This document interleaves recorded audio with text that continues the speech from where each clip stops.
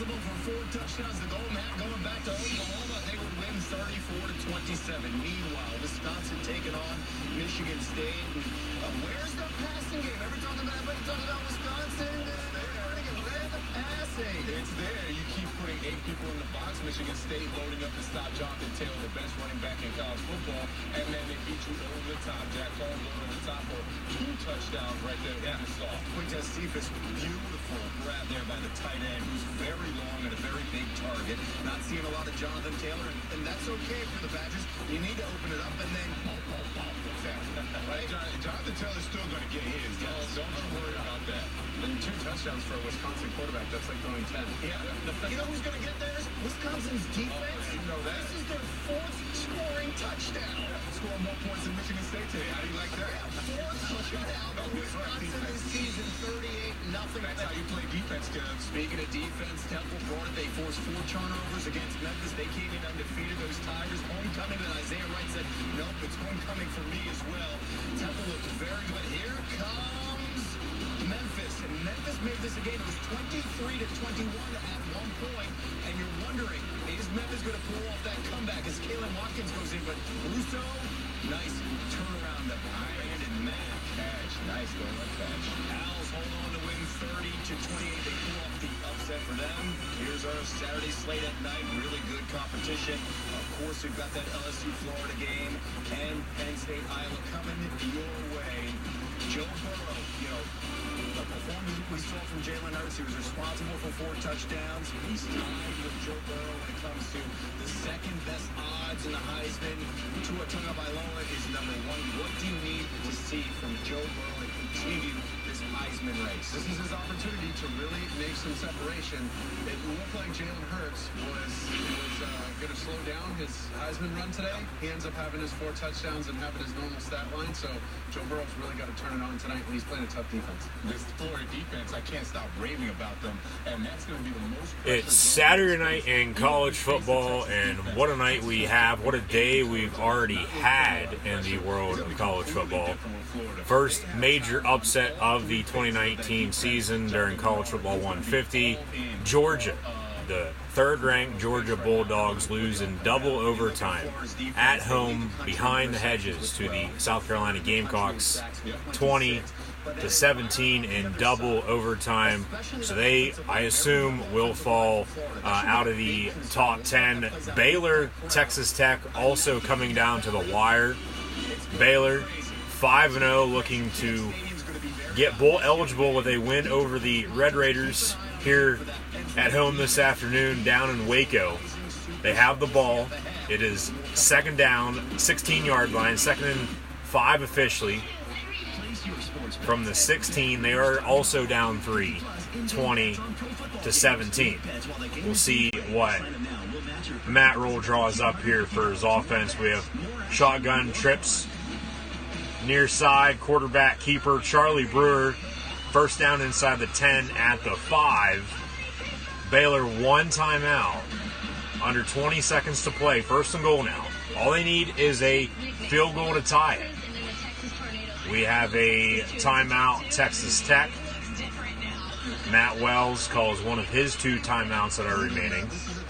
Baylor, all they need is a field goal to force overtime.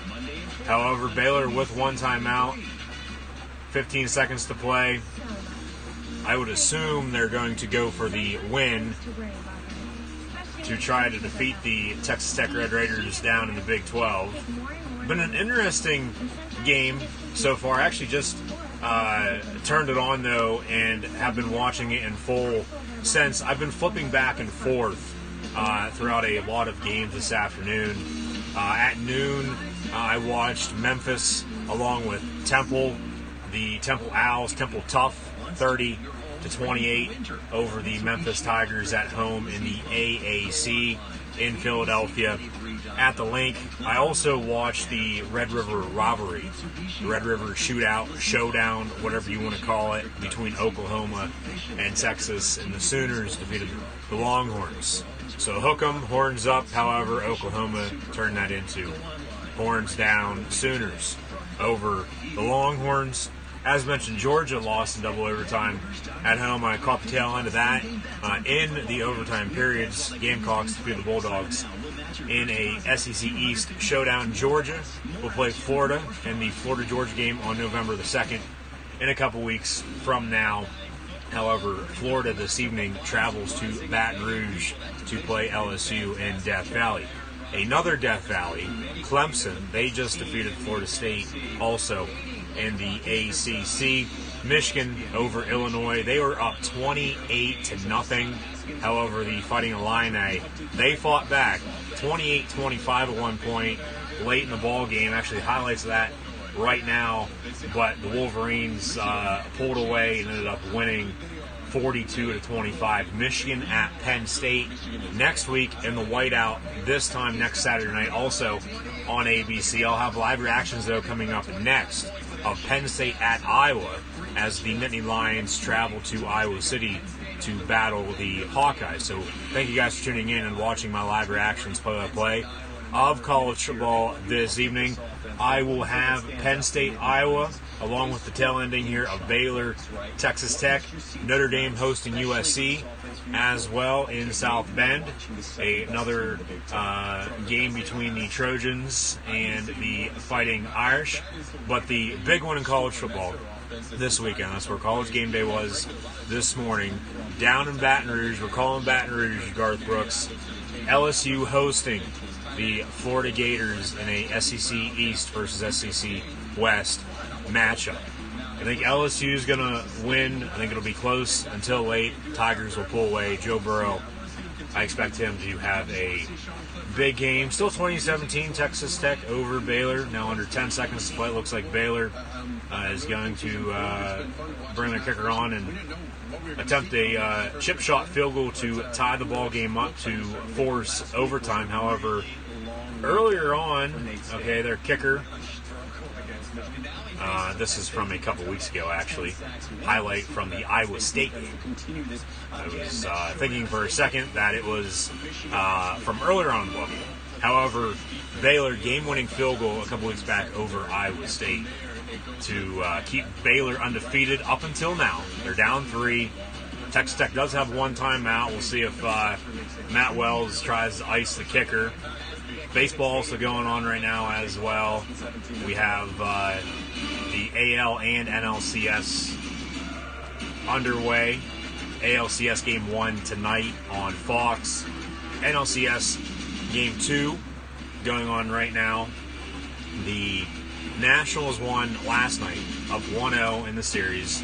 They're playing the St. Louis Cardinals. It's the Yankees-Astros in the ALCS. We'll keep an eye out on both those series throughout the night and weeks to come as well, leading into the World Series. However, Baylor's still about ready to attempt this field goal to tie the ball game up and force overtime.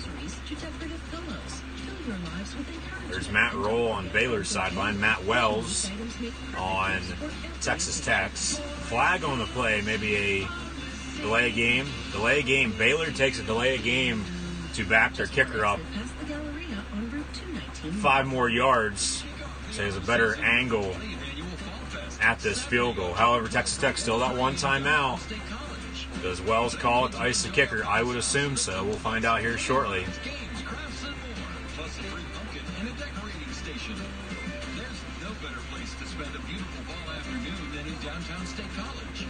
See you Saturday, October 12th for the 20th Annual Fall Fest. For more information, visit Downtown State College. And Texas Tech with the timeout. Okay. So, at noon, as I was talking about, I watched Oklahoma, Texas, along with Memphis and Temple. Matt Roll's former squad. Penn State alum as well from State College. Nittany Lions on the road in Iowa City tonight. Live reactions play of that coming up shortly once that game gets underway. And then at 3:30, I watched Alabama, Texas A&M for a little while, along with Clemson, Florida State, Michigan State, Wisconsin as well. But then as time progressed, afternoon turned into night here this afternoon. Saturday, October the 12th, 2019. with Alabama blowing out A&M, Clemson blowing out Florida State, Wisconsin 38-0 over Michigan State at home in Camp Randall. If you hear any noise in the background, folks, it's just some dogs barking, so don't get worried. Wisconsin actually first FBS team ever to have 4 shutouts in the first 6 weeks of the season with a 38-0 win over the Michigan State Spartans. Michigan State on a bye next week before hosting Penn State on the 26th. Field goal by Baylor up and good. Tie ball game now, 20-20 between the Red Raiders and Bears in Waco. Now in Iowa City at Kinnick Stadium, a stripe out for the Hawkeyes, who are 4-1 in the Big Ten, and they are hosting the 10th ranked 5-0 Penn State Nittany Lions, who are in road whites this evening. Game is on ABC. There is Sean McDonough and the former Penn State quarterback who led the Nittany Lions to the 1982 national championship. Number 14, Todd Blackledge, a new number 14 for Penn State right now. Sean Clifford, the Big Red Dog, took over the reins for Trace McSorley at the start of the season and has played well up to this point. Noah Cain has emerged as a go-to number 1 running back, in my opinion, along with Journey Brown and Ricky Slade. Devin Ford also there with the number 28 back from Stafford, Virginia. KJ Hamler, playmaker on offense for Penn State. Defensive lead for the Nittany Lions. You have a front 4, a front 7 for that matter, who's going to be in your face the entire game. Penn State 10 sacks last week at home against Purdue. Penn State second road game here this evening. 2 weeks ago they played on a Friday night at Maryland, won, blew out the Terps, actually shut out Maryland 59-0. Some highlights from last week. Penn State, Purdue. There's Clifford with a quarterback keeper. And Jahan Dotson, also wide receiver, along with Matt Kippenhammer, Daniel George, to name a few. Pat Fryermuth, Nick Bowers at tight end as well. I'm excited for tonight's game. I am. Penn State, Iowa, always a great matchup. Iowa and Penn State, very, very similar. They do things the right way, folks. Also, I'll wave to the Iowa Children's Hospital in the meantime right now, also at the end of the first quarter. Chat questions and comments, always greatly appreciated. Get to those here in a second. Thank you guys once again for tuning in and watching my live reactions, play-by-play of college football this evening. As I was talking about there, live reactions, play-by-play of Penn State, Iowa, along with Notre Dame, USC, once that gets underway on NBC. However, overtime with Baylor and Texas Tech right now, so we'll watch that until that ball game gets over. Also, LSU hosting Florida in Death Valley, but we'll have kickoff from Iowa City here very, very shortly. Iowa actually put in turf a few years back. Penn State, second trip in 3 years. They played out there in 2017 and actually won the ball game as time expired.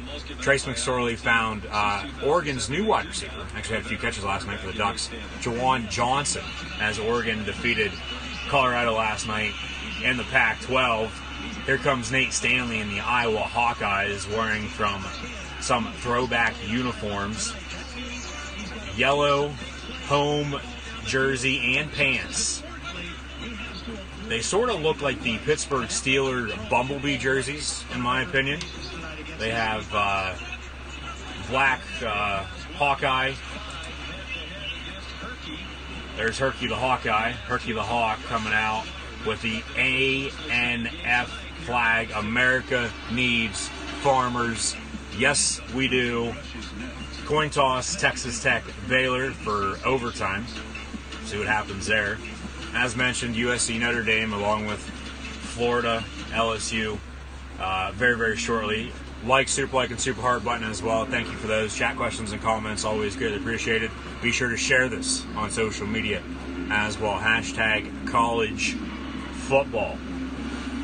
So one final commercial break, I do believe, before we'll kick off in Iowa City with Penn State and Iowa. So black Hawkeye wings on the shoulders of the Iowa Hawkeye throwback uniforms tonight. I do believe they've worn these in the past. Penn State last week actually wore Generations of Greatness throwback unis that they wore 2 years ago as well. Actually, the week after, Penn State went on the road and defeated the Iowa Hawkeyes. So it might have something to do with the Generations of Greatness uniforms for Penn State, with going to Iowa on September 23rd, 2017, winning 21-19, game-winning touchdown pass from McSorley to Johnson. A week later, they wore those Generations of Greatness uniforms against Indiana. That was the game Saquon Barkley returned one of his 2 opening kickoffs for touchdowns, the other later on in the season at Ohio State, in what would be about 2 weeks from now, 2 years ago. So Penn State then last week wears the Generations of Greatness unis, now go on the road to Iowa. Once again, now Iowa wearing some throwbacks. But as I was talking there about Iowa, Kirk Ferentz, one of the most underrated head football coaches in all of college football. He's actually the longest tenured college football coach in the nation right now, and that has to speak for something. Kirk Ferentz, actually, his name came up for the Penn State job a couple times as well. After Joe Paterno was fired, they ended up bringing in Bill O'Brien. Ferentz actually originally from down around Pittsburgh, Pennsylvania, and as mentioned, in my opinion, Iowa and Penn State have always done things the right way. You can say what you want. I really don't give a shit. But Ferentz, it's always run the football, play action, play good defense, and hopefully you win the ball game when it's all said and done. It's going to be a ground and pound type of game here tonight. I do believe smash mouth, in your face. Both defensive front sevens are very, very stout. Jordan Stout, Penn State's transfer kicker from Virginia Tech, will either be kicking off to begin the ball game if Penn State does defer, and Iowa will receive. We'll find out here shortly. But Penn State last week, as I was talking about there, 10 sacks against the Boilermakers of Purdue at home right here in Happy Valley. Penn State, hopefully they don't look too far ahead, though, to next week in another home game against the Michigan Wolverines in the whiteout game for 2019. Michigan victorious earlier on this afternoon on the road against Illinois, as mentioned, 42-35. I'll also go over some more scores from around college football from this past, actually, Wednesday. Up until now, we had a game on Wednesday. Baylor with a big play on the first play of overtime. And now they are in the red zone. We had a pass over the middle, completed the 15-yard line now, inside the 10, down inside the 5, actually, at the 1. Baylor quarterback keeper, touchdown Bears in the first overtime. However, Texas Tech will be able to control the football here very shortly. Pre-game rush with Nissan about over, Iowa about to take the field. These uniforms are actually pretty sick, to be honest with you. I'm actually digging them tonight. Penn State, Iowa, though, always comes down to the wire. As mentioned, always a hard-fought football game between these two schools. Ferentz, I believe, looked into what Joe Paterno was doing at Penn State, how he led the Nittany Lions for years and years and years, and wanted to sort of have his program run the same way. And Ferentz, as mentioned, longest tenured college football coach in the nation right now. He was, I believe, a day behind, or he was a day ahead of Bob Stoops, but when then Stoops retired from Oklahoma a couple years back, he became the longest tenured, or he might already been the longest tenured by a day at that point, because they were both hired 20 years ago, back in 1999. Really doesn't have anything to do with it, but you know me, I talk whatever is off the top of my head. I really don't have a game plan for my live reactions, play-by-play streams live right here on Periscope for college football, the NFL, professional wrestling, or even for my prediction videos over on YouTube. But hopefully you guys checked out both my college and NFL Week 7 and Week 6 prediction videos, respectively, over on Gridiron Ring's YouTube channel. If you haven't, still got some time to do so, especially for the NFL.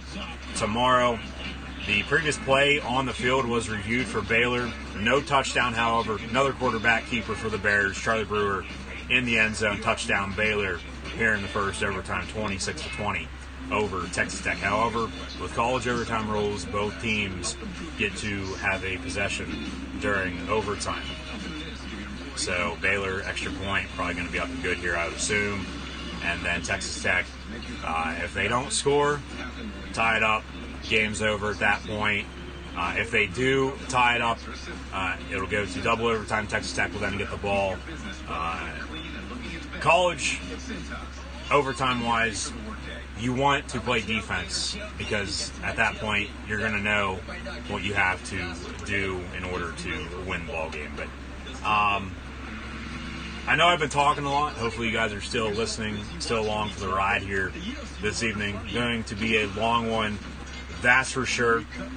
More live reactions, play-by-play tomorrow as well with NFL football, so be sure to tune back in. Once again, thanks for tuning in here tonight.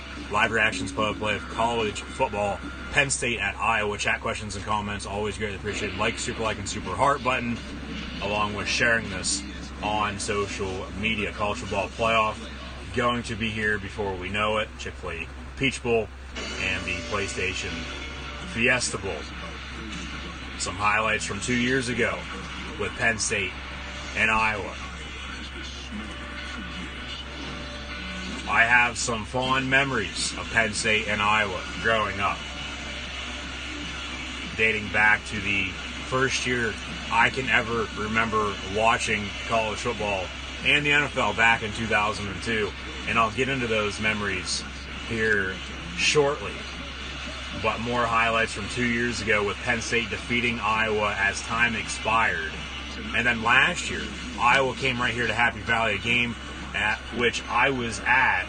Penn State 30-24 victors over the Hawkeyes in a rainy atmosphere at Beaver Stadium last October. Minnesota, Nebraska underway as well in the Big Ten West. Texas Tech with the ball, though, in overtime down 7, 27-22. Baylor. This is Saturday Night Football, though, on ABC. Penn State, Iowa, Sean McDonough, Todd Blackledge, along with Holly Rowe on the call. Kinnick Stadium in Iowa City, a stripe out. Coin toss next. Coin toss now done and over with. There's Holly Rowe. And, of course, the first thing we have to hear about is the Jonathan Sutherland letter from a Penn State alumnus who actually lives in Johnstown.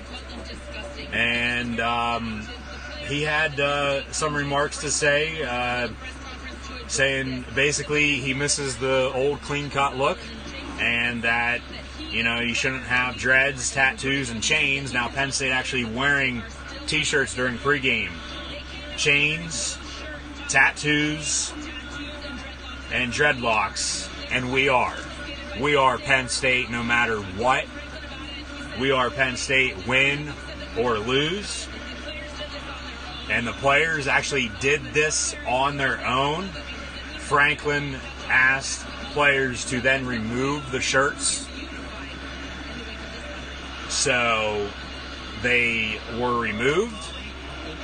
Penn State has come to play, though. So has Iowa. Once again, I'll go over my fond memories of Penn State and Iowa because growing up, I always loved this matchup for some reason. I did. I've seen Iowa play numerous times. Penn State's gotten payback a couple times as well. And as mentioned, I'll get into everything throughout the next couple hours as we're in, hopefully, for a great game between the Nittany Lions and Hawkeyes.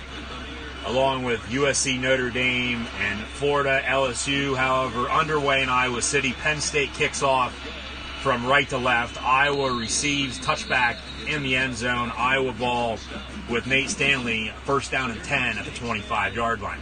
Once again, chat questions and comments, always greatly appreciated. I'll get to those here in a second. The Twin Cities, 21-10 as a starting quarterback.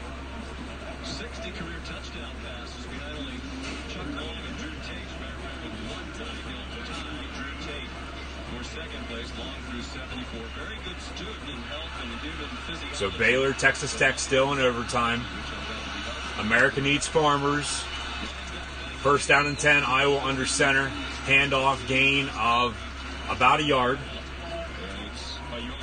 And here's tonight's Chick-fil-A impact players. I think for Iowa, there's a couple guys. Tyler Goodson's their freshman running back. He's in a rotation, but he's very good in the backfield and as a receiver. And then Amir Smith-Marcel is kind of a dynamic receiver on the outside. A couple linebackers. But the fact that that defensive line, Micah Parsons and Cam Brown, both good against the run and also used a lot in the pass rush. Second and 9, out of the shotgun, 4 wide for Iowa. Another run, gain of about 3 yards. Robert Windsor, along with Briscar, number 7, on the stop.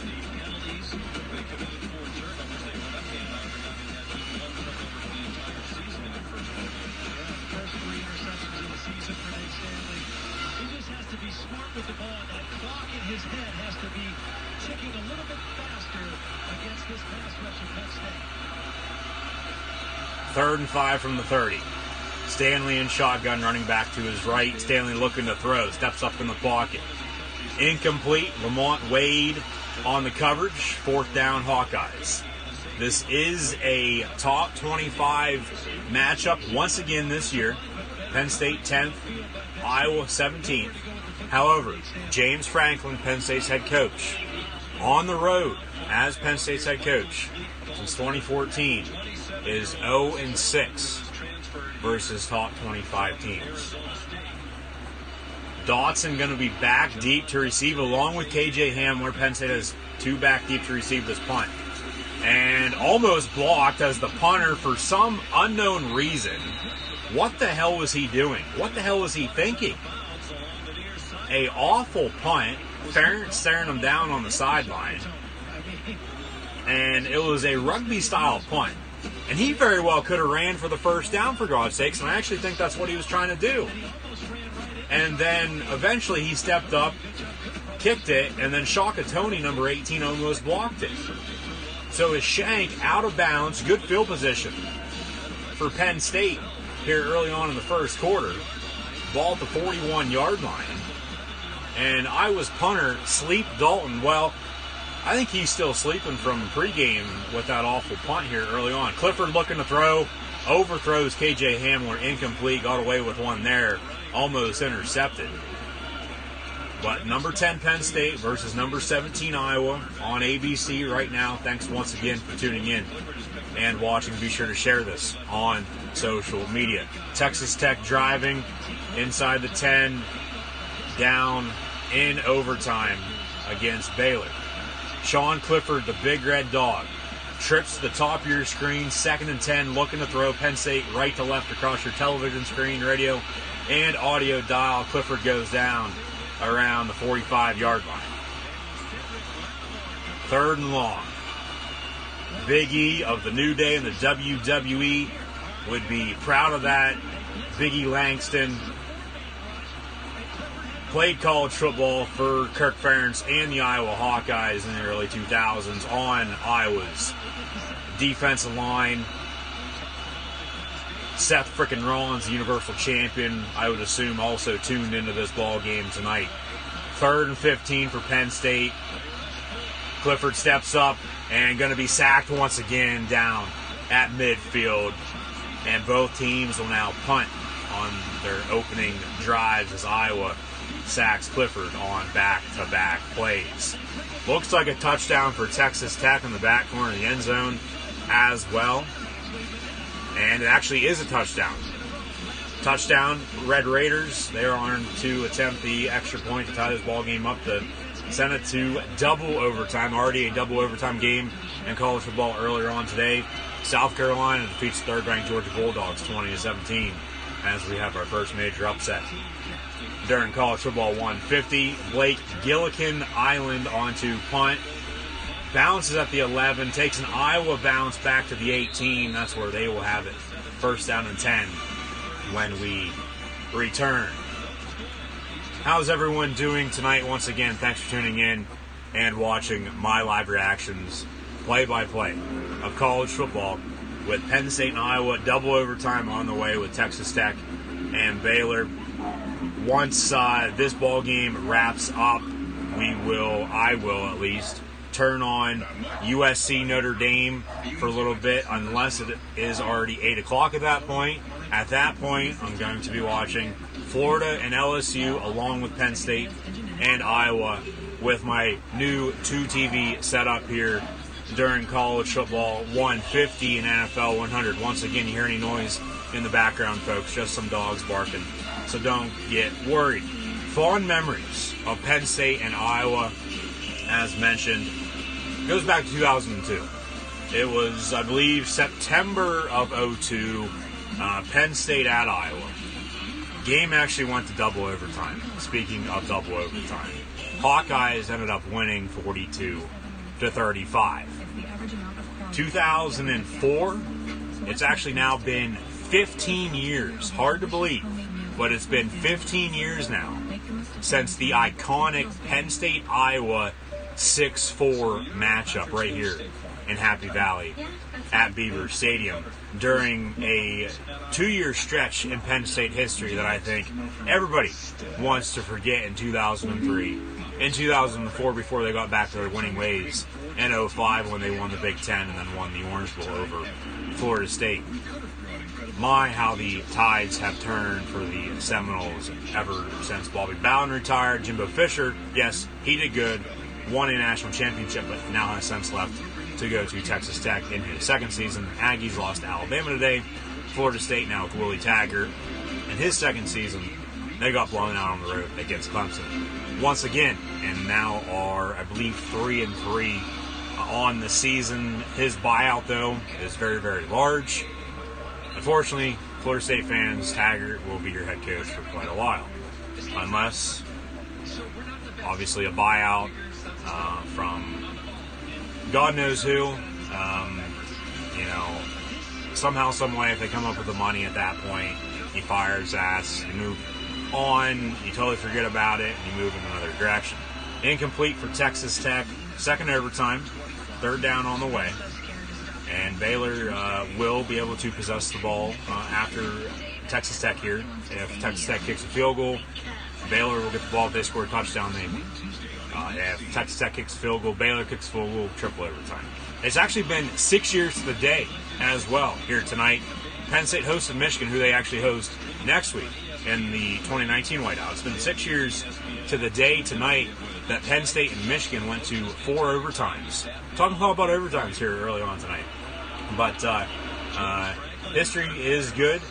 History is a little fun to talk about, in my opinion, as well. But the longest Big Ten conference game in history, 6 years ago tonight, Penn State defeated Michigan in 4 overtimes, 43-40, in another game in which I was at Iowa. Now with the ball, 18-yard line, first down and 10. Under center in the eye, Stanley hands off, and Micah Parsons right there along with Robert Windsor on the stop. There's number 26, Jonathan Sutherland, as well, with those dreads flying. So dreads or no dreads, we are Penn State. Second down.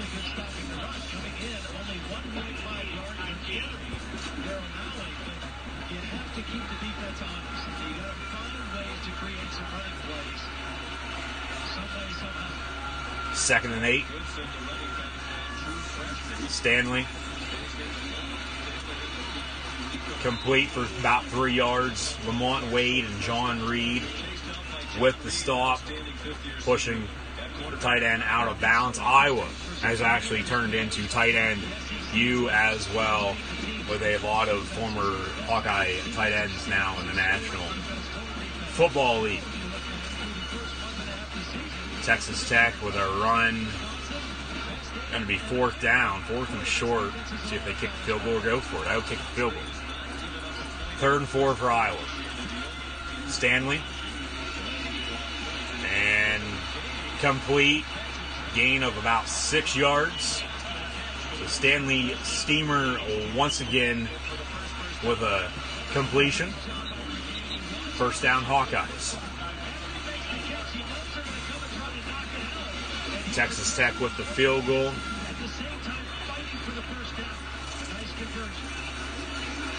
And that kick is up and good. 30-27 now. Texas Tech leads Baylor in double overtime. Baylor, however, will get the ball. They kick a field goal, will go to triple overtime. Baylor scores, the Bears win. 2nd and 9, though, for Iowa. Coming up at 8, also Florida, LSU, USC, Notre Dame underway now as well, but Baylor, Texas Tech in double overtime in the Big 12. 2nd and 9 from the 25-yard line for the Hawkeyes. In the eye once again. Stanley looking to throw, rolls out near side, complete. Gain of about 9 yards. Going to be 3rd and inches.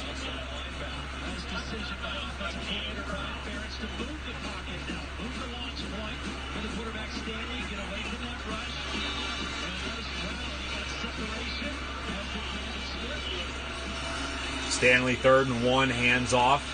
And Yeter Gross Matos on the stop. Looks like Iowa's going to be short.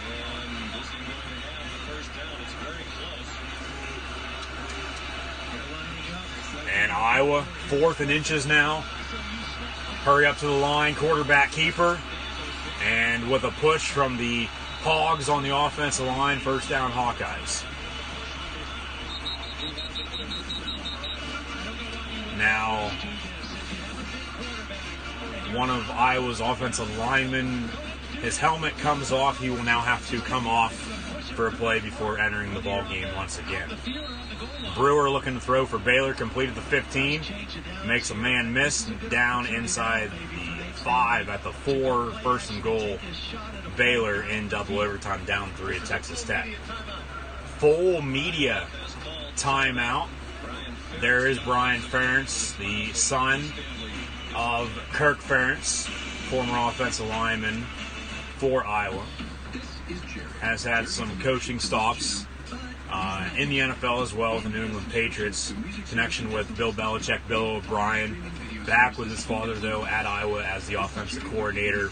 And I look for him to eventually get the Iowa head coaching job once his father does retire. Touchdown Baylor. Baylor wins in double overtime over Texas Tech in the Big 12, 33-30.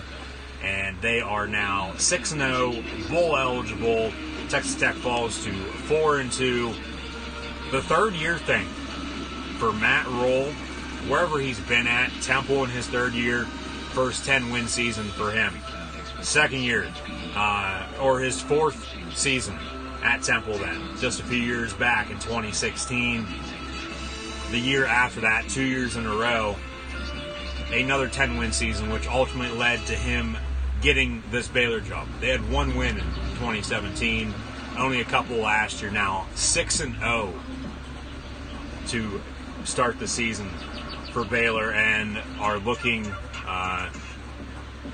as a team to be reckoned with here in the Big 12 moving forward. It might be Baylor, Oklahoma now in the Big 12 title game.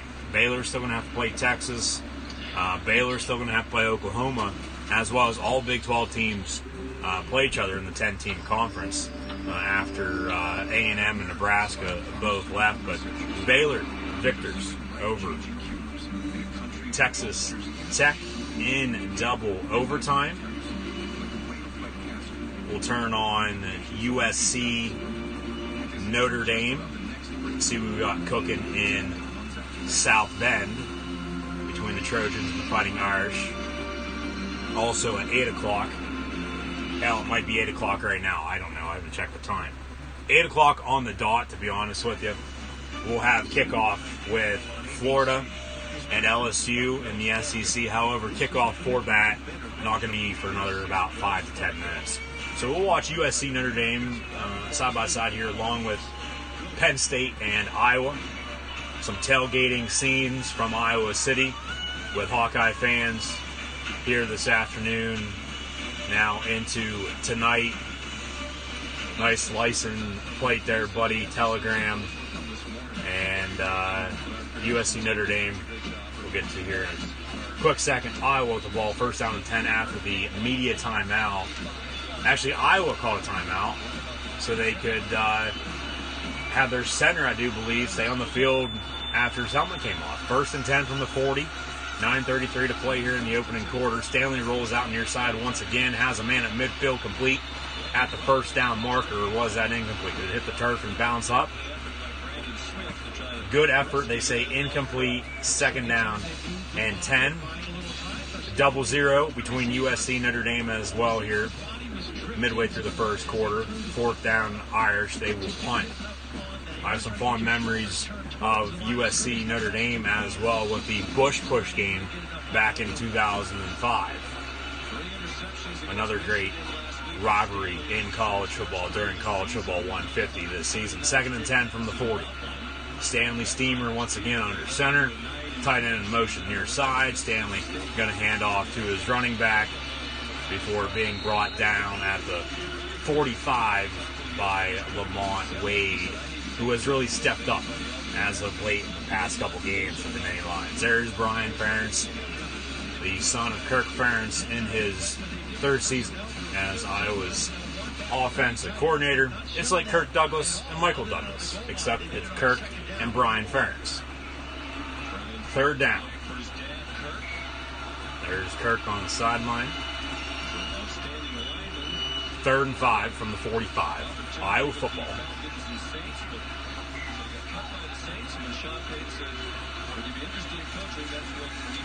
Stanley looking to throw over the middle. Incomplete, and they take out the ref in the meantime. He gets back up on his feet, though, real quick, so that's good to see. Thank God we're going to have a 15-minute break for the official trying to get back up and then having to leave the game in the end anyway. Thank God there's no damn weather delay here tonight as well. Knock on wood, though. Don't want to speak too soon. Iowa State, they defeated West Virginia on the road in Morgantown and Milan Puskar just a little bit ago in the Big 12. A couple home games for them here early on in the season. They've had a couple very, very long weather delays, one including against Iowa in the Battle of the Cy-Hawk Trophy. Iowa punts, KJ Hamler back deep to receive, fair catch, Nittany Lion ball, first down and 10 after studio update, the game-winning touchdown with Baylor over Texas Tech in double overtime. Baylor once again 6-0. Congrats to Matt Rule, a State College native, Penn State alum, former Temple head coach, turned Temple into what they are today after Al Golden really got them on their feet. Clifford ends up just throwing it away after getting pressured, almost brought down, and somehow, some way got it away, incomplete. No intentional grounding either. He actually had trouble with the snap and then almost brought down for the sack and just threw it out of bounds for the incompletion and got rid of it. So, incomplete. It's 2nd down and 10, Penn State at the 20-yard line. And Clifford now hands off. Gain of a yard for Ricky Slade.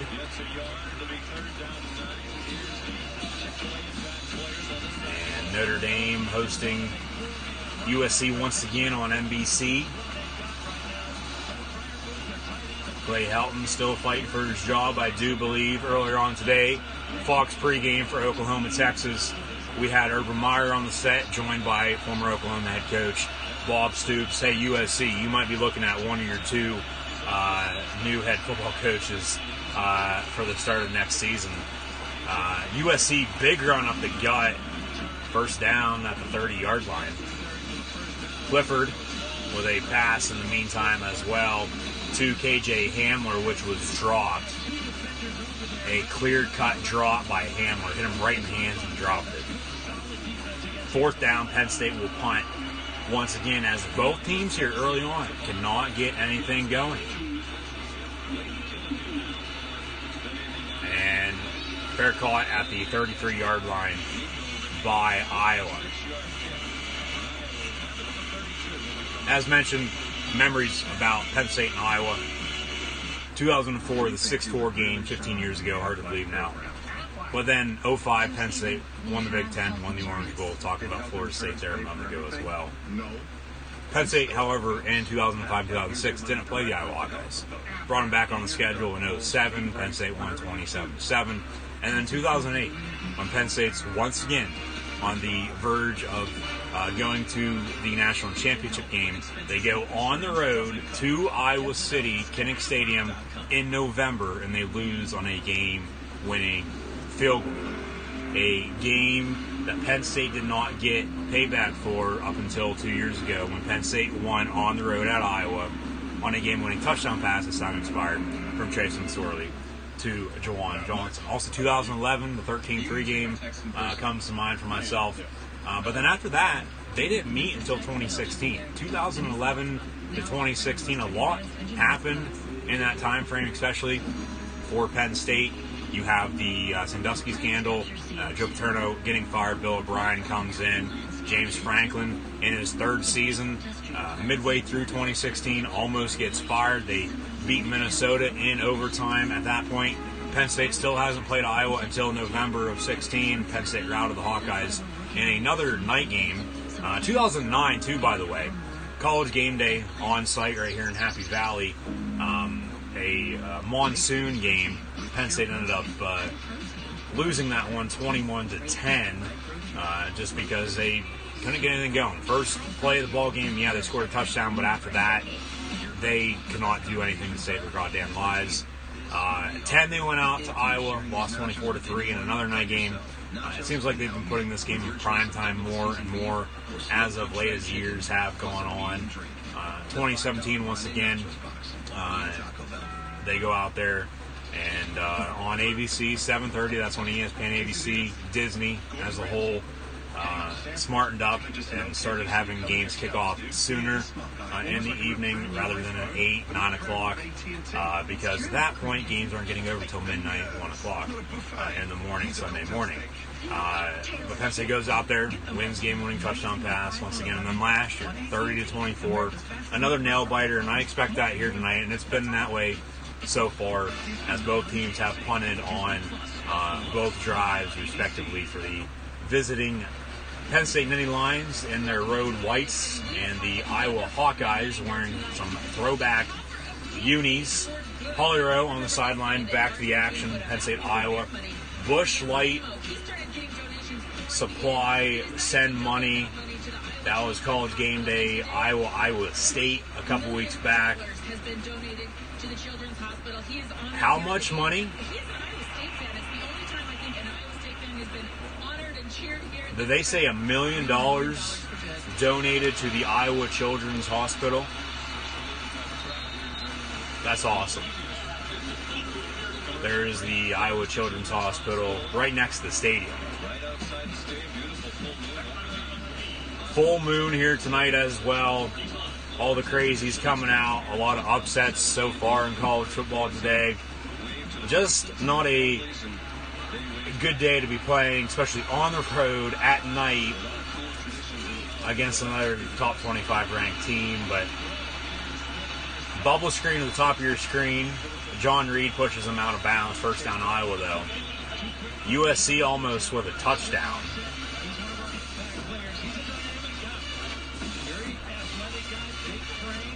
And actually, they're going to come on and attempt a field goal. USC now leads Notre Dame 3-0 early on. Florida LSU should be underway, I would assume. So we'll turn that ball game on. That is on ESPN. Penn State, Iowa on ABC. And from here on out now, this will be the two main games I will be keeping an eye on the rest of the night. Second down, though, for Iowa. 2nd and 8 from the 49.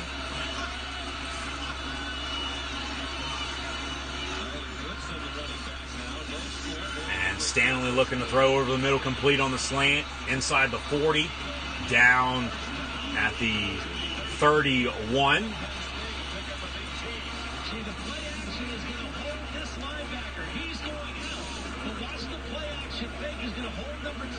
Edwards drawn interview on the sideline with Tom Rinaldi. Maria going to be interviewing Dan Mullen for Florida, who has coached in Baton Rouge at Death Valley against LSU with Mississippi State, along with Florida in the past as well when he was the offensive coordinator under Urban Meyer. Stanley now under center once again. Iowa in the eye at the 30-yard line. 2nd and 8. Tight end in motion near side. And a handoff. And Ellis Brooks along with Cam Brown on the stop. 3rd down.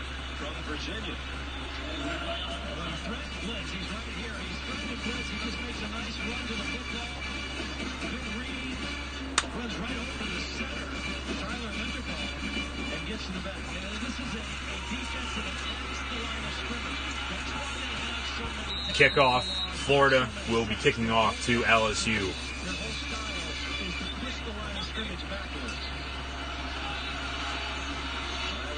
And this highly anticipated SEC showdown here tonight. Screen pass for Iowa, complete, inside the 30, 1st down at the 19. 1st down Hawkeyes. Tough environment, especially at night against Iowa. You may ask what Iowa has done this year. Who is Iowa this year compared to years past? Iowa's Iowa. Iowa is the same team year in and year out, as mentioned earlier. They're going to bring the fight. They're going to put their hard hat on and go to work. Blue-collar mentality. Bubble screen near side. Loss of a yard. 2nd down. But they're going to basically beat you at your own game. Long story short. At least try to.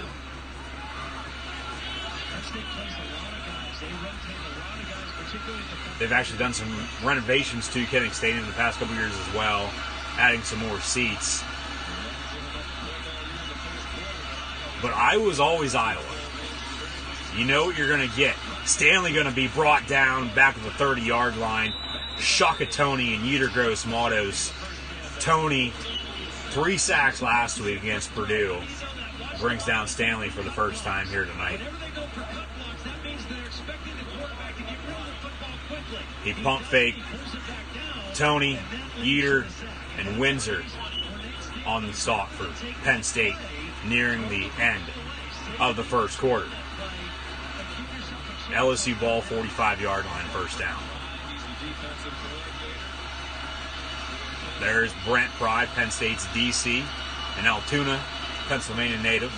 3rd and 20 for Iowa at the 30. Bubble screen, top of your screen once again.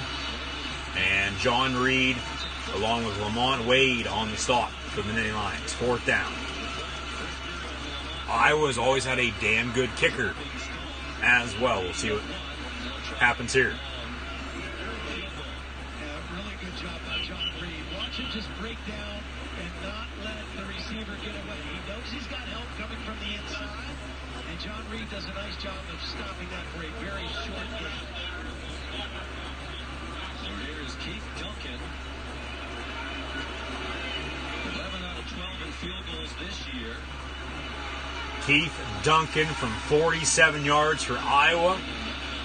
Up and good. Hawkeyes lead early on.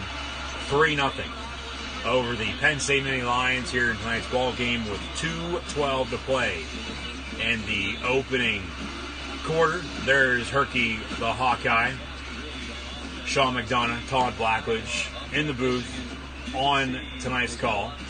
Hashtag PSU versus Iowa.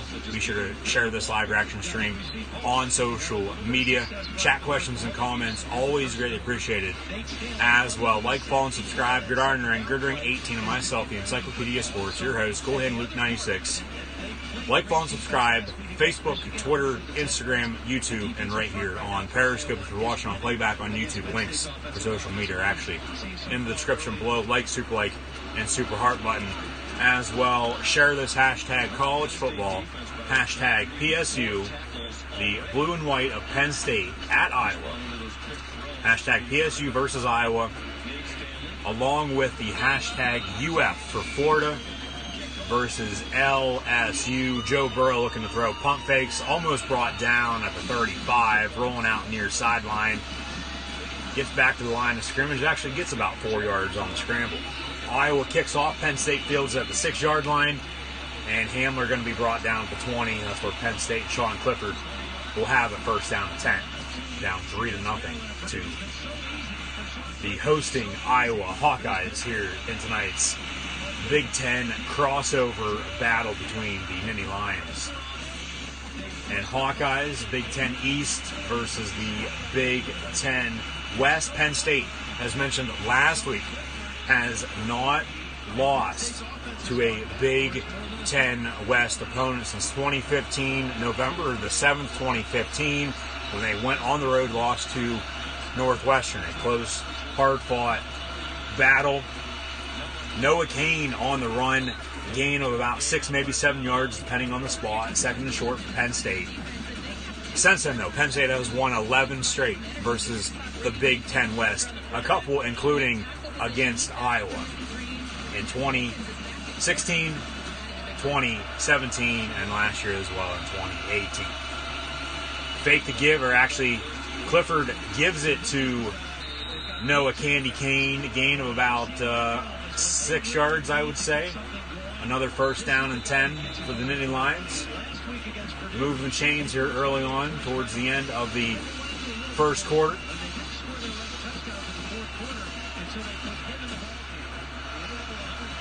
As mentioned earlier, Kane has emerged as the go-to number 1 running back, in my opinion, for Penn State. Gain of about 4. Second down. Journey Brown, more your pass catcher out of the backfield. Hit Journey Brown with a couple screens every once in a while. A product from Meadville, Pennsylvania. 10 touchdowns and over 1,000 yards back in 2015 against the Du Bois Beavers. 2nd and 5. Clifford keeps it, loses 2 yards, third down.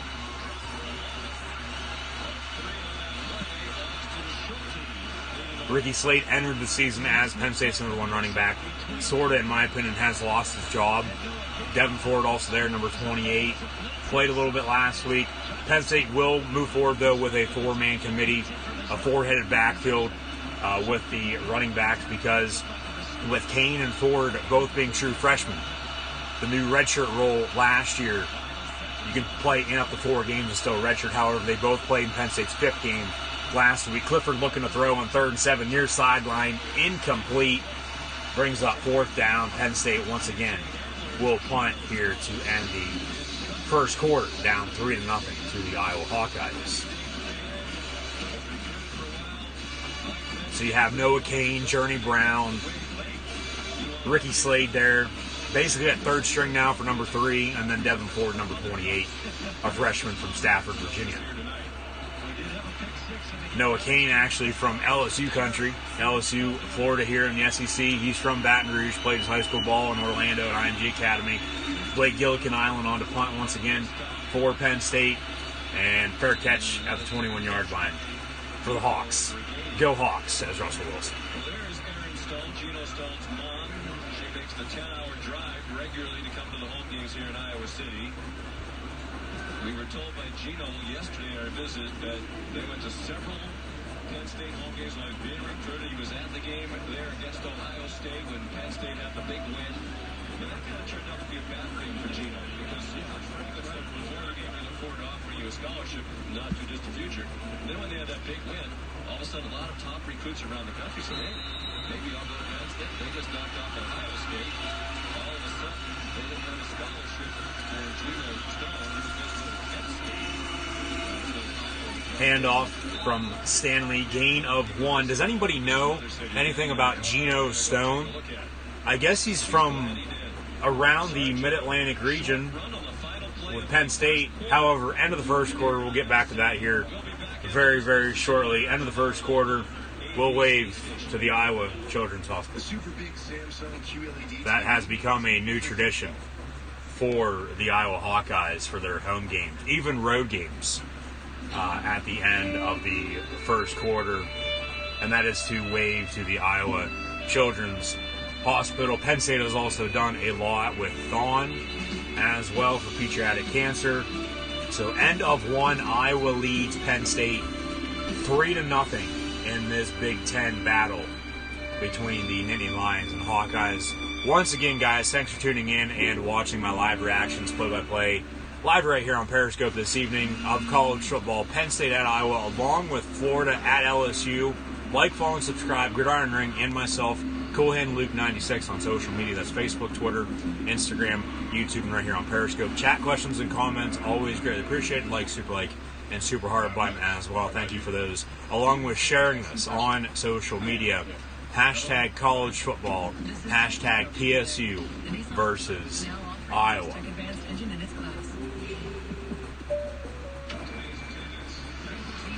Coming up at halftime, stats and scores from around all the games in college football this afternoon. I sort of recapped a couple of them at the top of the show. Also, a little preview for NFL action tomorrow. WWE Draft will continue on Monday night on Raw. I'll have videos as well within the next month of professional wrestling events that I will be attending. So keep an eye out for those on Gridiron Ring's YouTube channel. Also, if you haven't already, check out my NFL Week 6 predictions for tomorrow's games. On Thursday night, we have the Patriots defeat the Giants. 1-0 so far. I had the pass over the G-Men. But early kickoff tomorrow over in London across the pond. NFC South showdown. Buccaneers, Panthers. More into all that coming up at halftime. But then now next week, keep an eye out for my college football. It'll be week 8 already. Hard to believe in NFL. Week 7 is the NFL trade deadline. Will also be right around the corner here at the end of the month. So once again, end of 1 between Penn State and Iowa. Hawkeyes lead 3-0. Be sure to share this on social media. Chat, questions, and comments. Always greatly appreciated.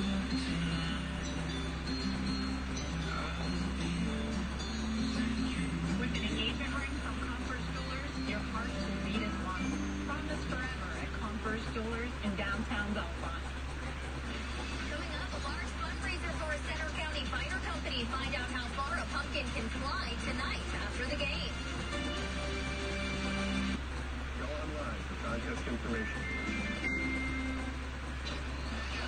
Students on national television. That's right.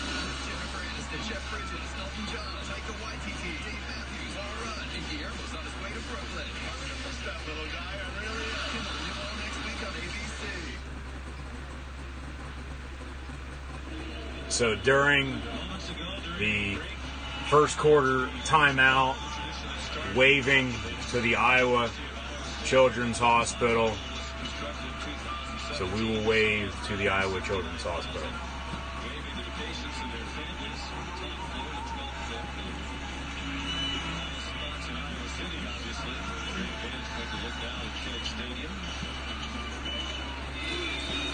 Back to the action, though. 2nd and 8 from the 23 for Iowa. Pass complete near side. Gain of a couple. 3rd down on the way. Second quarter, Iowa leads 3-0 over the Nittany Lions.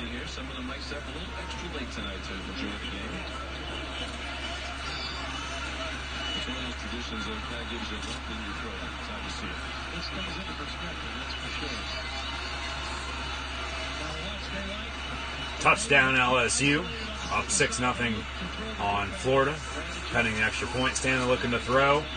has a man incomplete. Great coverage by Cam Brown, number 6, one of Penn State's linebackers. Iowa tight end U, Penn State linebacker U.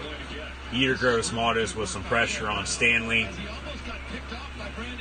Cam Brown didn't even turn around, and the ball actually hit him in the shoulder pad. It was a wheel route near sideline, and just a little bit underthrown, incomplete, 4th down. Iowa will punt once again.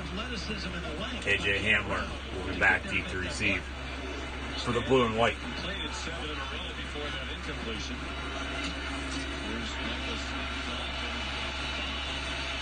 Good punt, fielded at the 20 by Hamler. And out to the 25-yard line, 1st down and 10. Flag on the play. I'm thinking this is going to be a hold or a block in the back. John O'Neill, our official zebra for the evening. Holding on Penn State on their return. It'll be 10 yards from the spot of the foul. 1st down, timeout. And 1st down and 10, 15-yard line when we return next Saturday night. Game day, college game day implications, as mentioned earlier, for them. They were in Baton Rouge for LSU, Florida tonight. Next week, Penn State hosts Michigan in the whiteout game for 2019. Michigan already victorious today. Penn State can pick up the win here tonight on the road against Iowa. College game day will be coming to town next week. However, Penn State loses tonight. College game day, I would assume, would be going to Oregon, Washington, and the Pac-12 after dark next week. LSU 7-0 against Florida. Another TV timeout for Penn State and Iowa after the punt and the 10-yard holding. That'll back the Nittany Lions up 10 yards from the end of the run, so it's going to be 1st down and 10 from around the 15-yard line when we do return. So once again, guys, thanks for tuning in and watching. Still getting a little settled in here for tonight's ball game. So keep those chat questions and comments coming. Like, follow, and subscribe on social media. Like, super like, and super heart button as well, along with sharing this on social media. And as mentioned, coming up at halftime, stats and scores from around college football, plus a preview to the NFL. Tomorrow I'll also be live on Periscope here tomorrow for more live reactions, play-by-play of NFL football Monday night as well. Monday Night Football, Lions, Packers in the NFC North, along with the WWE Draft, as that'll continue on Raw Monday night on the USA Network. And as mentioned just a moment ago as well, within the next month, I will be attending some more wrestling events, so keep an eye out for some new videos, some content from those events over on Gridiron Ring's YouTube channel, plus my college football NFL predictions on YouTube. WWE Crown Jewel on Halloween, October the 31st. We'll have the Monster Among Men go up against the Gypsy King, Tyson Fury, over in Saudi Arabia, along with Brock Lesnar, the Beast Incarnate himself, defending his WWE Championship against the newly signed Cain Velasquez, who has now since retired from the UFC and is now in WWE. So early second quarter here, Iowa 3-0 lead over Penn State. Penn State hopefully going to try to get something going here on their next drive. 3 punts here early on, and actually just had a penalty, first of the night for them, back 10 yards inside the 20-yard line. It'll be 1st down and 10 for Penn State. Right, where did I say? Right at the 15-yard line. 1st down and 10, Nittany Lions, and Clifford, the big red dog himself, going to be in shotgun with Devin Ford, number 28, to his right at running back. Pat Fryermuth from the ball game at tight end. Clifford looking his way over the middle, incomplete, the 20-yard line. 2nd down and 10.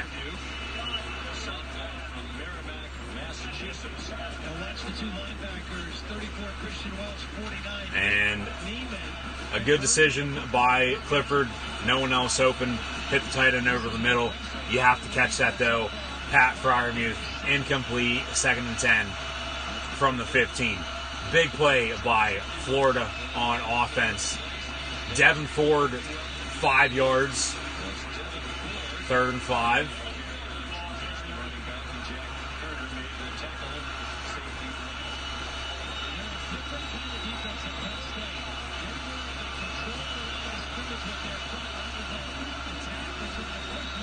Penn State here early on in the first half looking like a totally different team from what we've seen in the first 5 ball games of the season. Yes, I get they played Idaho, Buffalo, Pitt, Maryland, and Purdue. First big road test tonight on the road at Iowa. However, gain of 6 complete right at the sticks from Clifford to KJ Hamler. First down, Nittany Lions.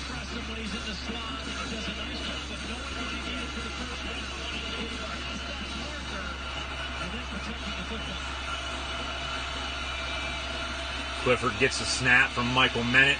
Looking to throw once again. Has a man, Pat Fryermuth. Lobs it up there for him. Incomplete. And a little bit of a break right there. Thank God that did fall incomplete because Clifford just lobbed it up there. And some of my friends would say that's what you would do. Me, myself, your host, Encyclopedia Sports. Cohan Luke 96, and then 9 times out of 10 going to end up as an interception. However, incomplete. 2nd and 10, a little bit of a toss play near side from Clifford to Devin Ford, number 28, true freshman from Stafford, Virginia. Once again, it'll be about 3rd and 3, 3rd and 4, depending on the spot. And obviously, you can tell this crowd's pumped up for tonight's ball game. Stripe out for Iowa. Always tough to play on the road in Iowa City at Niall Kinnick Stadium against the Hawkeyes. Clifford once again looking to throw and actually steps up in the pocket, going to keep it for himself. First down run out to the 45-yard line. First down, Penn State once again. Iowa, in the past, they've defeated Penn State in a very, very big game. They defeated Ohio State in a very, very big game in the Big Ten as well, just 2 years ago. And then last year, Ohio State went on the road, lost to Purdue. A couple other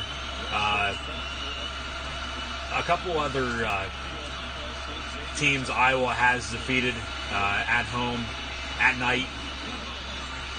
Wisconsin, Nebraska. That's always a damn good game.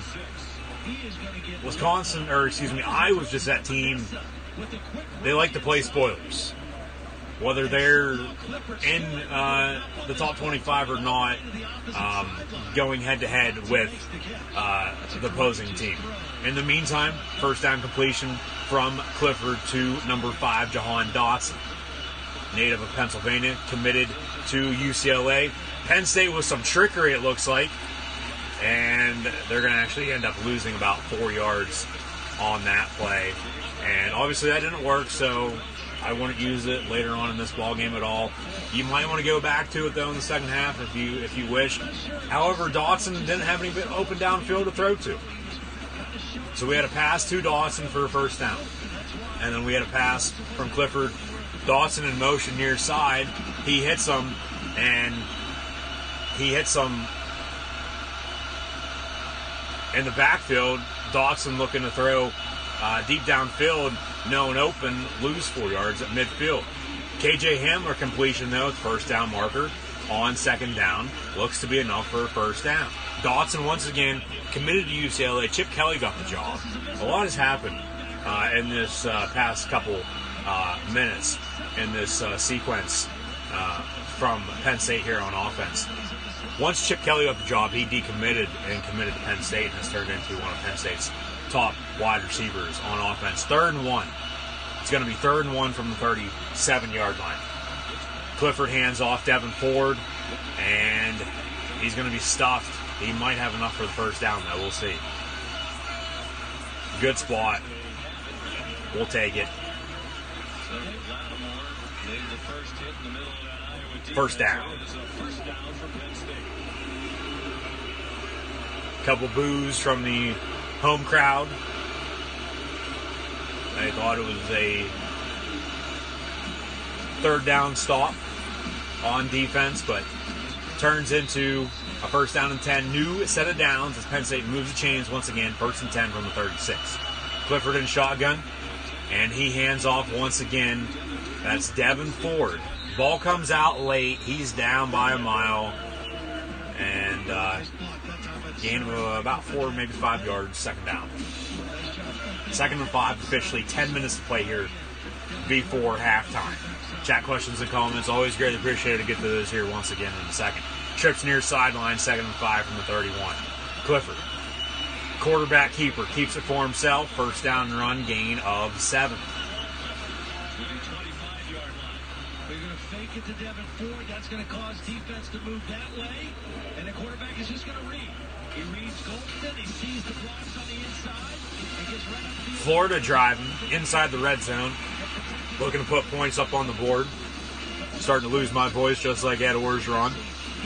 His press conferences are always hilarious. But first and 10 from the 25 for the Nittany Lions. Clifford, quarterback keeper once again. And he's going to get about 3 yards, second down and 7. A little pushing and shoving during the play. Will Fries. And one of Iowa's defensive linemen probably said something about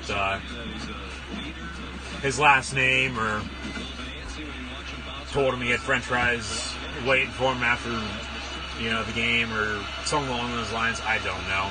They're playing football, though. Let them play. Thank God there's no penalty called. Clifford, a pass to the top of your screen, incomplete. Pat Fryermuth, the intended target. A little bit of a drag route to the sideline by the tight end, Fryermuth. Tight end, Iowa. Penn State linebacker, Penn State's turned into running back, though, as well as of late with Saquon Barkley, Ricky Slade, Jeremy Brown, Noah Kane, Devin Ford now. Brown in the ball game, number 4. Penn State's had their fair share of running backs in the past as well, with their only Heisman Trophy winner, John Capoletti, Lydell Mitchell, Franco Harris, Kurt Warner, DeJounte Carter, name a few as well. Pass complete near side, KJ Hamler, first down, and then he gets in the end zone. Touchdown, Penn State.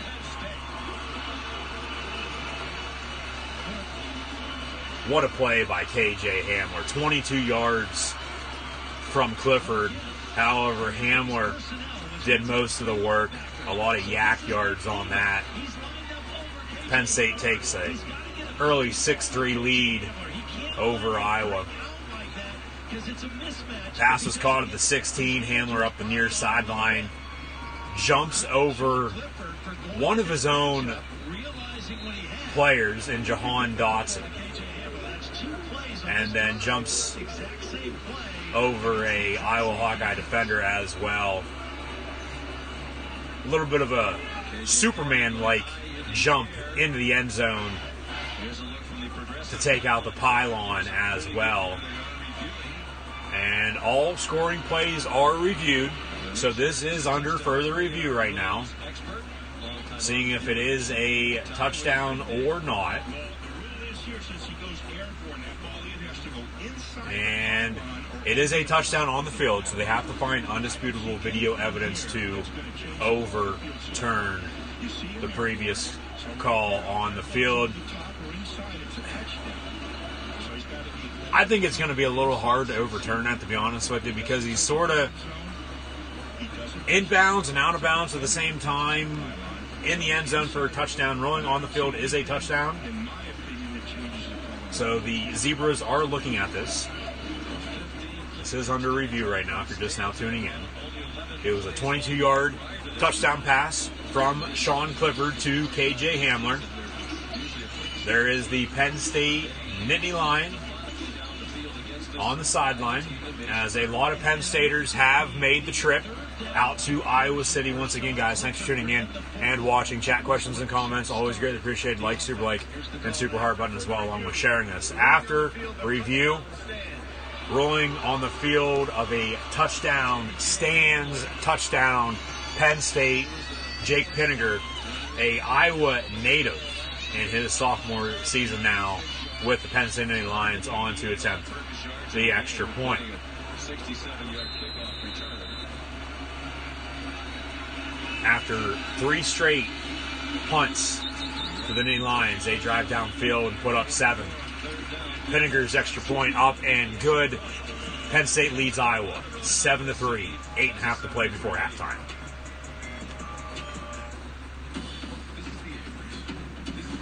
Unfortunately, due to copyright, folks, once again, sorry I cannot show any of the events that I live stream, that I do live reactions play-by-play of. Due to copyright, I cannot show the game, the event as a whole, but thank you for tuning in and watching. In the meantime, touchdown Florida Gators to tie it up against LSU. So, like, follow, and subscribe. Gridiron Ring, Gridiron 18, and myself, Cool Hand Luke 96, your host, the Encyclopedia of Sports, on social media. Gridiron 18, Facebook, Twitter, and Instagram. Subscribe on YouTube. Follow myself, Cool Hand Luke 96, right here on Periscope and over on Twitter as well, at Cool Hand Luke 96. Chat, questions, and comments. Always greatly appreciated. Like and super heart button, along with sharing this hashtag college football, hashtag PSU versus Iowa. Extra point for Florida, up and good. Tie ball game. Down in Baton Rouge, 7-7 with the Gators and Tigers. Okay. Ready, sweetie? Ready to go again? Are you ready, Dad? I'm ready. Imagine if your life insurance could help you live for today and safeguard tomorrow, so you're ready for anything. Life insurance designed to protect generations of families. That's the power of Pacific. Ask a financial professional about Pacific Life. This week only, large two-topping pizzas at Domino's are only $5.99 each when you carry out. That's why we had to bring in the big guns. Dennis Fan, Domino's 4-time world's fastest pizza makers. Carry out any large two-topping pizza for $5.99 this week only. Why choose Invisalign over other aligners? Only Invisalign treatment uses Smart Track technology. It moves teeth more comfortably and predictably than ordinary aligners, so I can create custom treatment plans for every smile.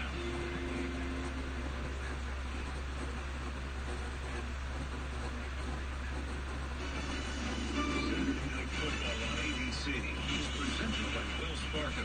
This is a commitment to better. Marshall, Yonda, Robert, Gallery. There's Brian Bulaga, Riley Reef, who's in the NFL right now with the Lions, Brandon Sheriff with the Redskins, Gallery, first round pick by the Raiders back in 2004. Iowa has always had a great offensive line and a great defensive line as well. As it is, nice shirt, dude. Bird, word with the Iowa logo. The bird is the word. Penn State will kick off. Jordan Stout on to kick off for the Nittany Lions. 8:36 to play before halftime. But we all know it all starts up front. It's a battle of the trenches, offensive and defensive line. Iowa going back to Hayden Fry, and then Kirk Ferentz taking over. Iowa has always had a great offensive and defensive line, and I've always played good football and pushed you to your limit to the end of the ball game. Not a very big guy, super talented, but only 175 pounds at 5'9", and they are certainly making sure he's okay before they get the football back.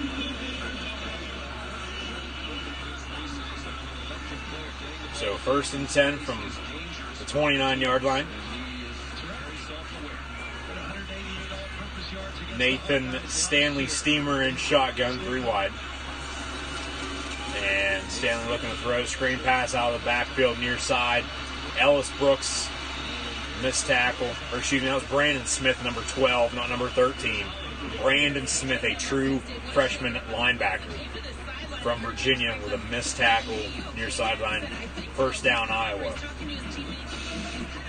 Franklin a little bit ago after the touchdown from Clifford to Hamler. James Franklin, Mr. Frank Lyon himself, talking with Hamler on the sideline, asking if he was all right after the touchdown, after a little bit of a hard hit. Update, Notre Dame, USC, looks like the Fighting Irish are on the board. They are up on the Trojans in the first half. 7-3, Penn State leads Iowa. It'll be third down for the Hawks. And Goodson is only 190 pounds, did not get that first down.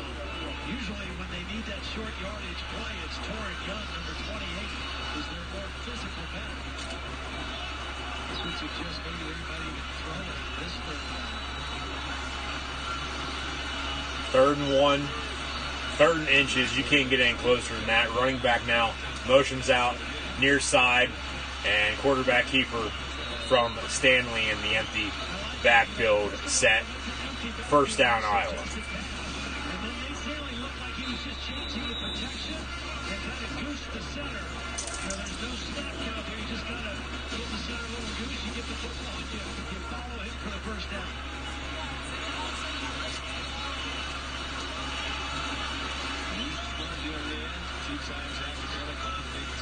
First down and 10 at the 42-yard line. Stanley in the eye, hands off.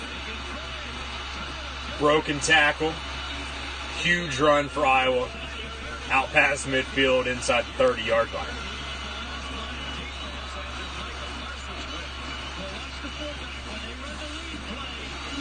Iowa, one of the only teams, along with Michigan, to still use a fullback in 2019 in the world of college football. Big block by the fullback, which led to that big run by Iowa's starting running back inside the 30-yard line. Another run, second down on the way. They like what their fullback's giving them. LSU looking to punt up and away. MLB playoffs also going on. If anybody has any updates of either the NLCS game from earlier or the ALCS game right now with the Yankees and Astros, feel free to let me know in the comments below. 2nd and 6. Stanley under center once again, hands off.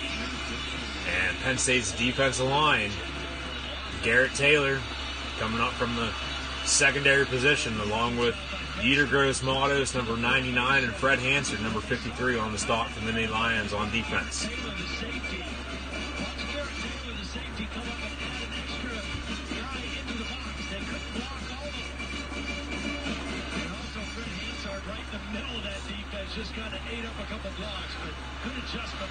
It'll be 3rd and 7.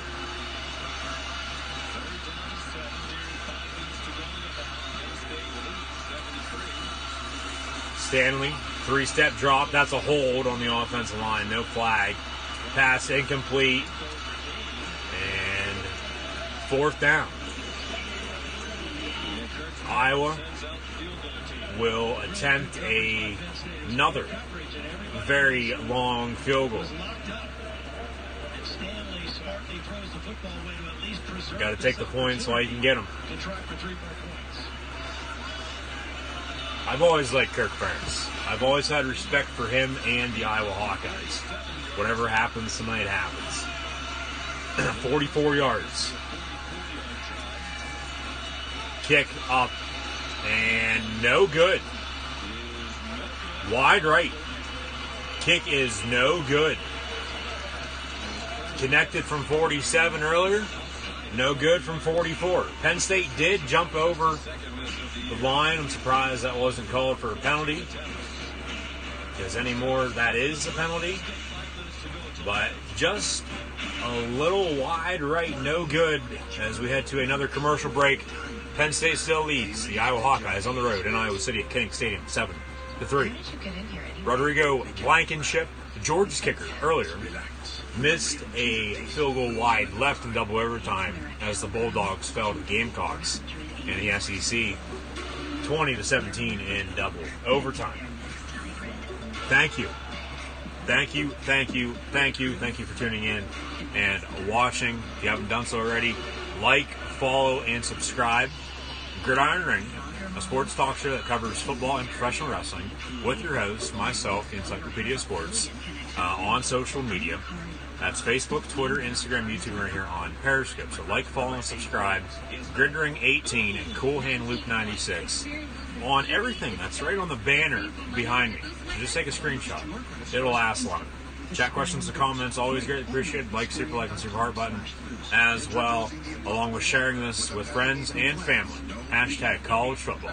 Hashtag CFB150, along with hashtag for tonight's ball game in the Big Ten with Penn State and Iowa. Hashtag PSU versus Iowa. We'll get back to the action here momentarily. Coming up at halftime, recap everything that has happened so far in college football, and then preview the NFL tomorrow. And then next week, keep an eye out for college football week 8 already. I know, hard to believe, along with NFL week 7 predictions. And then in the month and months to come, more videos over on the YouTube channel, especially within the next month, with videos from professional wrestling events that I will be attending in both the world of WWE and AEW. So keep an eye out for those. So commercial break. 5 minutes to play before halftime. After a missed field goal, Penn State will get the ball back, up 7-3 on Iowa. Loser buys lunch. Okay, Jack. USAA Bank has you covered. Thanks, Chief. Nice and easy. Hop in. Don't sweat it, Sergeant. With no monthly service fees, you've been saving a little extra. That means more for corn dogs and maybe some practice. USAA Bank helps you save a little more money for when it matters. Find help at every turn with USAA Bank. One of the fall's best new shows, Stone, Wednesday on ABC.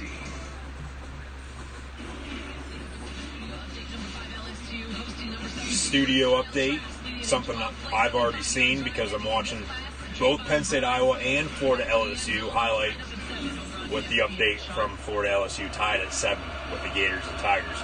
1st and 10 from 26 for the Nittany Lions. Clifford hands off, gain of about 4 yards for Noah Candy Kane, number 21, a true freshman from Baton Rouge, Louisiana, LSU country, as mentioned, all season long now.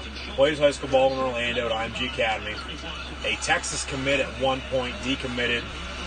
Committed to Penn State, actually almost had a change of heart, almost recommitted back to Texas, but stayed true to the blue and white. Another run on the toss play near side to Kane, and he's going to be about a yard or two shy of the first down. It's going to be 3rd down for Penn State. Earlier on today, Red River rivalry, Red River showdown, Red River shootout, whatever the hell you want to call it. Oklahoma horns down on Texas. They defeated the Longhorns 34-27. However, we could see a rematch of that in the Big 12 title game later on in the season, just like we did last year. 3rd and 2, though, for Penn State from the 34. Clifford looking to throw. Has a man, Jahan Dotson, the 40-yard line. 1st down, Penn State. Defensive back Jenkins goes in quickly. Really nice job by Clifford throwing this ball away from the inside, helping the linebacker. Golston was dropping, and Clifford had to make sure he didn't get this ball too far inside. Good conversion again. Nice slant over the middle. 6-yard gain to the 40. 1st down. Penn State starting to get things rolling here on this drive. Following the touchdown drive just a little bit ago. Clifford, quarterback keeper. 5 yards on the run. 2nd down. Was looking deep down the field first. Had Daniel George going deep. Had Fryermuth, the tight end, going deep middle. And you're right, Golston almost stripped that ball out from behind. Very loose carrying the football by Sean Clifford, but he's able to hold on to it.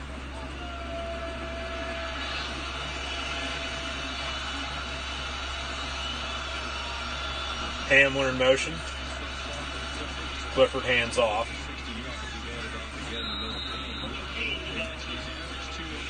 Be about 3rd and 2, 3rd and 3 after the 3-yard run from Noah Kane. 3 minutes to play here before halftime. Penn State will receive the second half kick.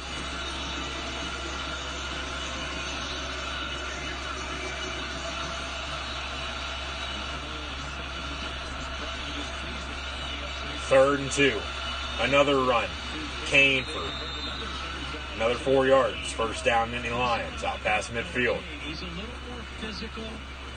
He's kind of a one-cut guy. If he makes one cut, Penn State, I believe, now that I say that and start thinking about it, I believe the Nittany Lions will receive the second half kick. I'm trying to remember who kicked off and who received the start of this ball game.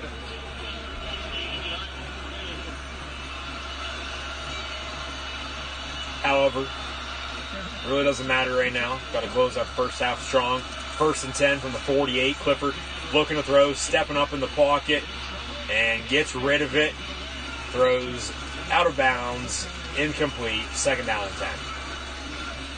10 to target, number 83, Nick Bowers, the Katanning native.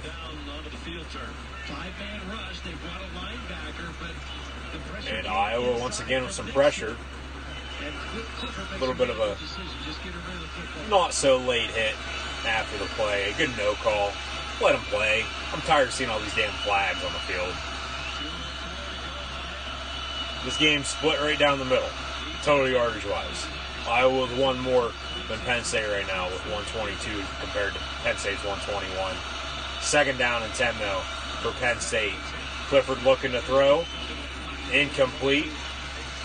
10 for number 88, Dan Chestnut. And 3rd down and 10. Run a, where are you at? The 48-yard line.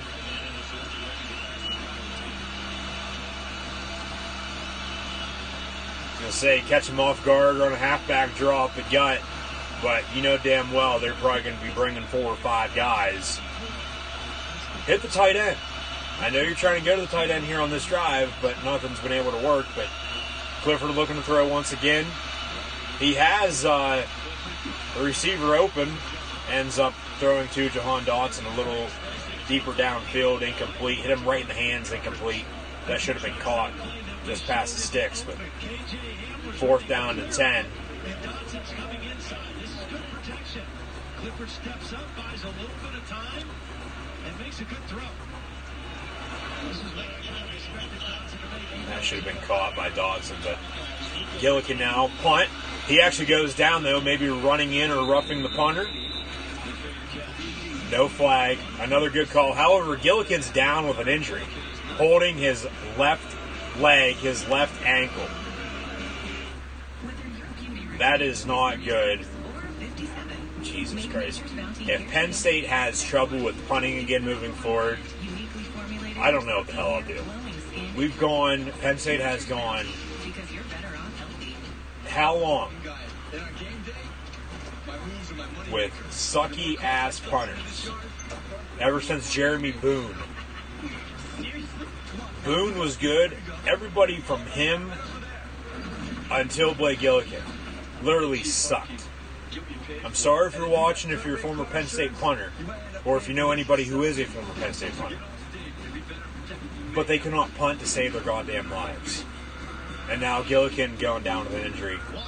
Not good here early on in the first half for Penn State, if it is serious. Penn State's had their kicking troubles in the past as well. Penn State's had their fair share of damn good kickers, though, too. First Penn State kicker I can remember, Robbie Gould, who's still kicking in the National Football League, now with the San Francisco 49ers. Played for the Bears for the longest time, Giants as well, and now out in San Fran. He's actually up for the Man of the Year award last year with the Miners. Touchdown LSU, it looks like, as well. Another touchdown pass from Joe Burrow, former Big Ten product. Played at Ohio State under Urban Meyer for a little while.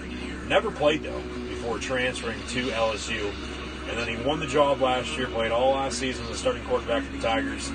Now has LSU in the top 5 in the nation in the SEC West. The winner of LSU Alabama, in my opinion, unless something else dramatically happens, say they lose afterwards or even lose beforehand, have 2 losses at that point. The winner of that ball game, early November, will end up representing the SEC West in the SEC title game. But then, even if the loser of that game only has that 1 loss, try to explain this the best way I possibly can. Even though the loser of that game only has that 1 loss, they don't play, or even if they do play in the NC title game, they'll probably end up being in the college football playoff in the end anyways. Aflac trivia question. Since Kinnick Stadium opened in 1929, what opponent has the most wins? I'm going to say Penn State. I'm going to say Penn State, just because they're playing Penn State tonight.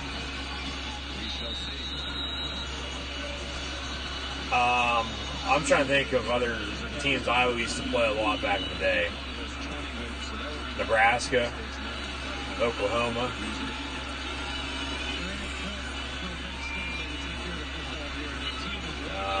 Might be Ohio State. Might be Michigan. I bet you it's Wisconsin. It's either Penn State or Wisconsin. Once I start thinking about that. Aflac trivia question earlier, Alabama Texas A&M ball game.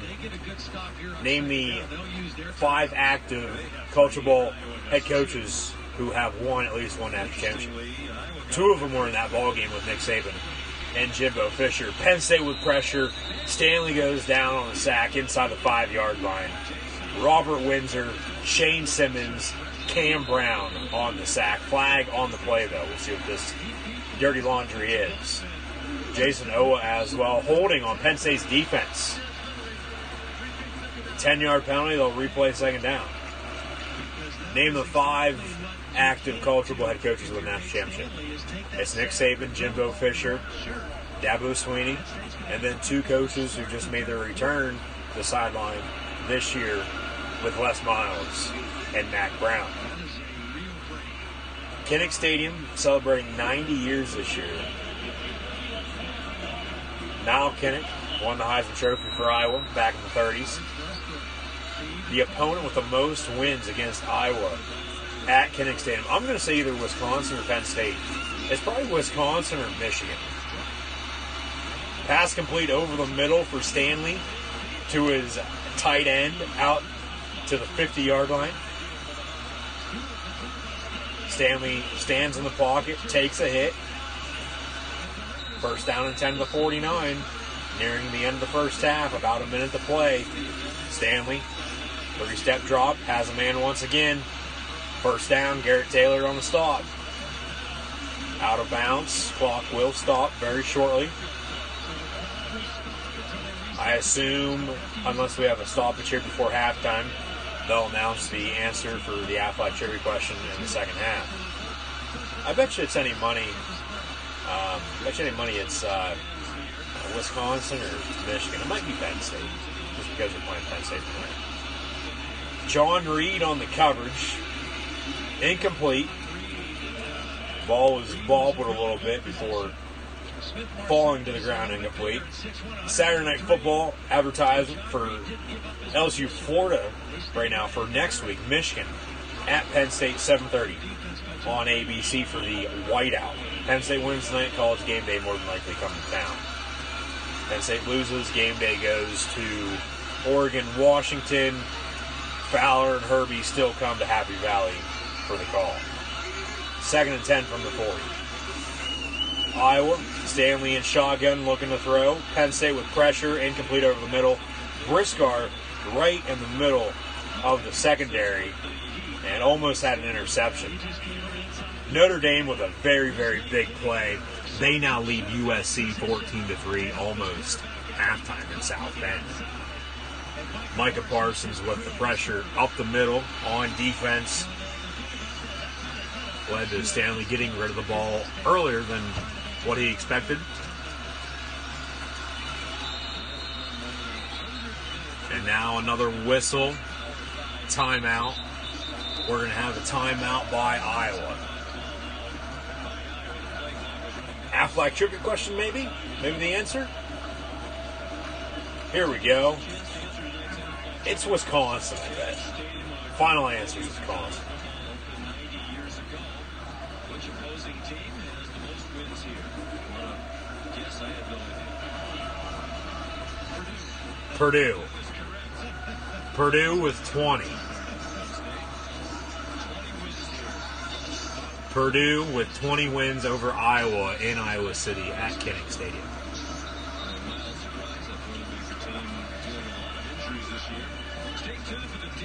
The Dish halftime report. Good to see Dish, along with all their channels, are back to agreement terms.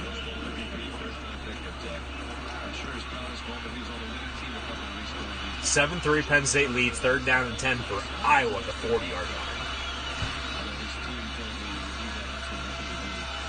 New Nissan Heisman commercial as well for Florida LSU. Stanley looking to throw. Down the far sideline, has a man at the 10. Down inside the 5 of the 4. Tariq Castro Fields with some blown coverage. Ends up making the tackle in the end. Actually lost his footing. And Stanley hit his receiver right on the money at the 10-yard line. 1st and goal, Iowa. Stanley hands off. Yeter Gross-Matos and Robert Windsor on the stop. Loss of 2 for the Hawkeyes. 2nd and goal. 34 seconds to play. 1 timeout for Iowa. Penn State still has all 3.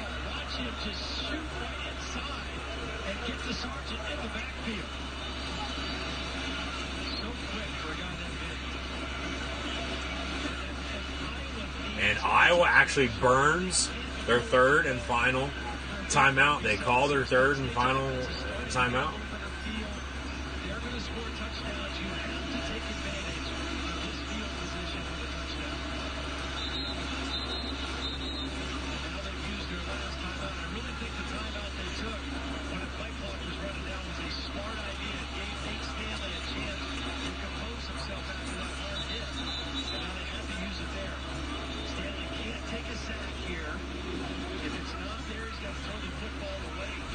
Look for a play action at the tight end in the back corner of the end zone, I bet. There's Sean Clifford sitting all alone on the Penn State sideline. Trying to stay warm. From what I've heard from a source live in Iowa City, a very cold, windy night at Kinnick.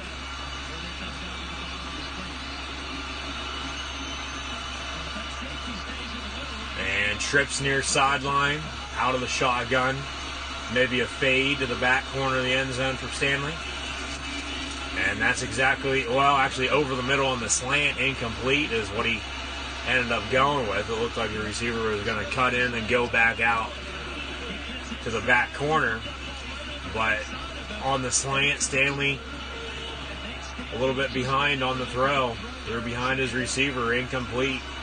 It'll now be 3rd and goal. 3rd and goal, Iowa, 30 seconds before halftime.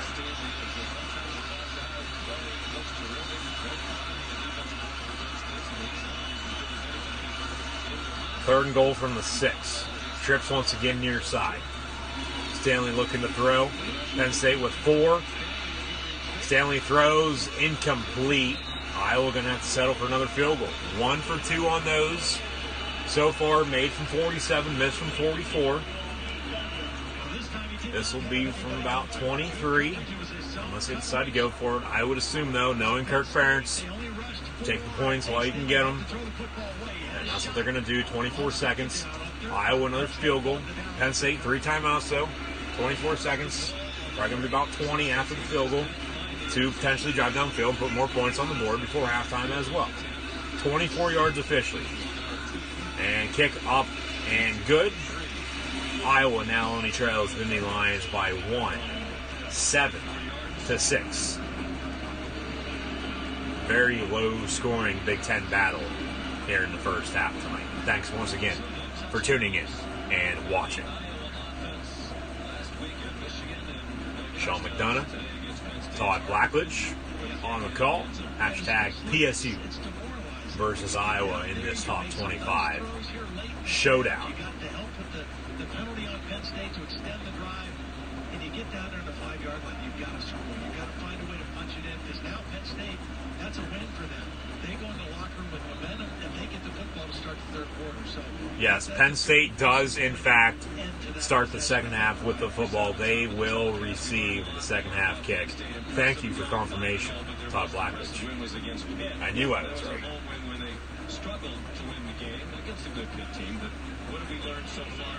20 seconds for Penn State, 3 timeouts.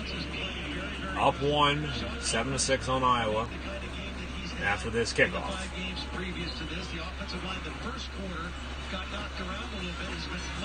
I'm expecting a squib from Iowa here. We'll see. Might kick it deep. And they squib it. And Penn State fields it. KJ Hamler, good return. Penn State, 65 yards, 3 timeouts, about 15 seconds now. Use the sidelines, use those 3 timeouts, get downfield, get in field goal range if you can't score a touchdown, and look to put more points on the board before halftime. However, true old school Penn State fashion, they take a knee heading into the locker room with 3 timeouts. Play it safe. I get it. You're on the road. Night game. Hostile environment on the road at Iowa. Both quarterbacks looking banged up here heading into the half. Stanley actually holding his right forearm with his left arm. And then Clifford actually, on the previous drive, a little bit of a face mask. No call. It was a good no call. Really didn't have anything to do with the play, except he got poked in the eye. So we'll see how both of those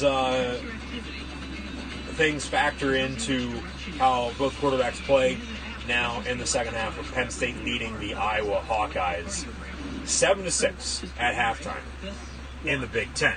Once again, thank you guys for tuning in and watching live right here on Periscope, my live reactions and play-by-play of college football with Penn State and Iowa, along with Florida at LSU.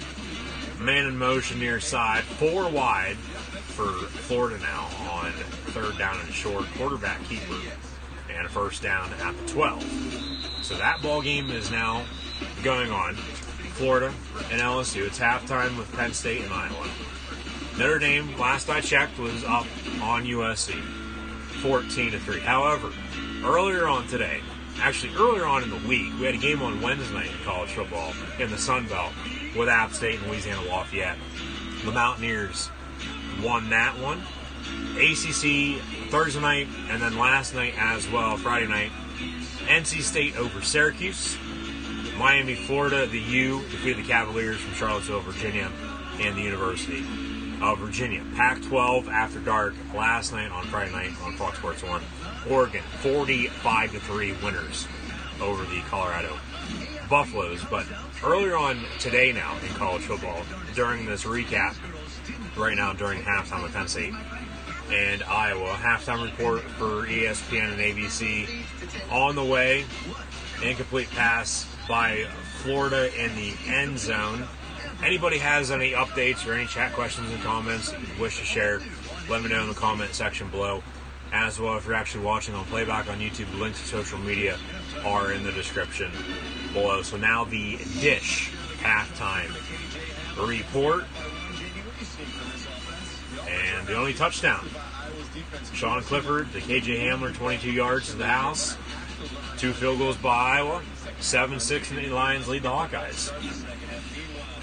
So now some highlights of Florida LSU, a game that's still actually in the first half with LSU leading 14-7. Earlier on today, though, Red River Rivalry, Oklahoma 34-27 over the Texas Longhorns. South Carolina defeated Georgia in double overtime behind the hedges 20-17. Michigan also 42-25 winners over the Illinois Fighting Illini. Michigan now travels to Happy Valley right here next week for the whiteout at Beaver Stadium. Temple 30-28 over Memphis in the American Athletic Conference. Tennessee a 20-10 victory over Mississippi State, a big win for the Volunteers. USC Notre Dame highlights now. Was 14-3. We'll see if that stands. Notre Dame with some trickery. A 51-yard run down the far sideline to the house. Now 17-3 at halftime. The Fighting Irish leading the Trojans. Penn State and Iowa. 7-6 though. Kevin Nagandi, Jonathan Vilma, and former USC quarterback and Mark Sanchez. Highlights now of Georgia, South Carolina from earlier on. Georgia falls from the ranks of the unbeaten. They are no longer 5-0, now 5-1. They will no longer as well be the third-ranked team in the country. I believe they'll fall out of the top 10, maybe even out of the top 15. Depends on what else happens here later on tonight in college football. But to end the ball game in regulation and even in overtime, the kickers could not kick a field goal whatsoever. And then in double overtime, South Carolina made theirs. Georgia missed theirs. South Carolina 20-17 in double overtime over the Georgia Bulldogs. Alabama, they won over Texas A&M on the road at Kyle Field, 48-27. Also, Clemson, 45-14 winners over Florida State. Wisconsin blanked the Michigan State Spartans, 38-0. Wisconsin, first ever FBS team in the 150-year history of college football to have 4 shutouts in the first 6 games of the season. Wisconsin 38-0 over Michigan State. Wisconsin at Ohio State in a couple weeks. Michigan State off next week before hosting Penn State on the 26th. Penn State hosts Michigan next week on the 19th for the whiteout. Arizona State over Washington State in the Pac-12. Caught part of that game as well. Cincinnati over Houston in the American Athletic Conference. South Florida over BYU. Highlights now of Alabama A&M. Crimson Tide over the Aggies. It was close early on, but then Tua Tagovailoa threw for 4 touchdowns, and the Tide rolled just like they normally do now. 6-0 once again. Number 1 ranked Alabama, 48-27 over Texas A&M. Highlights now of Oklahoma, Texas. Jalen Hurts, another great game for him. 3 touchdown passes to C.D. Lamb. Shout out to CD's Bar and Grill, Walker, Texas. Ranger, however, the Texas Longhorns couldn't get the job done. They lose to Oklahoma 34-27. Clemson, 45-14 over Florida State, as just mentioned. Some highlights of that now as well. And Florida State, they're not the Florida State of old. I talked about it earlier. Ever since Jimbo left, literally up and left during the holiday season after the end of the regular season, left his damn Christmas tree out on the road, left for Texas A&M. Now 3-3 with Texas A&M so far this year, but they're 3 losses, okay? Clemson, Auburn, and Alabama. All teams ranked in the top 10 for Southern States. So, highlights now of Michigan State, Wisconsin. Florida State, I don't know if Willie Taggart's the right guy. I think they probably should move on. I'll end it on that with that. Jonathan Taylor was held to under 100 yards rushing, had 80. Wisconsin, though, still 38-0 over Michigan State. I was a little shocked by that score. I thought that would have been a little bit of a closer ball game. The other Michigan team in Ann Arbor, the Wolverines, won on the road to Illinois. 28-0 lead, blew it 28-25. They ended up winning 42-25. Now play at Penn State next week. We'll have more highlights here coming up next. Minnesota, Nebraska, Memphis, Temple. Highlights now, we are Penn State. Go Blue, Amazing Blue, Michigan. A promo for next week's Saturday Night Football on ABC. Next Saturday, 7:30 on ABC. Michigan at Penn State. So where was I? So why build in a Google Assistant? Arizona State over Washington State. Cincinnati defeated Houston as well. South Florida over the Cougars at BYU. Baylor did come back and defeat Texas Tech in double overtime, 33-30. Iowa State also in the Big 12 defeated West Virginia. And then games that are currently going on, plus games that are about to kick off here shortly. Fresno State at Air Force. I have the Bulldogs or the Falcons in that. Missouri, Ole Miss. Tigers hosting the Rebels at the home team. And that one, along with the home team in USC at Notre Dame, 17-3 there at halftime, as mentioned. Louisville at Wake Forest in a very interesting ACC showdown. Nebraska at Minnesota, key Big Ten West matchup, winner of that going to have control along with Iowa and Wisconsin. However, the Big Ten West right now is Wisconsin's to lose. Arkansas, Woo Pig at Kentucky in the SEC. Also right now, Penn State at Iowa. The Lions lead 7-6. At halftime, Florida at LSU. Florida scores once again to tie it up.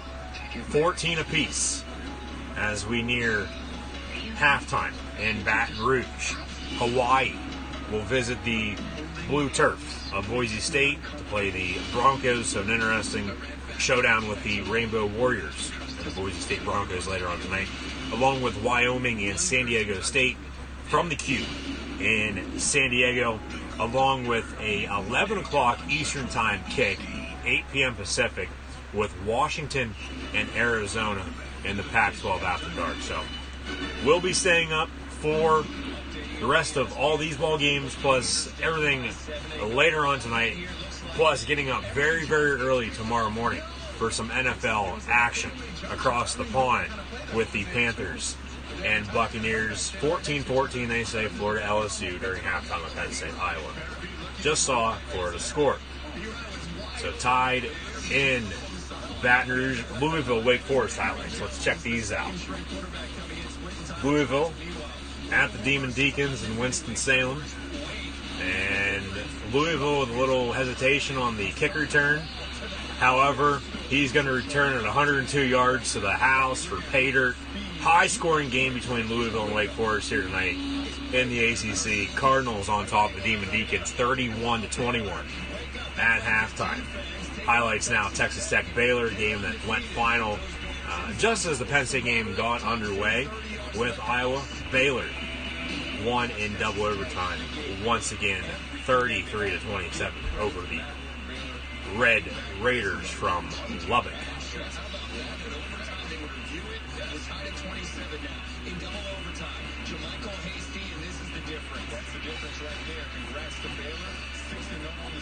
Baylor 6-0 with Matt Rule at the helm. Congrats to him. Memphis Temple. Temple turning some heads here early on. Defeat another top 25 ranked team here in the season. Defeated Maryland earlier on. Defeated Memphis today. Rod Carey with a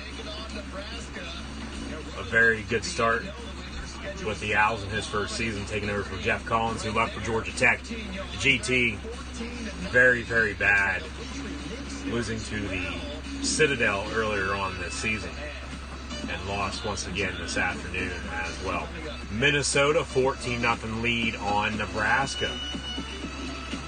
Nebraska still,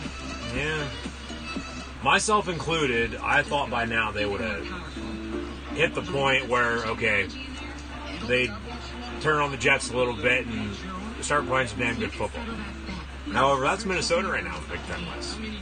It's Wisconsin, Minnesota, Iowa, and then Nebraska in the Big Ten West, along with Purdue and Northwestern. Am I missing anybody?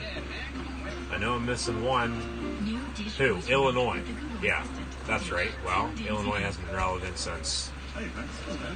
probably since they beat Ohio State, 2007 for the Illabuck. But enough with that. I mean, like I said, I think the Big Ten West right now, it's Wisconsin's to lose. Wisconsin's going to play Iowa, though. Wisconsin's going to have to play Nebraska.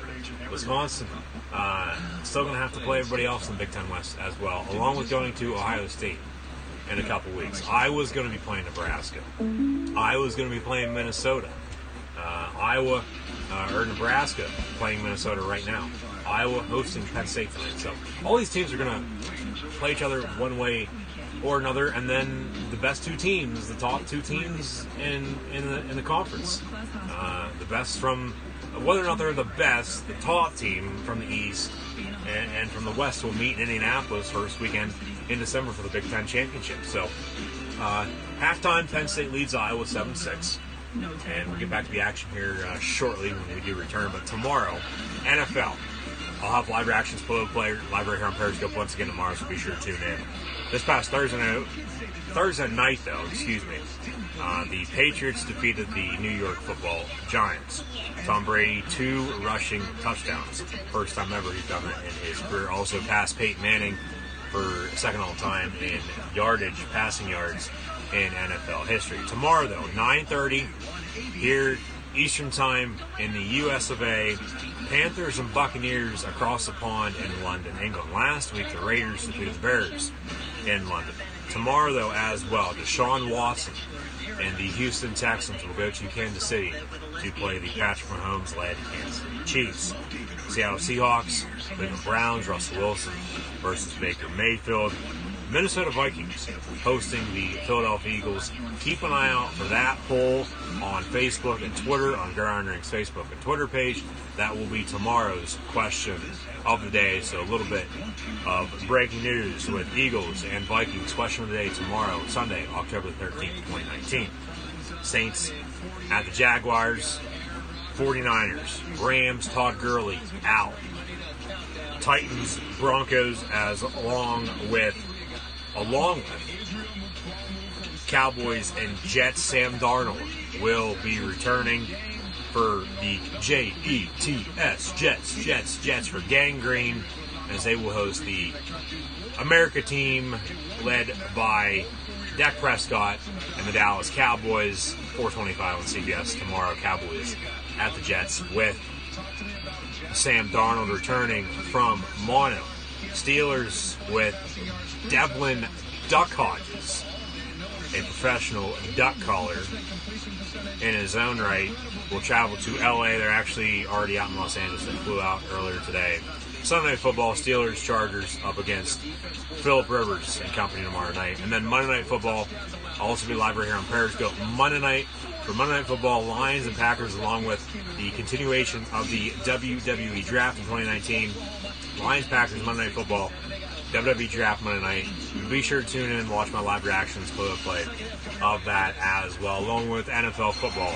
Tomorrow, like, follow, and subscribe, Gridiron Ring, and myself, Cool Hand Luke 96 on social media for watching on playback on YouTube. Links are in the description below. Just to get a screenshot, though, folks. It'll last longer. Gridiron 18, Facebook, Twitter, and Instagram. Subscribe on YouTube, and follow myself, your host, Encyclopedia Sports, Cool Hand Luke 96, right here on Periscope and over on Twitter. At Cool Hand Luke 96. Chat questions and comments, always great appreciated. Like and super heart button, along with sharing this on social media. Hashtag college football, hashtag CFB150, along with hashtag PSU versus Iowa. A lot going on in the sports world. Baseball playoffs, AL, NLCS going on.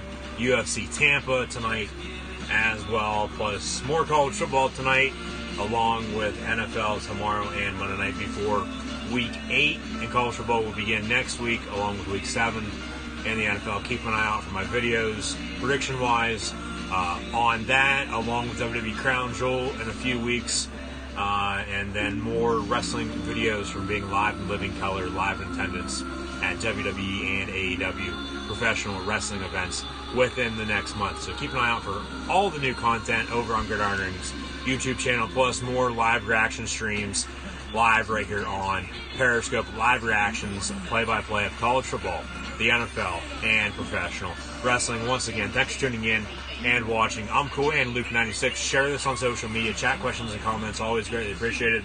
And we'll get back to the action here very shortly in the second half between Penn State and Iowa, the Nittany Lions with a 1-point lead, 7-6, entering the third quarter.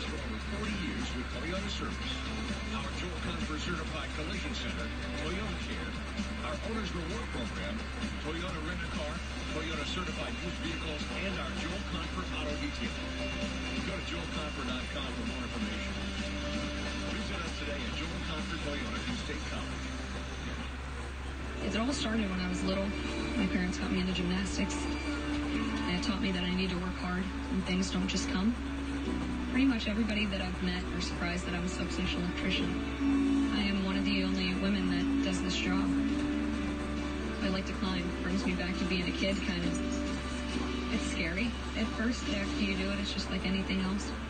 Just reach up and you can't be scared anymore. Don't just repeat. Revolutionize. Don't just follow. Invent. Don't just practice. Train. Don't just learn. Teach. Not just a patient. You. Not just a hospital. UPMC. Life-changing medicine. Coming up, a large fundraiser for a Center County Fighter Company. Find out how far a pumpkin can fly tonight after the game. Go online for contest information. Let me ask you folks, how far do you think a pumpkin can fly? Local news in the area wants to know. A pumpkin throwing contest into a lake. So how far do you think a pumpkin can fly? I'd say right out to my front porch after it's carved. Hell, sometimes not even carved. I guess, Tom, we shouldn't be surprised if these are two of the top three teams in the country scoring defense coming in. Well, and they have been everything that we thought they would be. They're very different styles. Penn State's a very attack the line of scrimmage. Defense, Iowa's a very controlled the line of scrimmage, but both extremely effective. And you almost get the feel that in this second half, whichever defense can create a turnover or two could be the difference in the ball game. Mentioned two close games the last 2 years. The last time Penn State was here, 2017. They scored a touchdown with no time left to win it. Last year, Iowa did not find a second touchdown. This year, did not score a touchdown. Penn State calls begin the second half. Penn State will receive the second half kick.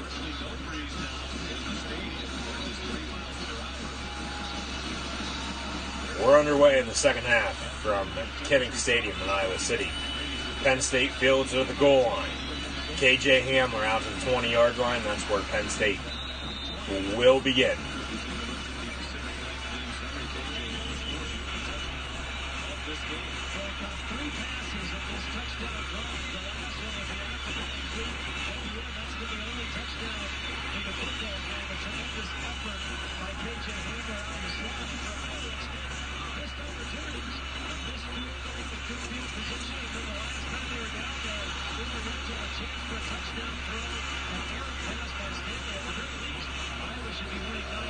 From the 20, 4 wide, Clifford in shotgun. And Clifford steps up over the middle on the drag. KJ Hamler, gain of 8, second down and short.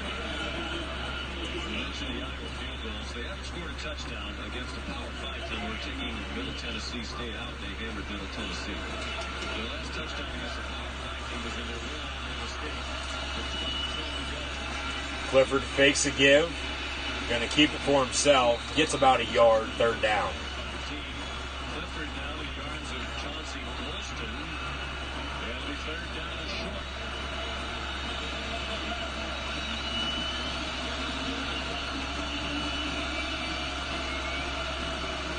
Penn State going to their two tight end package here.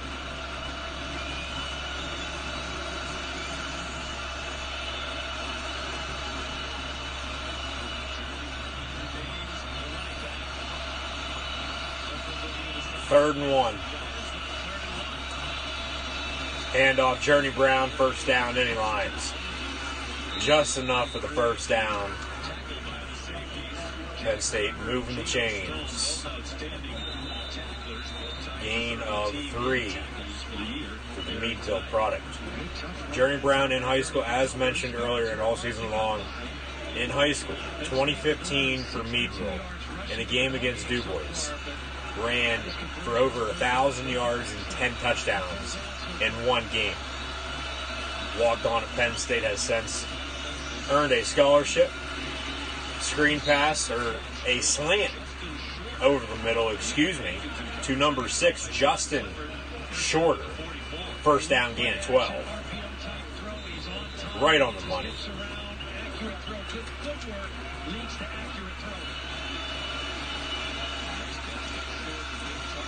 Clifford hands off. Out to midfield. Just past midfield now. The 49. Journey Brown. Second down and about 4. But yes, in one game, folks, Journey Brown had 1,000 yards rushing by himself and 10 total touchdowns. Ricky Slade in the ball game. Hand off to him. First down. This is what they need to do. This is what they should have been doing all season long. Run the football. Run, run, run, run. Open up the play action. Play good defense. Win the ball game, especially in a game like this one tonight against Iowa on the road. Hopefully Penn State here in the second half, though, this week won't play as sloppy as they did last week in the second half against Purdue. And hopefully they don't start looking ahead to next week's home matchup versus Michigan. Another run. Going to be second and short once again. That was Ricky Slade on the previous carry. Slade still in the ball game. Number 3. Sophomore running back from Virginia. And he's going to lose about a yard on that carry. Third down.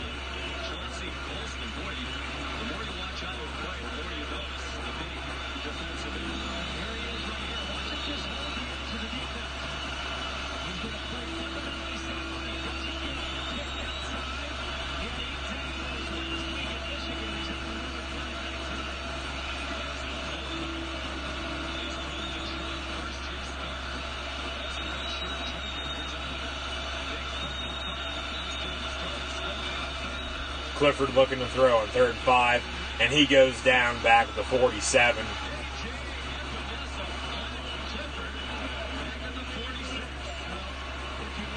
Penn State will punt after the sack.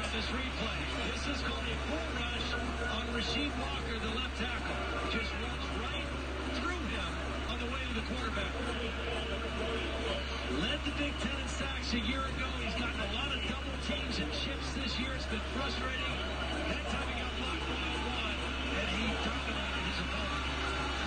The quarterback was down before the ball came out.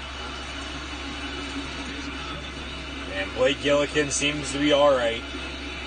He gets the punt up and away, and it's going to be down inside the 5 at the 4 as Penn State pins Iowa deep. 7-6 is your score. Nittany Lions lead by 1. Touchdown, Florida, as the Gators take the lead right before halftime. And only Fidelity offers 4-0 expense ratio index funds directly to investors. With all those zeros, there are 0 reasons to invest anywhere else. Fidelity.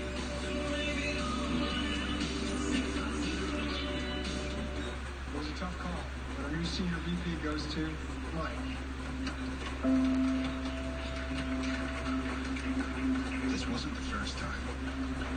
Claire had been passed up for the promotion. Excuse me, Florida will tie it up at 21 heading into halftime against the LSU Tigers. 21 apiece, Florida and LSU. 7-6 Penn State leads Iowa. It'll be Iowa ball inside the 5 of the 4 after Blake Gillikin pinned Iowa deep on his own island. And it'll be Iowa ball first down and 10. They will run here to try to get some yardage, get some room for the offense driving downfield so they're not up against their own end zone. And at least that's what I think they're going to do. I think they'll run, and then hit the tight end and beat Penn State deep, something along those lines. We don't need a band shopping list. We'll see what happens, but Peyton Manning's too tied up with Brad Paisley right now. So once we get back to the action, we'll find out. See what happens.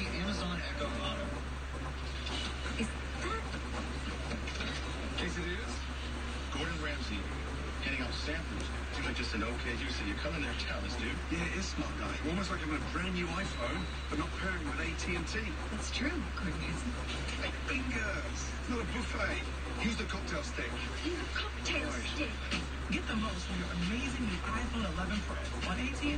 America's fastest network for iPhones. More for your thing. That's our thing. Stumptown is the most watched new series premiere. It is damn satisfying. It's fun, thrilling, and entertaining. We got fun. It's airtight. LSU just going to take a knee heading into the half. Tied up with Florida at 21. So halftime, Florida, LSU. We'll turn USC Notre Dame back on, as that game should be around the same time of Penn State Iowa here, as both games just kicked off around 7:30. Iowa ball first down at the 10 at the 4.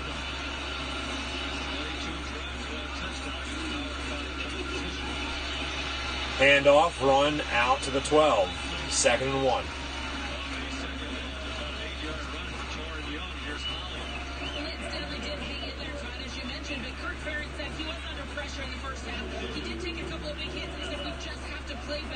Remember, they are missing their starting right guard. Defensively, though, they've had a huge lift from those starters back. 2 guys came back that have been starters, Matt Hankins, and on their defensive front, they've had a great lift from Brady Reese being back as well. They're going to use the back end because they've got to get the back end. Stanley with a fade on 2nd and 1 out to the 28. First down completion. Different type of play from the 12, but hey, if it works, it works.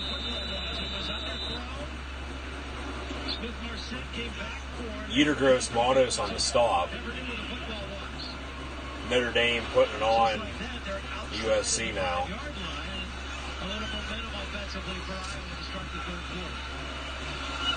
Iowa trying to get some momentum here in the second half.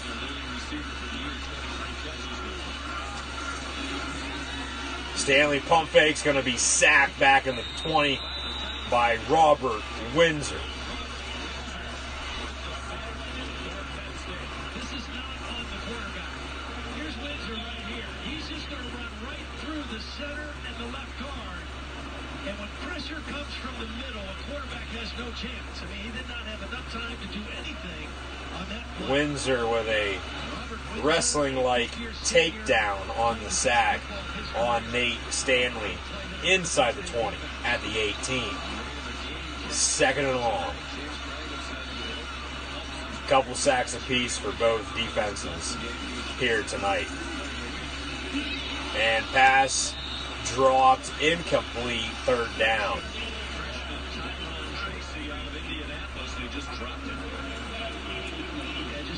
Before he had the catch, he was looking upfield, wanted to see where Micah Parsons was coming from. And that's a play. You just want to get a completion and get yourself 3rd and 8, 3rd and 9, instead of 3rd and long like they are here. As good as your defense is playing, if you're Nate Stanley, don't take any unnecessary risks on this 3rd and 9 play. And Iowa just going to run it on 3rd and 7 on the jet sweep. They get about 5 yards before being brought down. It'll be 4th down. Iowa going to punt. The sack stalls the drive for the Hawks. And this is back to the Iowa formula.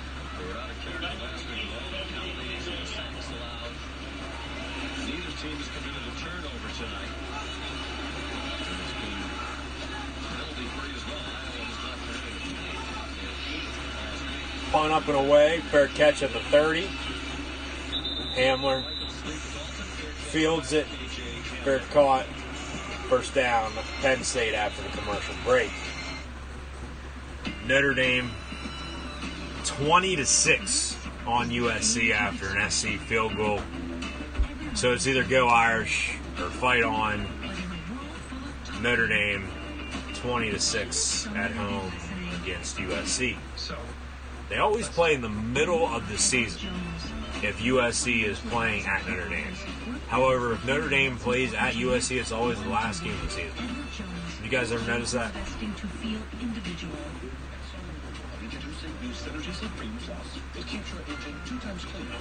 So commercial break, both games right now. Halftime, Florida LSU, if you're just now tuning in. And Penn State ball. Up 7-6 over Iowa. At home with Baker Mayfield. These progressive commercials with Baker Mayfield are hilarious. Absolutely hilarious. Win the games. Oh my goodness, I gotta stop entertaining. Oh boy.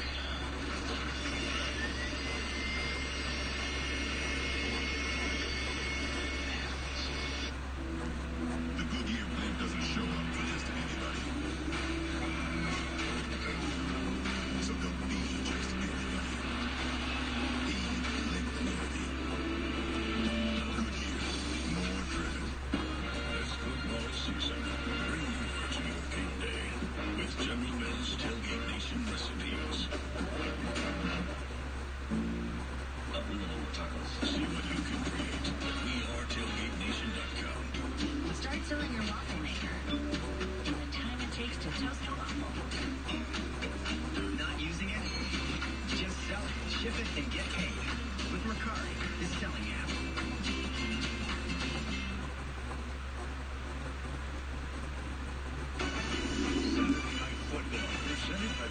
Some flashback images as well from Penn State. There's Todd Blackledge, 1982 champion. John Schaefer. A lot of great number 14s for Penn State. Schaefer, 86 national champ. Now Sean Clifford, the big red dog, wearing that number 14.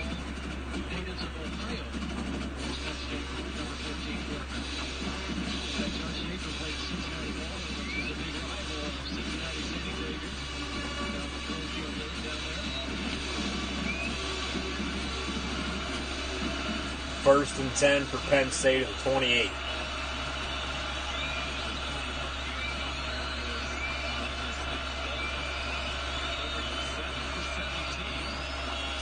Clifford fakes a give, steps up looking to throw. Rolls out near side, throws it away, incomplete. Pass was intended for Iowa's head coach, Kirk Ferentz.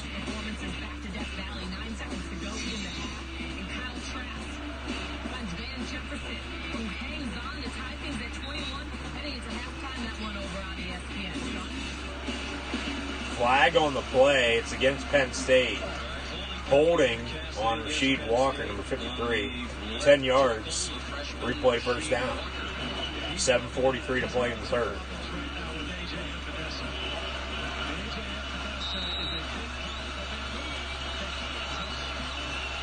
Okay. First and 20. Clifford looking to throw. You better run it now. You pass the line of scrimmage. He gets about 4, maybe 5. About half of that holding call back. Second down about 15, 16, depending on the spot.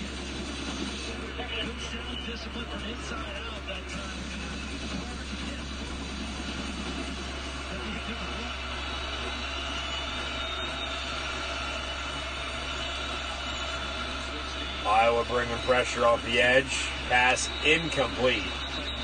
Intended for Daniel George, number 11.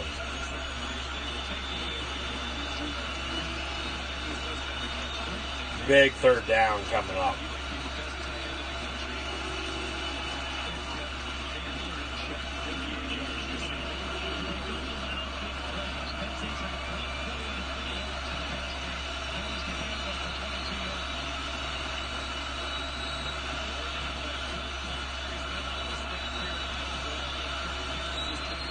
Clifford, quarterback keeper. Can he get 16? No, he's going to be stopped at the 30. 4th down. So they get the holding call back, but not enough for a 1st down. Penn State will punt.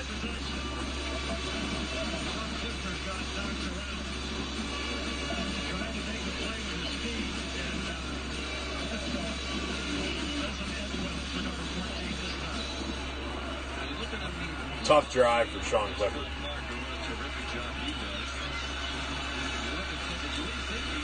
Gillikin punts.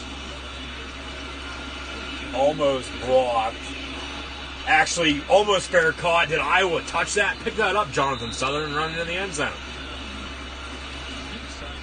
That's very, very close. See a replay of that. Did he touch it on the...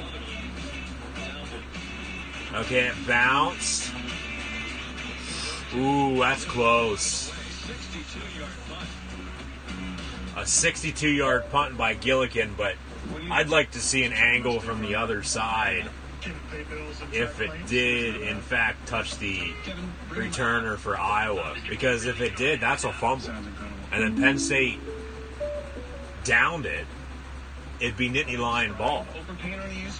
They might be looking at this in the meantime during the TV timeout during this commercial break. We'll see when we do return. That was close. He fair caught it and then backed off a little bit. In the meantime, he fell to the ground, and then the ball bounced directly in front of him, and it looked like it touched him, but then it looked like it didn't. Like I said, that's why I'd like to see another angle of that. And then it bounced another 5-8 yards before Penn State downed it. So we'll see. It's going to be very interesting when we do return. Right now, switch to T-Mobile store and get the new iPhone on us. Only at T-Mobile. Are you sleeping? Just your favorite business. What do you know about trust stuff? These men and women become the ultimate weapon.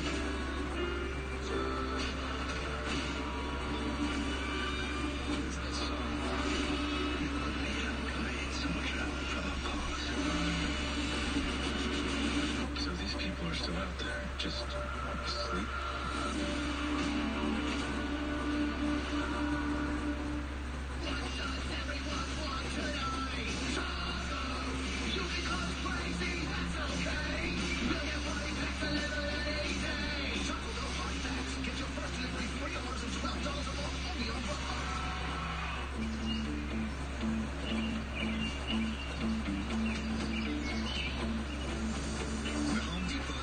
Finding your color easier than ever. Whatever inspires you, discover the perfect color with popular palettes online. Get free delivery on samples and convenient new paint selection tools in store. Get a colorful new experience and everything you'll need, like gallons of glidden premium interior. Now just $18.98. The Home Depot. More safe, more doing. Samsung is bringing 4K to ESPN college football. We could have brought 4K to other competitions, but we're bringing it to college football. Super big QLED 4K TV made for football. Watch the 4K game of the week on Samsung QLED.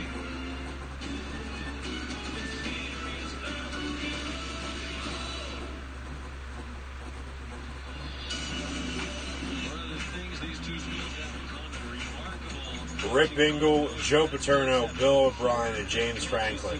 Penn State has only had 4 head coaches since 1950. Hawkeyes, Iowa has only had 2 head coaches since 1979. Hayden Fry, and now Kirk Ferentz in his 20th season. 1st down and 10 for Iowa at the 8. Jonathan Sutherland on the tackle.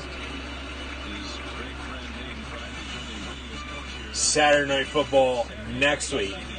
Michigan at Penn State, 7:30 on ABC. Tune in next week. Live reactions, play-by-play. Wolverines, Nittany Lions live right here on Periscope.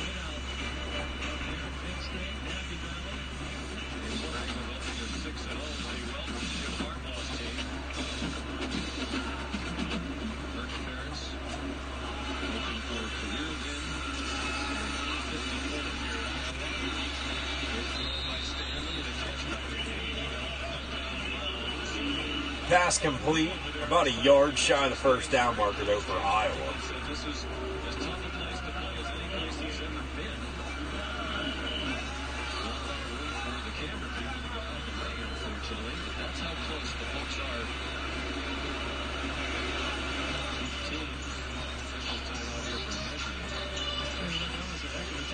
You've seen John Reed with a couple physical tackles. It'll be 3rd and 1. We talked about the continuity. We look at the end of play again. John Reed played combining, but John Reed throws his body around there at the corner position. Big Fry got here in 1979. Just to give you an idea, the two coaches that period of time. Kirk Ferentz is 24 years old. And he was starting out in a coaching career. He just graduated from the University of Florida. And he was an assistant coach. Iowa going to be about a yard shy of the first down as they bring the chain gang out for a measurement. Who's now the quarterback coach here in Iowa. And that man on the right is Mike Sherman. How's that for? They're all in their mid-20s. Tim Welsh was the So quarterback. 3rd and 1. Of course, best known as the head basketball coach at Providence College in Iona. And the tight end was Joe Philbin. Of course, became the head coach of the Miami Dolphins. There's Joe Philbin, who was on Kirk's first staff here at Iowa. You know, loyalty, the connection. Iowa. Quarterback keeper, first down. Philbin's here to cheer him on. His daughter, Colleen, is a freshman here at the University of Iowa, working in the football office. It's a special place. This is my first time here. Of course, I've known Kirk Ferentz. My dad knows Kirk Ferentz very well. Former offensive line coaches together, and but I'm so impressed with the feel of this place. Tim Welsh told me the fourth quarter would be a bad quarterback. He was the quarterback. And Oakley said Timmy's ready to put the race forward and win back. Terrific basketball coach. First half of the press corps. Stanley hands off. Penn State with pressure, ball out, fumble. Looks like Penn State has it.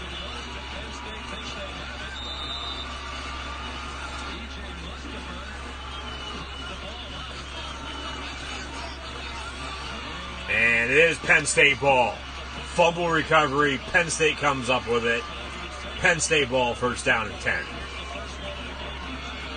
First turnover is by the Iowa Hawkeyes. Stanley hands off. Penn State with pressure. And Mustafer with a forced fumble. Looks like Jan Johnson, 36, on the recovery. The snap was a little bobbly. The handoff, from Stanley to his running back, a little bit of a bobble, and then Mustafer gets in, forces the fumble. Penn State recovers, now inside the red zone, first down and 10 at the 16. Toss play to the top of your screen, Journey Brown, about 3 yards, second down and 10. Thank you guys for tuning in and watching. 20-6 Notre Dame over USC in the third quarter. It was halftime for the LSU. Third quarter may have started by now. We'll check in on that shortly. 2nd and 5 from the 11. Clifford takes a give. Pass near side. KJ Hamler dancing around, making guys miss left and right. Gets 6 enough for the first down. First and goal, Penn State. 4:10 to play in the third.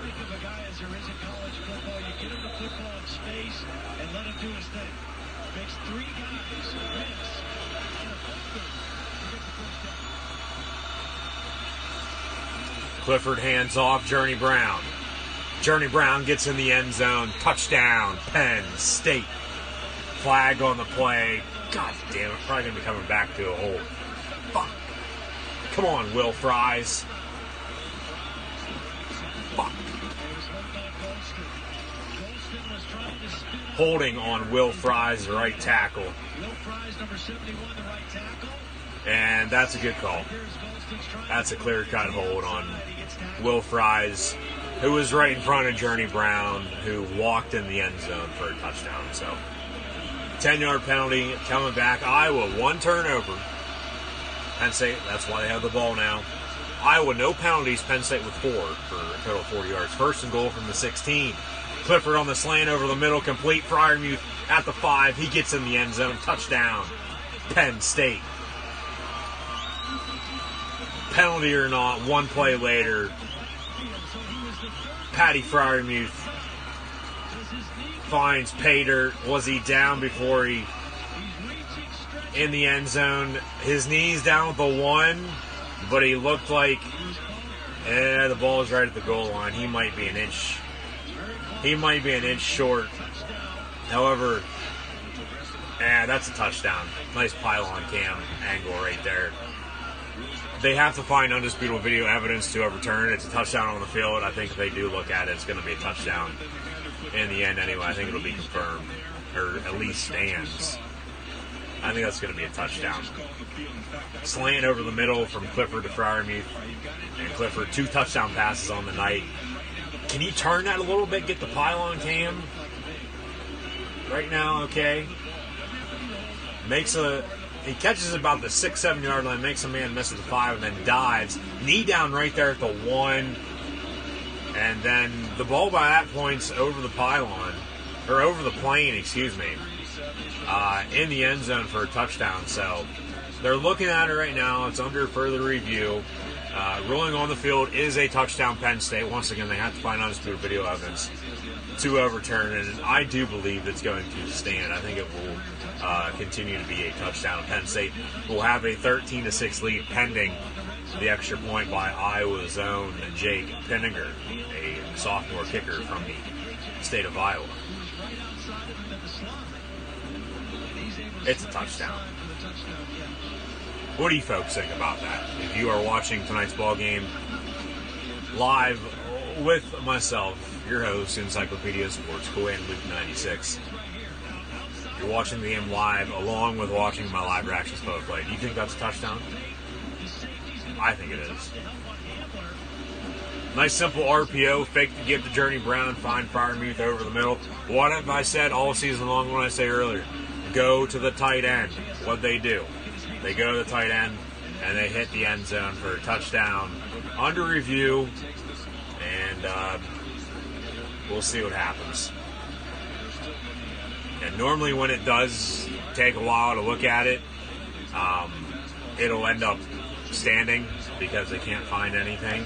But then, however, though, sometimes they'll look at it and they'll find something late, and then they'll overturn it, and he'll be down. It would be second and goal if it's no touchdown. It would be second and goal from the inch line for Penn State. At that point, enough with the damn shotgun from inside the 5, or inside the 1 for that matter. Get under center like Iowa's done all night long, and get your quarterback keeper and get in the end zone for a touchdown.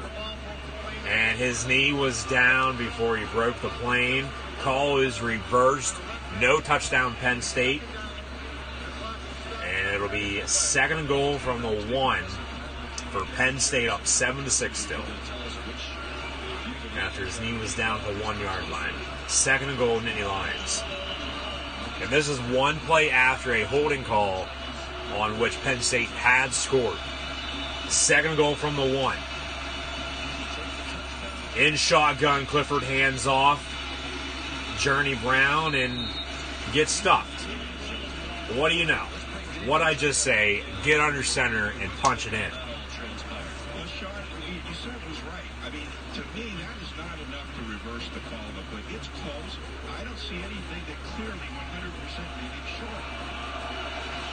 It'll be now third and goal for Penn State with Austin 3:16 to play in the third. Nittany Lions up 1, trying to punch it in. In the shotgun once again.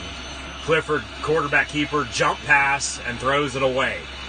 What the hell is that? There's a flag on the play. That's going to be defensive holding.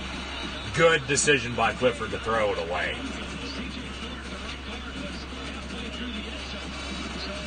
Or it might be an illegal man downfield. Hell, there was no one there, though. It looked like a Tebow pump fake, a Tebow jump pass. Touchdown USC, getting back in this ball game. See what the Zebras have to say after their huddle. If it's on Iowa, it's going to be half the distance on third and goal from the inch line, so it'll be... What? How's that a hold on Penn State? Holding on Penn State. 10-yard penalty. They'll replay third down. How the hell is that a hold? I did not see no hold on that. I got to see a replay. I did not see a holding on that.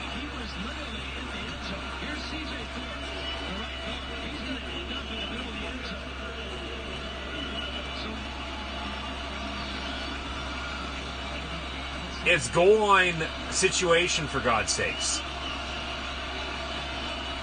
That's just an incomplete pass. There's no one open. That's a bad call. 3rd and goal from the 11. Trips to the top of your screen. Clifford looking to throw. Quarterback keeper makes a man miss. Gets in the end zone. Touchdown, Penn State. Penn State, 3rd time's a charm. Another flag on the play, though. Oh, my God. Jesus Christ. Don't be telling me this is coming back for another hold on Steven Gonzalez. Another holding on Penn State. Let's try to make it 4 in a row. Penn State scored on 3 straight plays. However, there's been 3 penalties from the Zebras. We had a Journey Brown touchdown run. Got called back. That is a hold, though, on Steven Gonzalez. I'll give him that. The one on C.J. Thorpe a play ago, no. Just no. So now 3rd and goal from Timbuktu, the 21-yard line. And Clifford, quarterback keeper once again, and Penn State's going to have to settle for a field goal. They literally scored on 3 straight fucking plays, and 3 penalties brought it back. Now 4th and goal, Pinninger on to attempt the extra point. Should be 14-6 right now. But now Iowa's own Jake Pinninger, sophomore kicker for Penn State, on to attempt a 30-plus yarder for the Nittany Lions with about 2:15 to play in the 3rd quarter. Kick up and good. 10-6. Penn State leads. Nittany Lions take the points after 3 straight penalties on 3 straight touchdown plays get called back due to holding calls. Had a Journey Brown touchdown, holding. 1 play later, Fryermuth. He was actually down at the 1-yard line after review. That should have been a touchdown, I thought. I don't think he was down at the 1. His knee was down, but it looked like the ball reached across the goal line, so to speak. And, I mean, that's close. You can't get any closer than that. You can't. And then they reversed it. Next play, a holding on C.J. Thorpe. And then brought it back once again. Clifford, quarterback keeper. He gets in the end zone, however, gets called back for another hold. And 2 of them, the 1st and the 3rd hold, were good calls. The 2nd one, no. There shouldn't have been no penalty thrown whatsoever, and then Penn State would have still settled for a field goal anyway. So it's still 10-6. However, in my opinion, it probably should be 14-6. But 10-6, you take the points while you can get them. Penn State leads, 2:08 to play in the 3rd quarter. 10-6 over Iowa. Thank you guys for tuning in and watching my live reactions play-by-play. Live right here on Periscope. I'm the Encyclopedia of Sports. Your host, Coolhand Luke 96. This is Gridiron Ring, live right here on Periscope. Like, follow, and subscribe to Gridiron Ring and myself, Coolhand Luke 96, on social media for watching on playback on YouTube. The links are actually in the description below. Chat questions and comments, always greatly appreciated. Like, and super heart button as well. Thank you for those. Along with sharing this on social media, hashtag college football, hashtag CFB150, hashtag PSU versus Iowa UFC Tampa going on tonight as well. Nate Stanley complete out past the 35-yard line. Fumble once again. And it looks like Iowa recovers. That's how Penn State got great field position on their last drive. Iowa fumble, Penn State recovered, ended up executing and capitalizing, got 3 points, even though it should have been 7. But you take the points while you can get them, as mentioned, and Penn State leads 10-6. So another fumble. Iowa, though, does recover.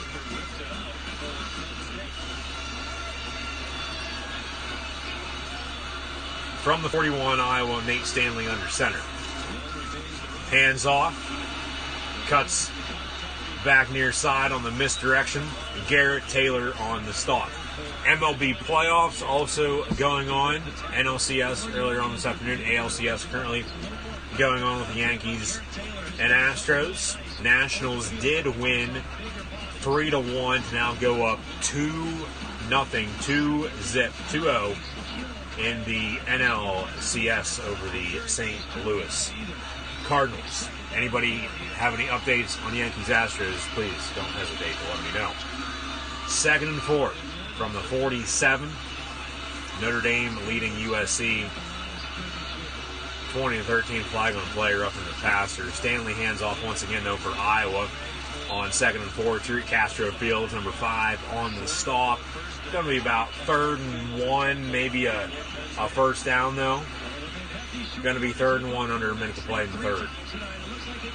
And another quarterback sneak. Have a whistle, though, on the field. Did Penn State call a timeout beforehand? Maybe a flag, a false start. False start, offense. 5-yard penalty, though. Replay 3rd down, so instead of 3rd and 1, it's 3rd and 6. Now, look for a slant over the middle instead of a quarterback sneak now on 3rd and 6, because it's not 3rd and 1 anymore. You're not going to want to run a quarterback sneak on 3rd and 6, obviously. Run a slant, wide receiver over the middle, maybe, play action to your tight end, sort of something what Pitt did to Penn State back almost about a month ago now, come Monday. Penn State defeated the Pitt Panthers in the 100th meeting between the Nittany Lions and Panthers. And also what could be the last for a very, very long time. Stanley over the middle. What did I just say? A slant to the tight end. And first down Iowa, however, another flag on the play. Could this also be coming back due to another hold? Might be defensive holding, says Todd Blackledge. It's on Penn State. He declined it, yeah. I think that's what happened. And looking at the replay, I think he got held coming off the ball. Holding, defense on Penn State. Penalties decline, first down, Iowa. 6 seconds to play in the third. To me here so far in the third quarter, it's Penn State versus the black and white refs. Tracy right there, he's held right now, coming off the ball. He's held from the beginning of the play, and Reganey comes right underneath for the 3 receivers. And that is actually going to be the end of the third quarter in this old-fashioned Big Ten showdown with the Penn State Nittany Lions and Iowa Hawkeyes from Kinnick Stadium. 10-6. Penn State leads entering the fourth and final quarter of play. Once again, thanks for tuning in and watching. Like, follow, and subscribe. Gridiron Ring, Gridiron 18, and myself, Kuwait Luke 96, on social media. Chat questions and comments. Always greatly appreciated. Like, super like, and super heart button, as well, along with sharing us on social media. Florida LSU, get back to that. Notre Dame on top of USC 20-13. Penn State 10-6 at the end of 3 over. Iowa ball, though, driving downfield. We'll see what happens. Looks like it's going to be coming down to the wire. But once again, between the Nittany Lions and Hawkeyes, as mentioned earlier at the top of the show, of this live reaction stream for tonight's college football game between Penn State and Iowa. Always a hard-fought defensive showdown. Low scoring. That's what it is right now, once again. And it's really whoever has the ball last, final possession, will end up winning the ball game. You can change this story. Take on uncertainty, gain visibility, and retake control. Because when everything feels like a cloud, there's no place to go but forward. ABC Sunday will not you found. AFB comes out swinging. On Kids Say the Darndest Things, these girls didn't believe Tiffany. He's my friend. I believe it when I see it. And they won't believe I got a front row seat to Taylor Swift show. what comes next. And it's the biggest shot ever on Shark Tank. Sunday is all new on ABC. Flavors you can count on. That's Alomar Tire and Service Centers. And Lycan's Market. At Alomar Tire and Service Centers, you get the best prices on brand name tires, and we participate in most tire manufacturers' rebate and incentive programs. Hungry for a great tasting sub on a fresh made roll? Likens Market offers 2 12-inch subs for just $8.98. That's right, 2 for just $8.98. Alomar Tires and Likens Market, your family tire shop and convenience store. Hi, I'm James Franklin, head coach of Penn State football. At Penn State, we believe in providing opportunities for our entire Penn State community. It's why we're proud to partner with PSECU, the credit union giving Pennsylvanians financial opportunities to live a better life and have a brighter future since 1934. PSECU is deeply committed to our Pennsylvania communities and is banking on a difference. Together, our Pennsylvania roots run deep. Go online for contest information.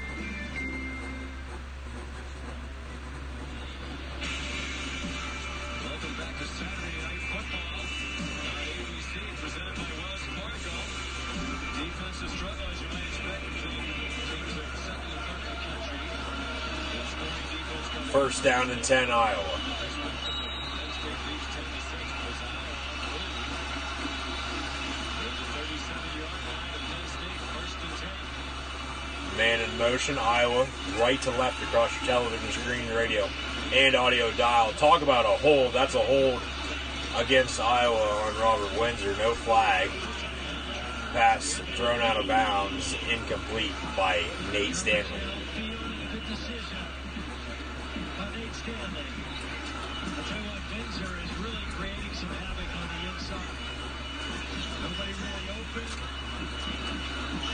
Weeding trying to come back to the football. Stanley just getting rid of it. To Second and 10 from the 37. Back to the I formation. we look how Stanley read blitz from Cam Brown on the outside. He showed a blitz a little bit early. Hand off near side. Cam Brown and Robert Windsor on the stop. Loss of about 3 yards. Third and long.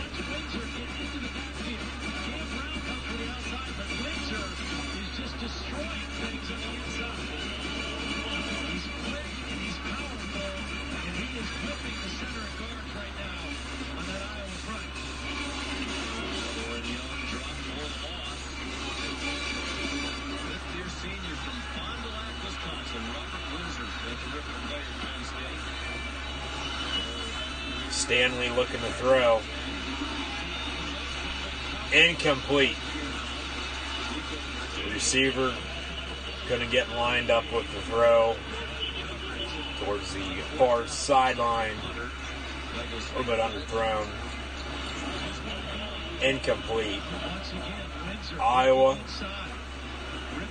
just on the outside of field goal range. I think they'll punt here and try to pin Penn State deep.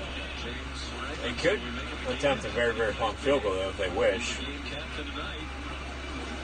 And you can see why this Penn State defense leads. Iowa will punt from the 41. They attack the line of scrimmage.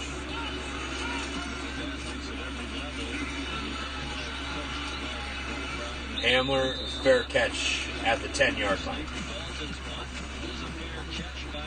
Exactly 14 minutes on the dot to play in Iowa City. Penn State leads Iowa 10-6.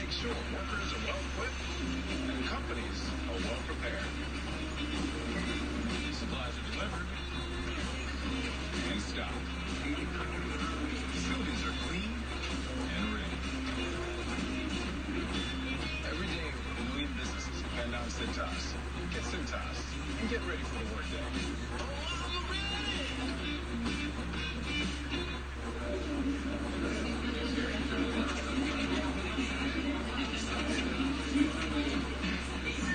Keeping the night interesting is all about setting the right tone.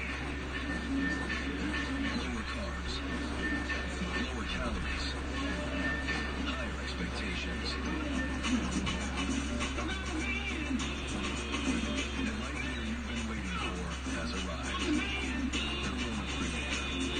Florida LSU in the SEC here in the third quarter. I've been flying. This ball game going to be coming down to the wire as well. Calculating your every move. You think this is love? This is a billion years of tiger DNA just ready to pounce. And if you got the wrong home insurance coverage, you could be coughing up the cash for this. So get Allstate and be better protected from mayhem, like meow.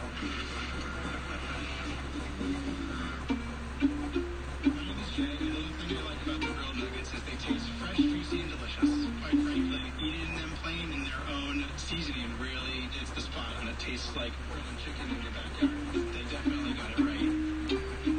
Hey, I'm Colin. I like Chick-fil-A's mac and cheese. Touchdown LSU. Reminds me of my Nana's mac and cheese, but this is a little bit better because it has the perfect amount of smoothness and creaminess. But I still love you, Nana.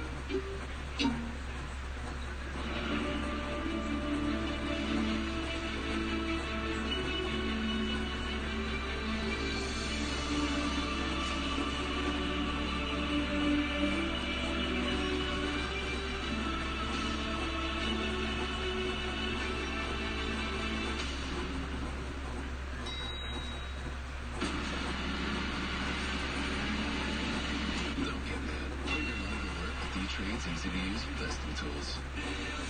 Look who's dropping in on the rookie. ABC's cast from the past week continues as the stars from Castle are reunited. This is a difficult evening. Pitchers feel more difficult. The Rookie, this Sunday on ABC. Update. Florida takes first lead of the game after Kyle Trask finds Van Jefferson gets hit hard, but somehow holds on for a second TD of the game. LSU just responded, tied at 28 and third on ESPN. 28-all with the Tigers and the Gators. Hawkeyes trail the Nittany Lions by 4, 10-6. However, Penn State ball. First down and 10 at the 10. Clifford toss play near side. And that is Noah Kane, somebody who I have not mentioned since early on in the first half. Kane with a first down run, gain of 12.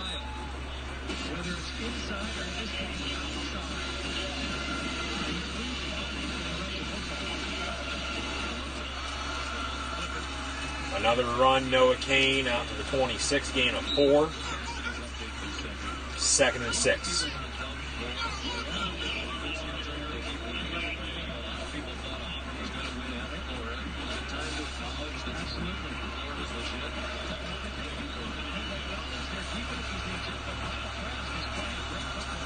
Clifford looking to throw, has a man, Pat Fryermuth, first down marker out past the 35, another first down to the Lions.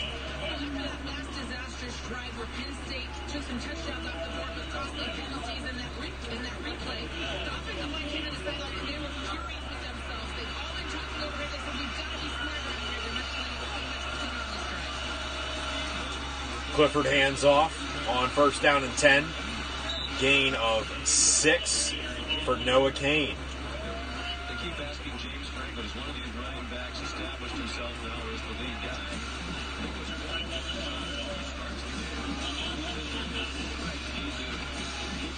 Move the ball, get first down until it's clear that he likes Kane. And Clifford pass to KJ Hamler in the backfield. Gets about 8 yards for another Penn State first down.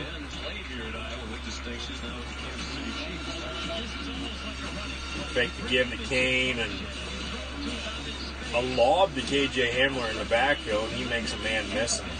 Gets the first down. Another first down to the Lions. First down and 10 at the 48. Clifford hands off. Noah Kane. 8 yards on the run. Pound the rock. Keep running the football.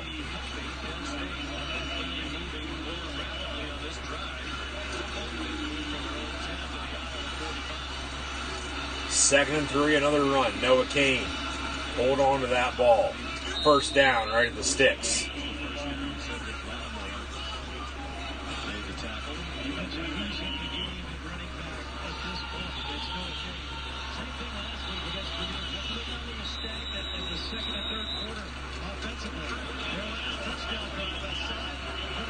It'll be first down and 10, Penn State at the 42.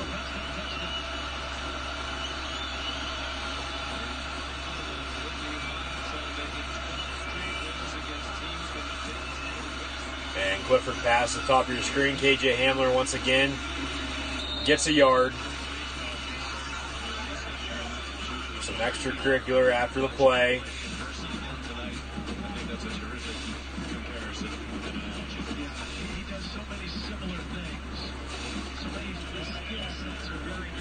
Just run the football. Just keep running the ball. Get Journey Brown in there, catch some balls out of the backfield as well. Just keep moving the sticks. Clifford, quarterback keeper on 2nd and 9, gets 4, maybe 5, 3rd and medium. Brady Reef, the brother of one of those great offensive linemen we pictured earlier, Riley Reef, the first-round pick of the Detroit Lions.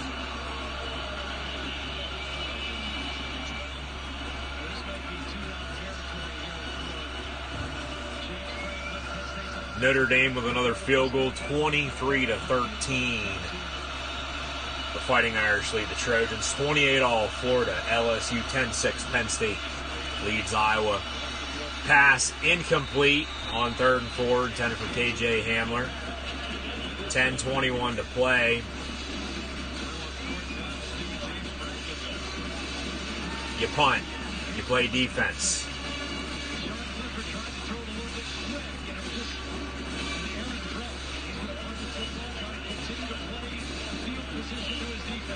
It's 4th and 4 at the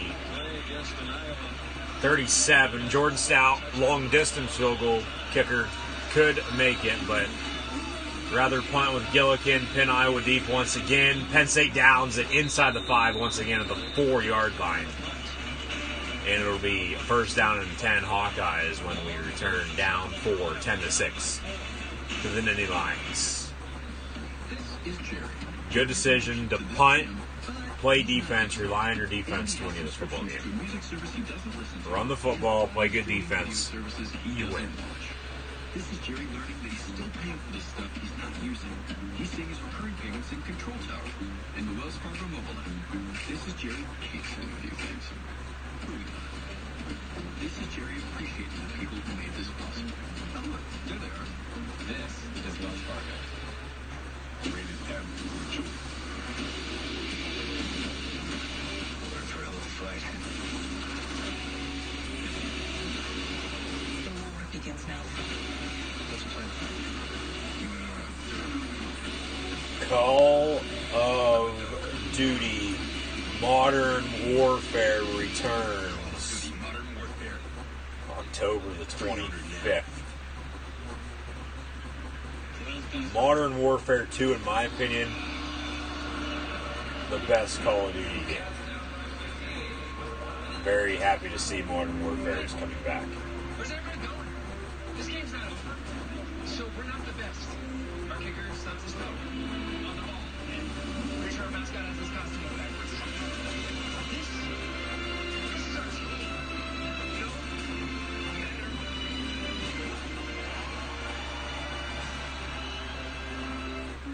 We've always been an airline with heart.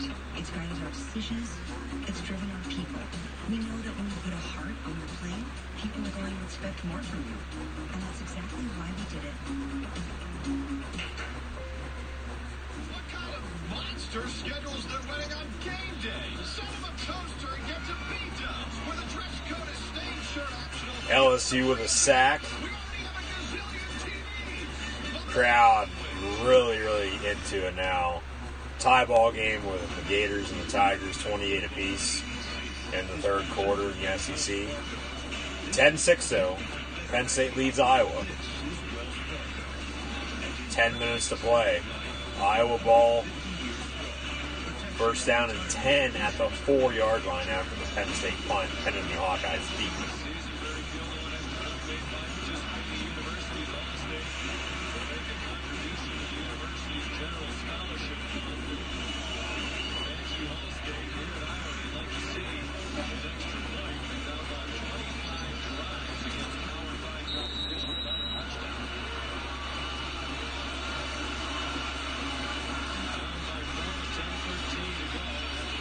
Three wide for Iowa. Stanley in the shotgun, standing right inside the end zone. He pump fakes, gets drilled. Penn State has the ball in the end zone.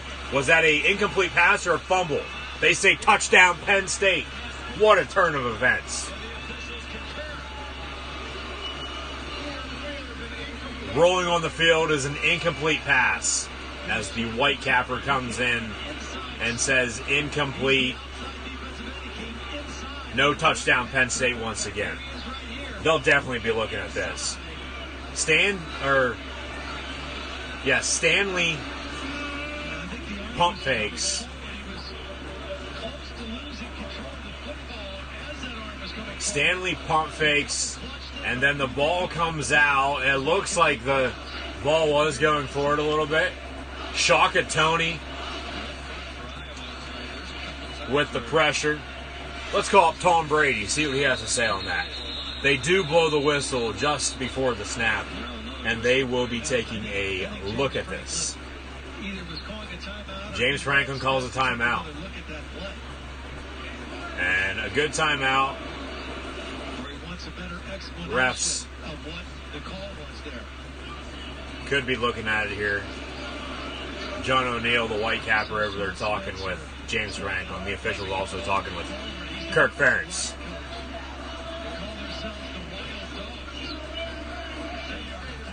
And it's close. They're going to have a timeout. They are going to look at the previous play on the field. It was called an incomplete pass. This is very, very close. He pump fakes, and then his arm does look like it's going forward, the ball coming out a little bit. So I think this is going to stand. I think this is going to be an incomplete pass. But they overturned the touchdown earlier, and it was short of the one for Penn State, so they could reverse this as well. Penn State then recovered it in the end zone. At that point, it would be a touchdown Penn State. Previous play is under further review. But the ruling on the field is an incomplete pass. And they are looking at that, as we head into commercial. We'll see what they end up calling. It's very, very close. I honestly don't know. I don't. I would say stands. I'd say confirm it's an incomplete pass. Like I said, call up Tom Brady and Charles Woodson. See what they have to say. It's definitely tuck roll in 2019. Ask your financial professional about the civic life today. Plants capture CO2. What if other kinds of plants captured it too? If these industrial plants had technology that captured carbon like trees, we could help lower emissions. Carbon capture is important technology, and experts agree. That's why we're working on ways to improve it, so plants can be a little more like plants. This is Apple Card, a new kind of credit card, created by Apple, not a bank, with a better way to track where you spend, a new level of privacy and security, daily cash you get back every day, and no fees, not even hidden ones. Oh, and if you happen to be someone that doesn't accept Apple Pay yet, there's this. Nice.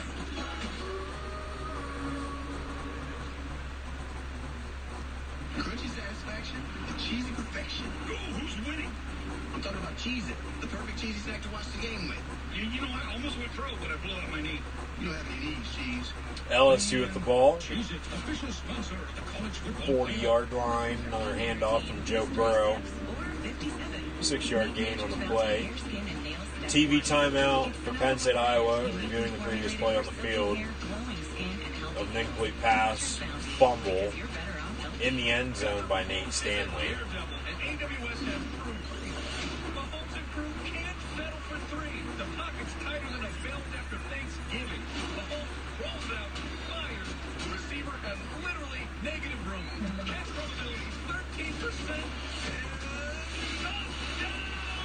And now a touchdown, LSU. Very, very high-scoring ball game with the Gators and the Tigers. Joe Burrow making the case for the Heisman Trophy. Back to the action. Iowa keeps it. They must announce during the TV timeout that it stood. John O'Neill said the ruling of an incomplete pass was confirmed by replay. The ruling of an incomplete pass was confirmed, so it was incomplete. Now a holding call, though. Holding penalty on Iowa. If this happened in the end zone, that's a safety. Holding on Iowa. Penalty will be declined, 3rd down Hawkeyes. Penn State will take the down compared to the yardage, because it's half the distance inside the 5 anyway. It doesn't really matter. The hold happened at the 2, happened right at the goal line in the end zone. That's a safety, folks.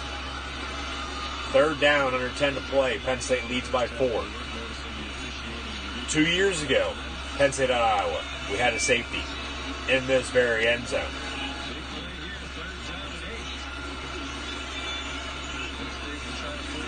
And Penn State with pressure. Stanley with a pass. Incomplete, flag on the play. How's that pass interference is what I want to know.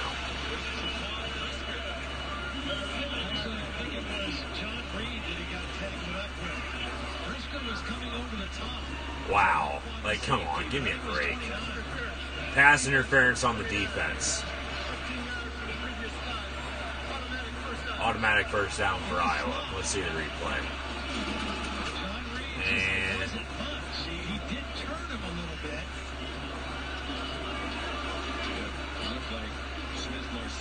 as mentioned, this second half, in my opinion at least, and more than likely in a lot of Penn State fans' eyes, it's been Penn State versus the Zebras instead of Penn State versus the Hawkeyes. Don't like to make excuses, but there's reasoning behind them. Stanley fakes a give, throws, intercepted by Penn State at the 40-yard line. Briscar with the INT, his first of his young career, down to the 35-yard line as Stanley, I keep wanting to call him Ricky Stanzi, another former Iowa quarterback. Nate Stanley with the INT as Iowa turns the ball over once again here this evening. Robert Windsor with pressure. Windsor's had a great game pressure in Iowa on offense. He faked the give, threw downfield, overthrew his intended target. Penn State with a clutch interception here. Now run the football from the 35-yard line with the committee at running back led by Noah Kane like you did on your last drive and move downfield, put points on the board to win this ball game. And that is Noah Kane on the carry. Stop to the line of scrimmage. 2nd down and 10. 9 minutes and counting to play. 4-point lead for Penn State over Iowa, 10-6.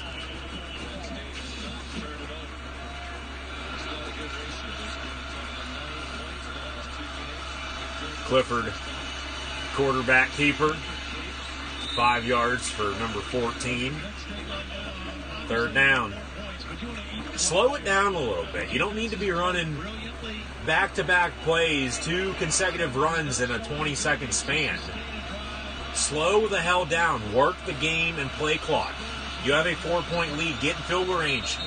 God damn it, now a false start.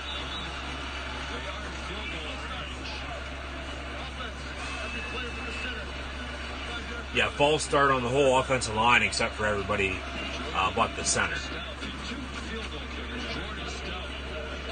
Yes, and Sean McDonough.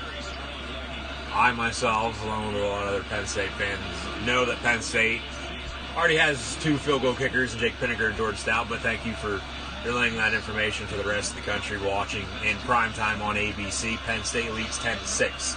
Thank you once again for watching my live reactions for the play.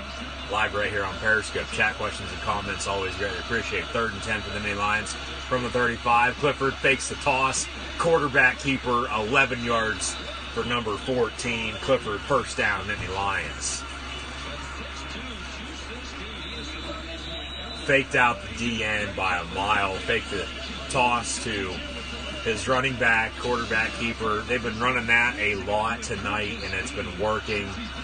1st and 10 from the 24. Handoff, Noah Kane. 4 yards. Start making Iowa call those 3 timeouts that they have. Use this play and game clock, as mentioned. Run the football. He's down to 4.5. He is a guy who's got increasingly faster through the strength and conditioning program at Penn State. 2nd and 7 from the 21. Clifford fakes a give. Quarterback keeper. I was going to say, do not throw the football in this situation unless you absolutely have to throw it away. Quarterback keeper. Clifford gets about 6.5 on 2nd and 7, excuse me. It's going to be 3rd and inches now. Penn State inside the red zone. Under 7 minutes to play. 3rd and 1. 3rd and 1 from the 15.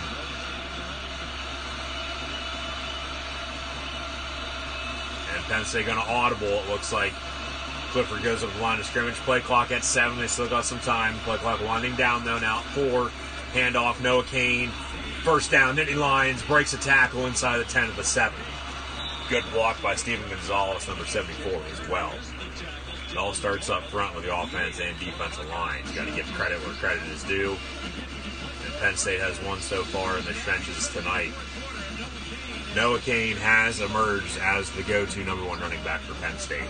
I said it week 1, my opinion, storyline-wise, a lot like Saquon Barkley back in 2015. From the 8, handoff Kane once again. Hold on to that football down to the 5. Both highly recruited running backs. Both didn't start week 1 of their true freshman season. However, as time progressed, as the season went along, they both emerged. Barkley did, at least. Now, in the NFL with the Giants. End of the 3rd quarter, LSU, Florida. Kane emerging as the number 1 running back for Penn State. 2nd and goal from the 5. You have 12 seconds on the play clock. Let that go down to 2 and then snap the damn football. Snap it with 6. Okay, toss play, top of your screen. Noah Kane, stiff arm, touchdown, Penn State. Touchdown, Nittany Lions, 16-6 with 5:17 to play.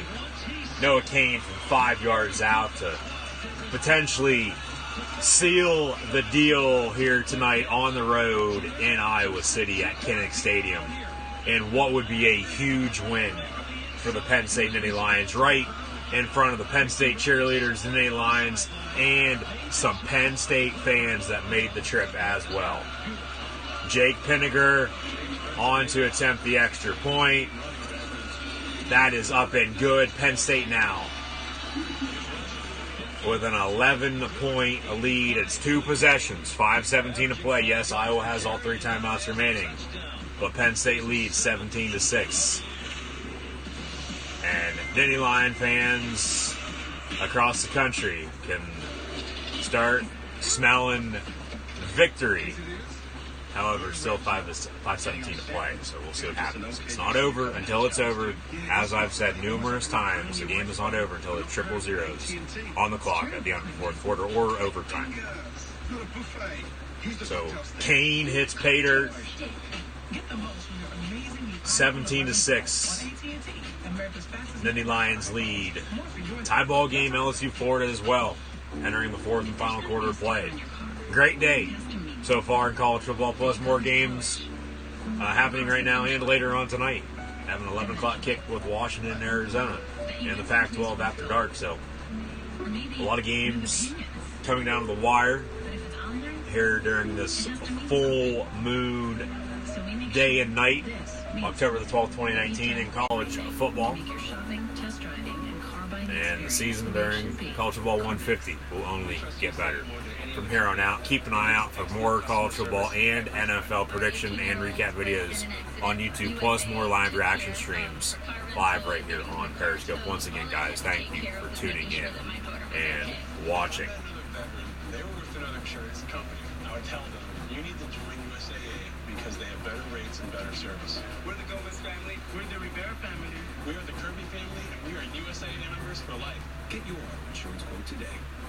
This week only, large two-topping pizzas at Domino's are only $5.99 each when you carry out. That's why we had to bring in the big guns. Dennis Strand, Domino's 4-time world fastest pizza maker. Carry out any large two-topping pizza for $5.99 this week only. Gary. I am proud of you, my man. Making simple, smart cashback choices. With Quicksilver from Capital One, you're earning unlimited 1.5% cash back on every purchase everywhere. Like on that new laptop, Quicksilver keeps things simple, Gary, and smart, like you. Well, I like that. I guess I am pretty smart. Don't let that go to your head, Gary. What's in your wallet?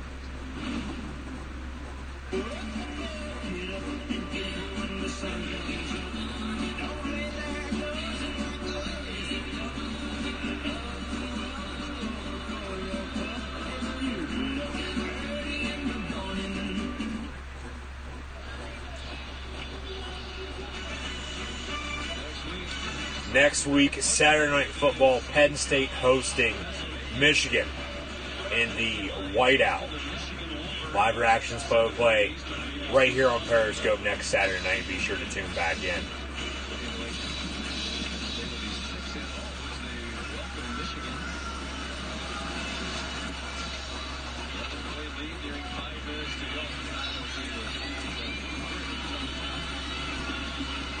Iowa returns it out to about the 13-yard line.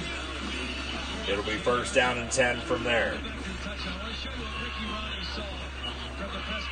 He is looking at that linebacker right there, Jamon Colbert, and he sees he's too far inside. So I don't know what the play originally was called, but what he is saying is, look, we're going to flip it out to Noah Kane because that linebacker can't beat him to the ball, especially when he moved inside a step.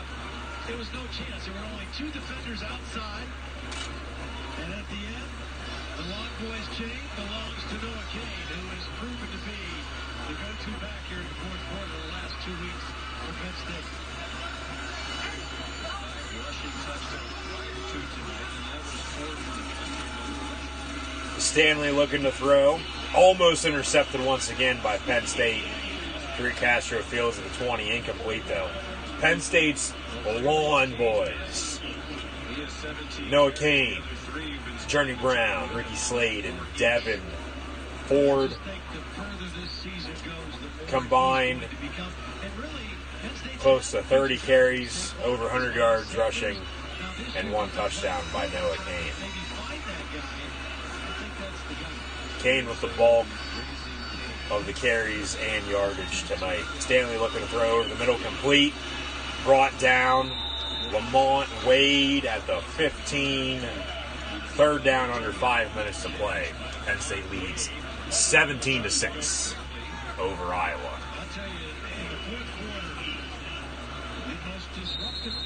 And a whistle. Lamont Wade now down with an injury.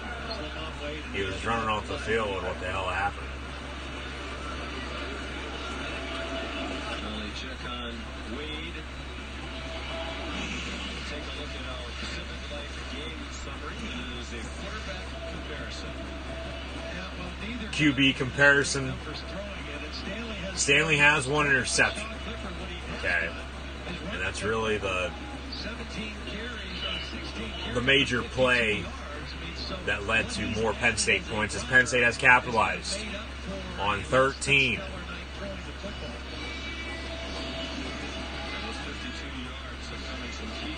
Penn State has capitalized on both Iowa turnovers, totaling 13 points, and they lead by 11. So you do the math. That's another 6-4 game 15 years later, for God's sakes, folks. What did I say earlier? But Stanley over 200 yards passing. Clifford has the 1 touchdown. Only about 120 yards passing, 12-24, but Stanley with that 1 INT.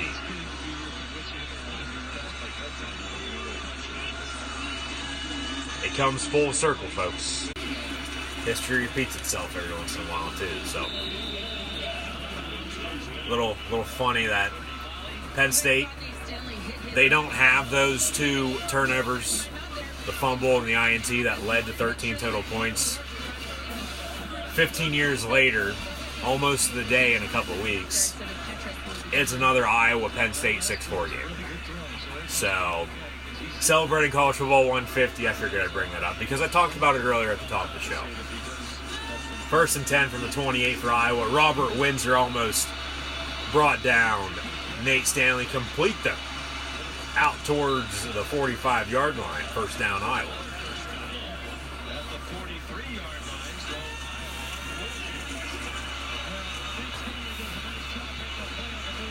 Iowa moving downfield. They still have 3 timeouts. If you score a touchdown here, get the onside kick. It's a whole new ball game. 3:40 to play. Had the best off-season of conditioning, and he is a disruptive force on the inside of this defense. Penn State bringing 6. Stanley looking to throw. Incomplete. Lamont Wade on the coverage.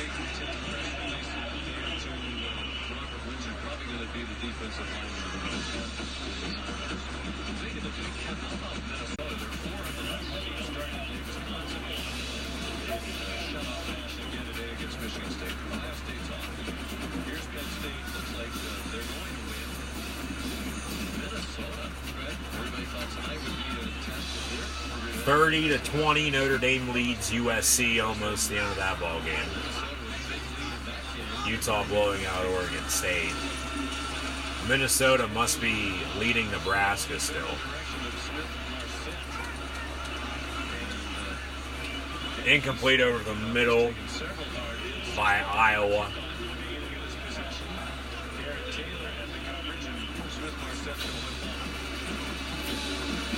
And it'll be 3rd down and 10, 3:22 to play.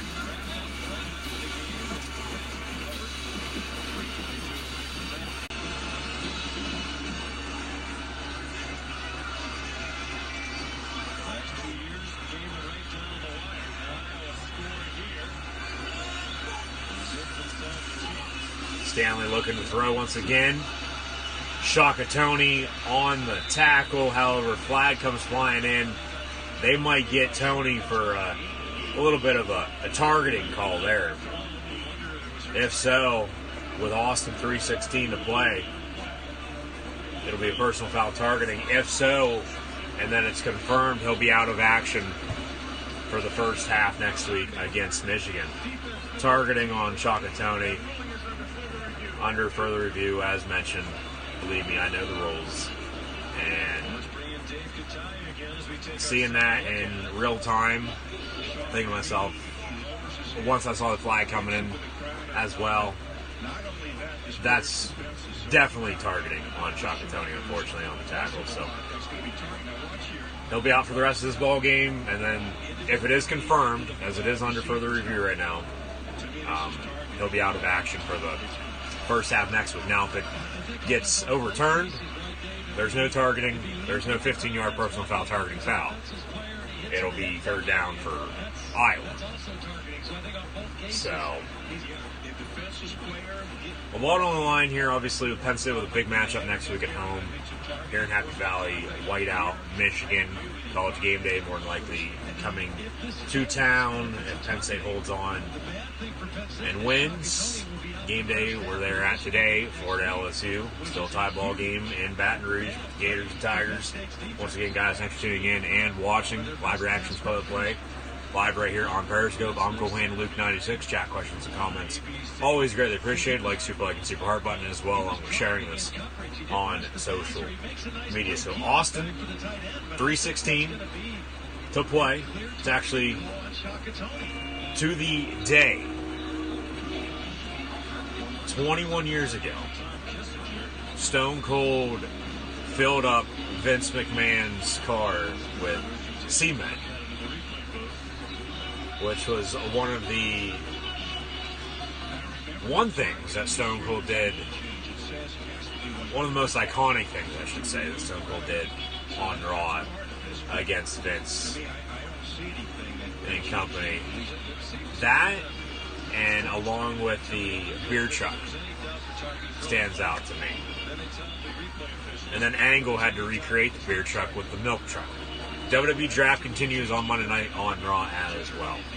Crown Jewel on Halloween. Survivor Series about a month away. Todd Gurley out tomorrow for the Rams. They're just talking about Minnesota, Nebraska. However, I assume Minnesota is up or winning. Does anybody have an update on that game or any other games in college football for that matter that I have not mentioned as of late? If you would please let me know in the comments below, that'd be awesome.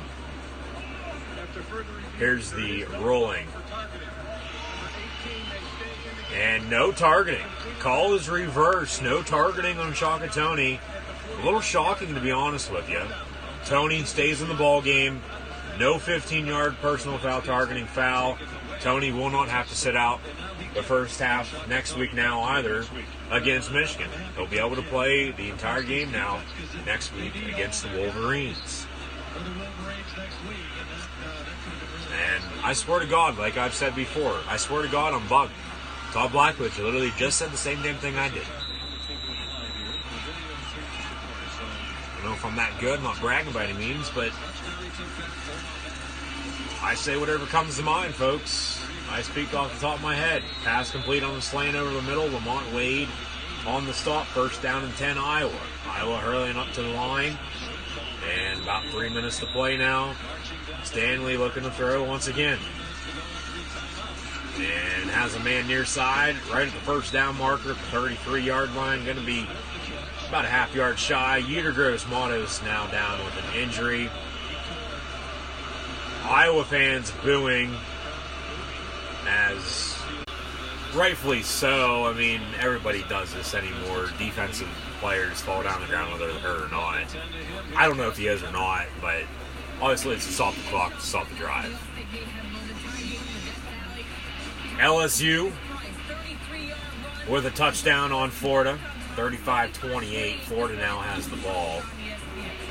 Notre Dame still on top of SC. Try to get some more stats and scores as they come through. Once again, guys, thanks for tuning in and watching here this evening. It's going to be 2nd and 1 from the 34 for Iowa. Who can make a play down the field? What receiver can make a big play? The good news for Nate Stanley, Robert Windsor's on the sideline right now. The guy's been terrorizing him on the inside.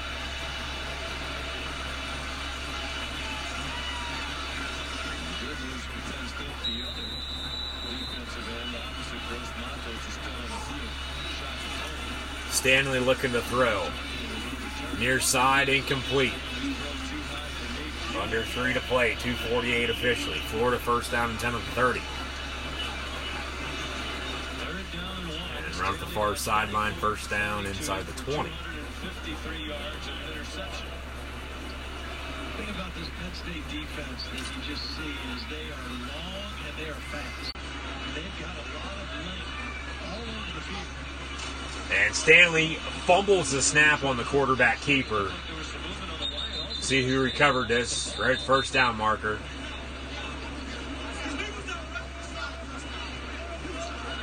And okay, first down Iowa. Iowa recovers. First down Iowa. A little bit of a miscommunication from the center to the quarterback. Actually hit the center right in the ass, and not a good snap by any means. But first down after the recovery, because it was a second and short anyway. Pass down the far sideline. What a catch by the Iowa receiver. Touchdown Hawkeyes. What a catch. Went over the defender. 2:31 to play. Iowa still has all 3 timeouts. What a catch. Went over John Reed. What a catch. Maybe the catch of the day in college football. Oh my. And he controlled and possessed it the whole way down in the end zone. That's clearly a catch, and that's a touchdown Hawkeyes.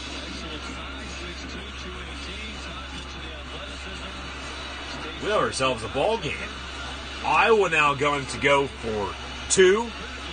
This can either mean hook 'em horns or horns down as well for Oklahoma. Sooners defeated the Longhorns today, 34-27, Red River robbery. 2-point conversion for the Hawkeyes, down 17-12. 2:31 to play, make it a 3-point ball game. They might kick it, play defense, you have your timeouts, you get the ball back, drive downfield, kick a field goal to tie it up. But at the same time, you kick an onside kick. You get it, you drive downfield and score, you win the ball game at that point. The touchdown is under further review. To me, it's a clear-cut catch and a touchdown. What a catch. The ball did hit the turf, though, right there in the end zone, though.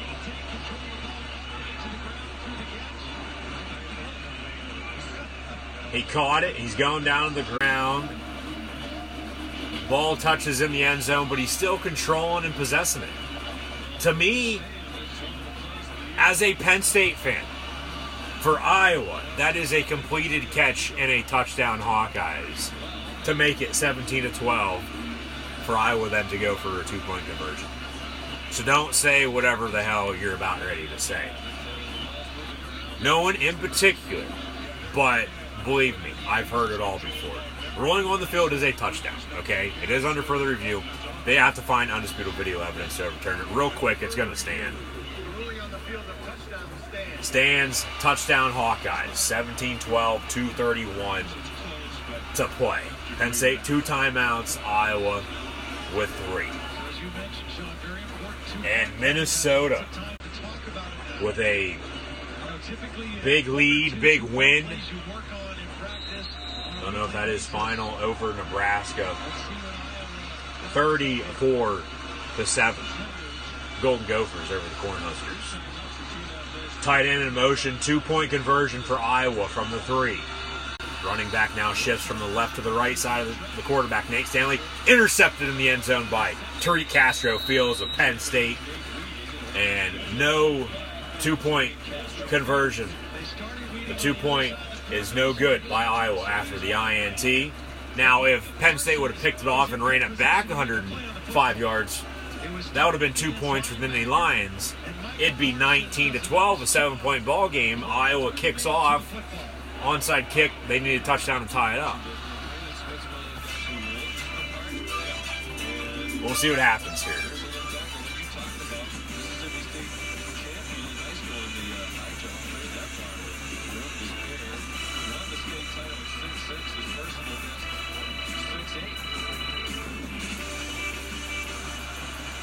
LSU with a big stop, up 35-28 on Florida.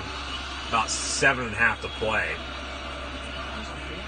At least Iowa fans know how to spell Iowa compared to Ohio State fans spelling Ohio. As they are doing the I-O-W-A chant.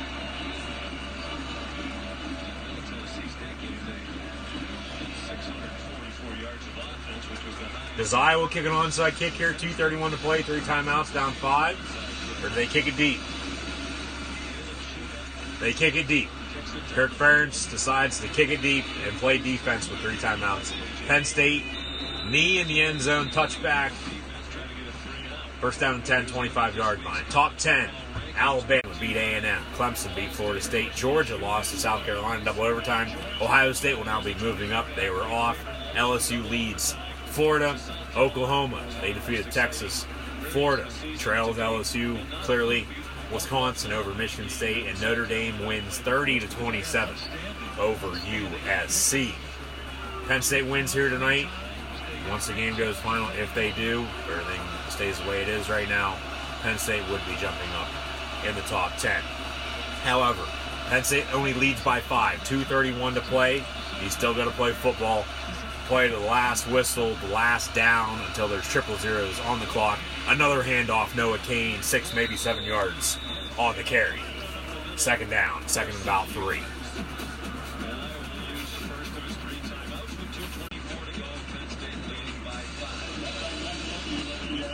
Iowa, first time out, 2:24 to play. Penn State next Saturday night will host the Michigan Wolverines in the whiteout. Penn State wins here tonight over Iowa. College game day more than likely coming to town. They're just waiting for this game to go final to make an official announcement. More than likely make that announcement during Florida LSU on ESPN as that ball game is still going on. Penn State's remaining schedule, and I've known this since the end of last season, folks. Michigan next week, at Michigan State, bye week on November 2nd. Then at Minnesota, Indiana, at Ohio State, top 5, potential top 10 showdown, and then Rutgers to close out the season.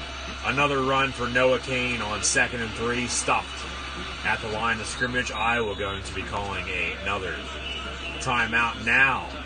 What does Ricky Ronnie, the offensive coordinator for Penn State, call here? It's 3rd down, about 2:12 to play, 3rd and 3, Iowa 1 timeout remaining. Do you call another run with Noah Cain up the gut that just got stuffed? Do you call a RPO and hit the tight end over the middle? Do you maybe go for the long ball down the far sideline? You haven't done that all night long. That'd probably be the last thing to do. Or do you quarterback keeper with Sean Clifford, something that's worked the whole entire evening? I say you go to the tight end, go to Freiermuth, go to Nick Bowers, for God's sakes. From the 32, it's 3rd and 3 for Penn State. Shotgun for Clifford. 5-point lead for the Nittany Lions. Handoff Noah Cain once again, and he's going to get enough for the first down. Gain of 5 and then some as the pile pushes downfield. And Penn State running away with the victory tonight in Iowa City over the Hawkeyes. Iowa can only stop the clock one more time. Run, run, run. What have I said all season long? They finally listen. Next week's going to be a test for sure. However, still 2:11 to play. 5-point lead over Iowa, who has no timeouts. Hell, this Florida LSU game might get over before this. And this started a half hour later, for God's sakes. Plus halftime. Burrow looking to throw. Down the far sideline, has a man. He's going to walk in the end zone for a touchdown. Blown coverage by Florida. Jesus Christ. LSU's going to win this. They got a 2-touchdown lead now, 5 minutes to play. There's no way in hell LSU loses. Just no way. Now, Penn State can run the clock out, okay? It's 1st down and 10, Iowa, no timeouts, 2:11 to play. Ball at the 37-yard line. Just run the football. Run the damn football. Just keep running, running, and running. Don't snap it here. Well, this one you can, but the next couple plays, do not snap the ball. Hold on to the football as well, too, Noah Cain. Don't make a true freshman mistake and fumble here late in the ball game. Do not snap the next play until there is 2 seconds on the play clock. You can get this down to about 120, 122 maybe.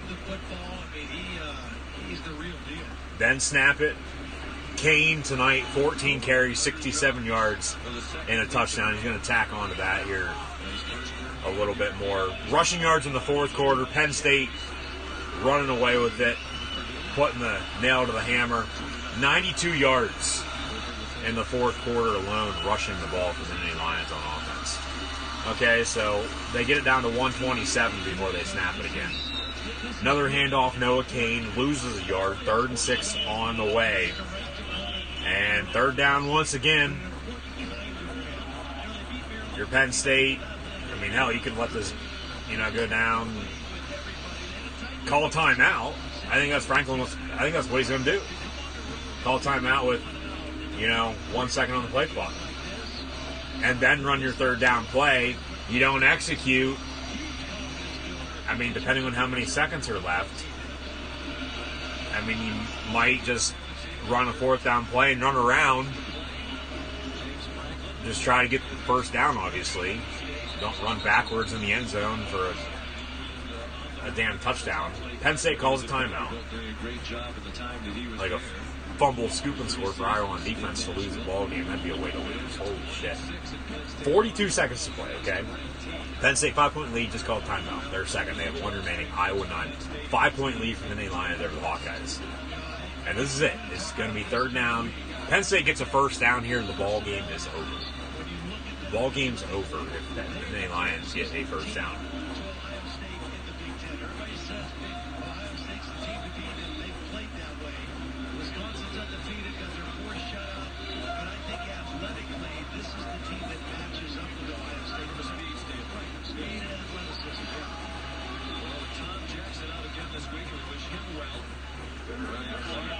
And, okay, Penn State's going to take a knee. Why not? Iowa has no timeouts. Why didn't I think of this? I don't know. Just wait till there's under 40 seconds, then take the knee. There's under 40 seconds now. Clifford goes down, takes a knee, and that's going to do it. Penn State's going to pick up the road win at Iowa at night, 17-12. Iowa. Well, now there's Stanley and Kane at the end of the ball game. Franklin and Ferentz with the handshake. Next Saturday, Michigan at Penn State. More than likely, College game day. We'll have confirmation on that shortly. 000's final. Penn State wins 17-12 over Iowa. James Franklin post-game interview. Iowa now has 2 losses in back-to-back weeks at Michigan, home to Iowa, or home to Penn State tonight for Iowa, excuse me. We started out the first quarter. I just didn't feel like we played away. We've been playing. We got them calmed down after that. We played great complementary football. We didn't turn the ball over. We punted, played field position, played great defense, and then grinded out some first downs and some points when we need to. And that's how you win football games. Play complementary football. You run the football. You play good defense. You punt when you have to. You rely on your kicker to kick field goals. And you run the clock out. Just as the Penn State Nittany Lions did on the road to pick up the Big Ten win. Now 12 in a row against the Big Ten West. 17-12. Boise State up early, 14-7 on Hawaii. Robert Windsor, a hell of a game on defensive line for number 54. There's Sandy Barber, Penn State's athletic director. You got to give credit to Iowa. Very, very hard fought football game for the Hawkeyes, and they come up short. They've lost both games this year. Their 2 losses are both by less than 7 points. They lost 10-3 last week at Michigan. They lose by 5 at home tonight to Penn State, 17-12. Next Saturday, Michigan at Penn State, 7:30 ABC.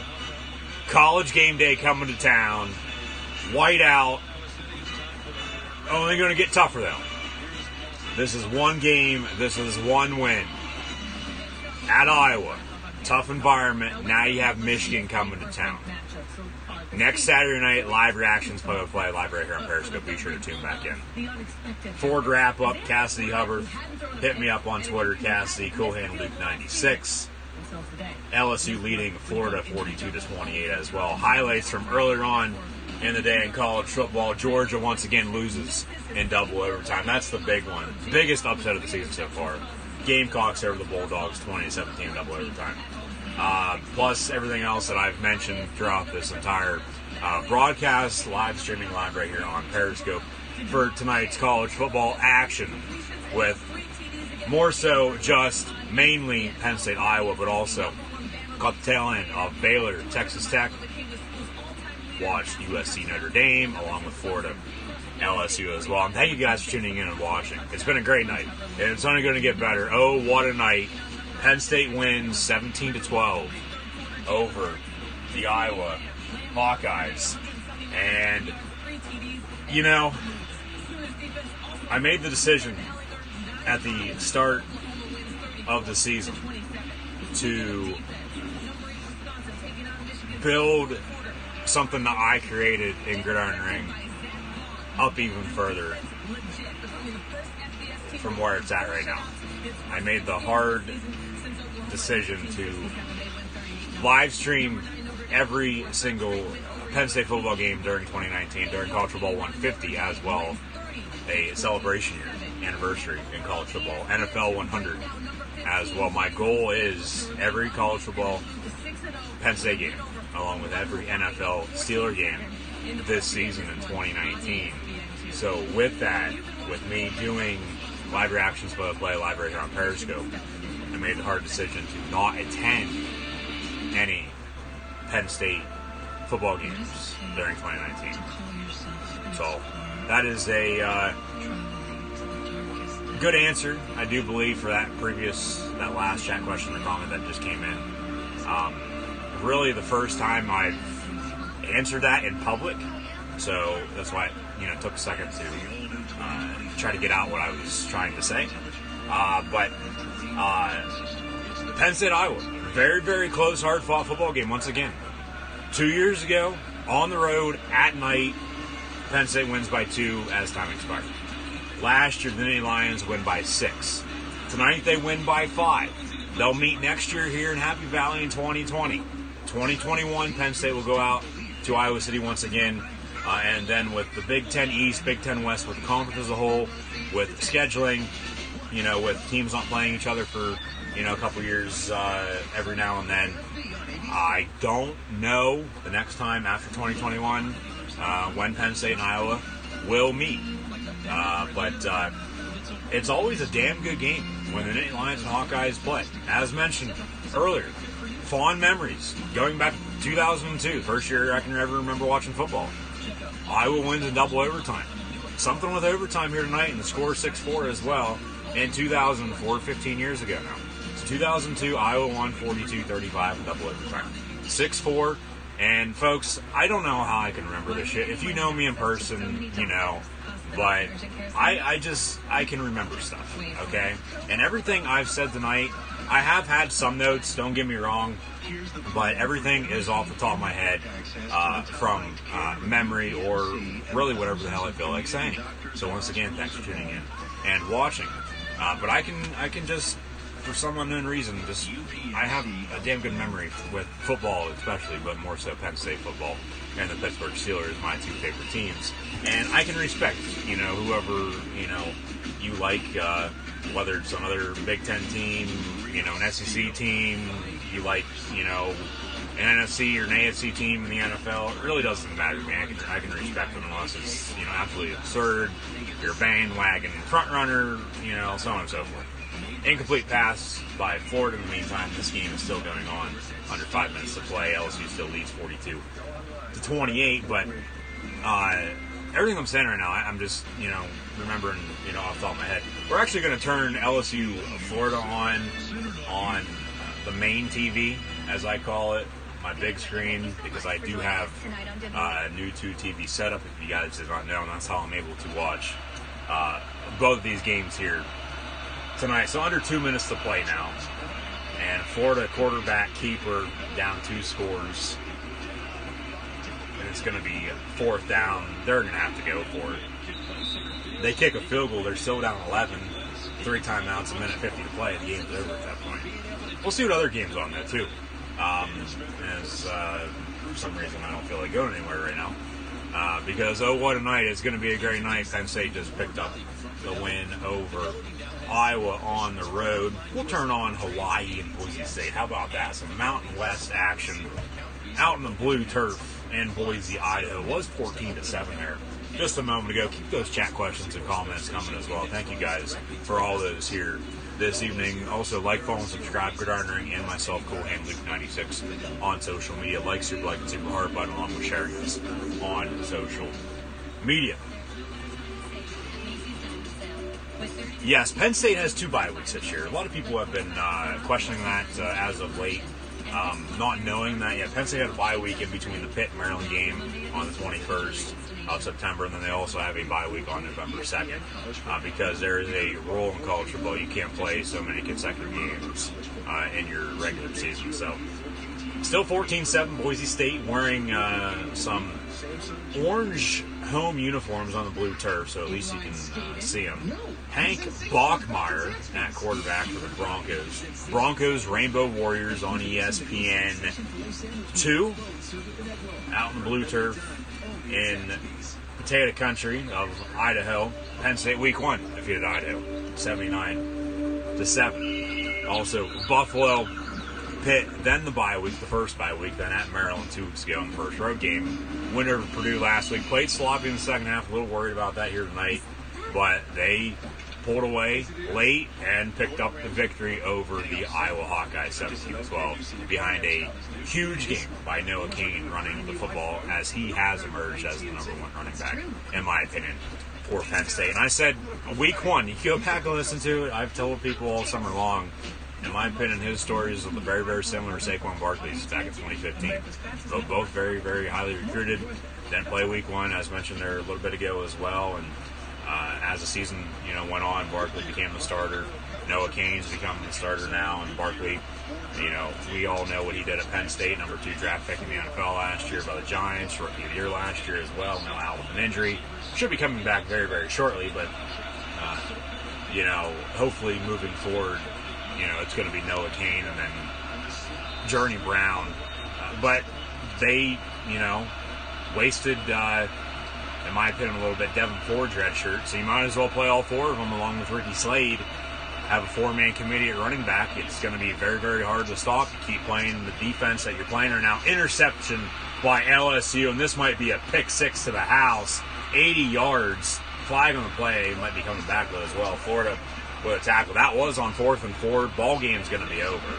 LSU's going to win by 2 scores, but we'll see what the flag is and see what happens. But also review Hawaii Boise State on the previous play. So we'll see what the Zebras come up with here. But you continue to play defense the way you're playing. Robert Windsor, like I said tonight, had a hell of a game. He got after Stanley how many times? 10 sacks last week as a team. A couple tonight. Iowa also a couple tonight. But it was ground and pound until the end. And turnovers were costly for the Hawkeyes. 2 turnovers, 1 fumble, 1 interception. And both led to Penn State points, a total of 13. Iowa still scores the 12 points.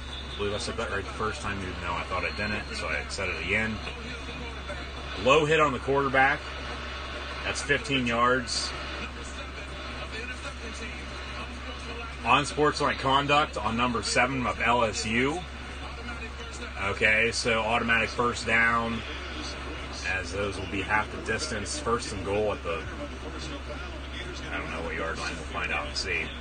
There's Brian Harsin, Boise State's quarterback, or head coach, played at Boise State. But, what was I saying? Penn State. Astros. Yankees win game 1 of the ALCS in baseball. Nationals up 2-0 on the Cardinals as well. What the hell was I just saying? Utah winners over Oregon State.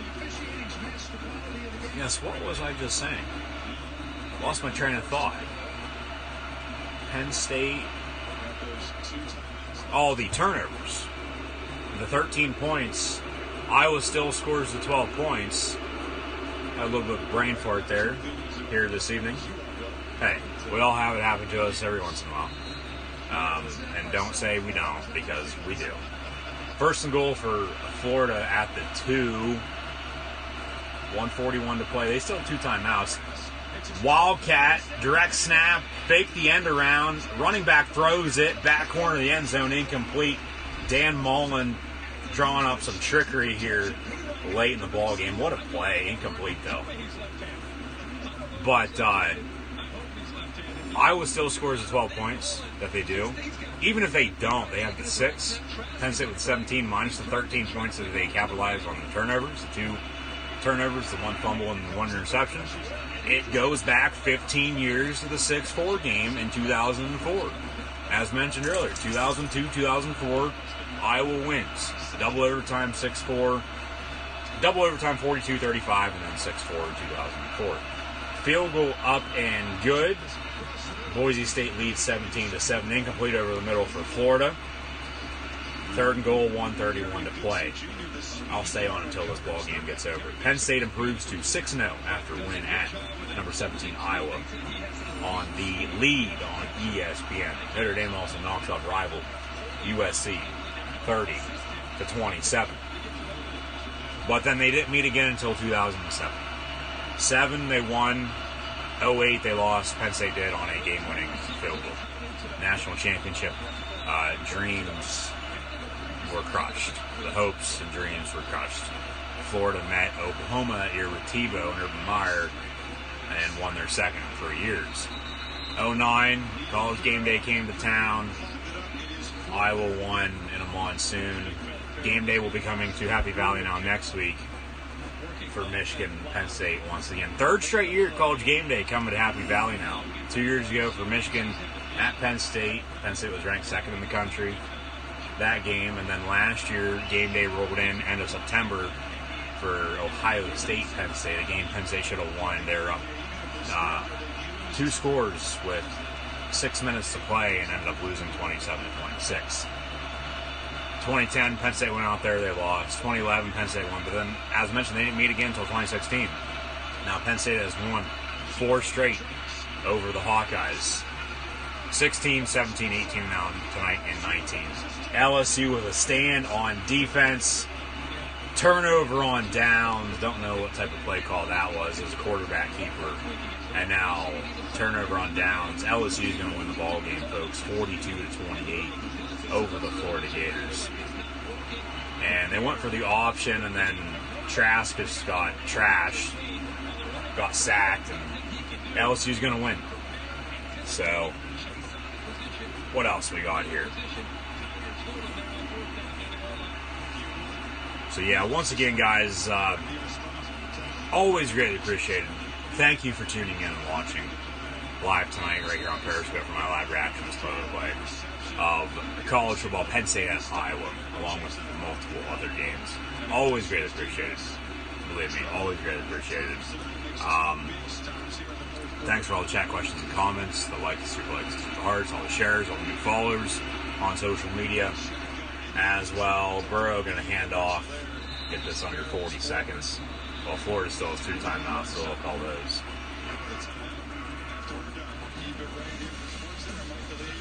But next week now, I will be live right here on Periscope. More college football, Michigan at Penn State.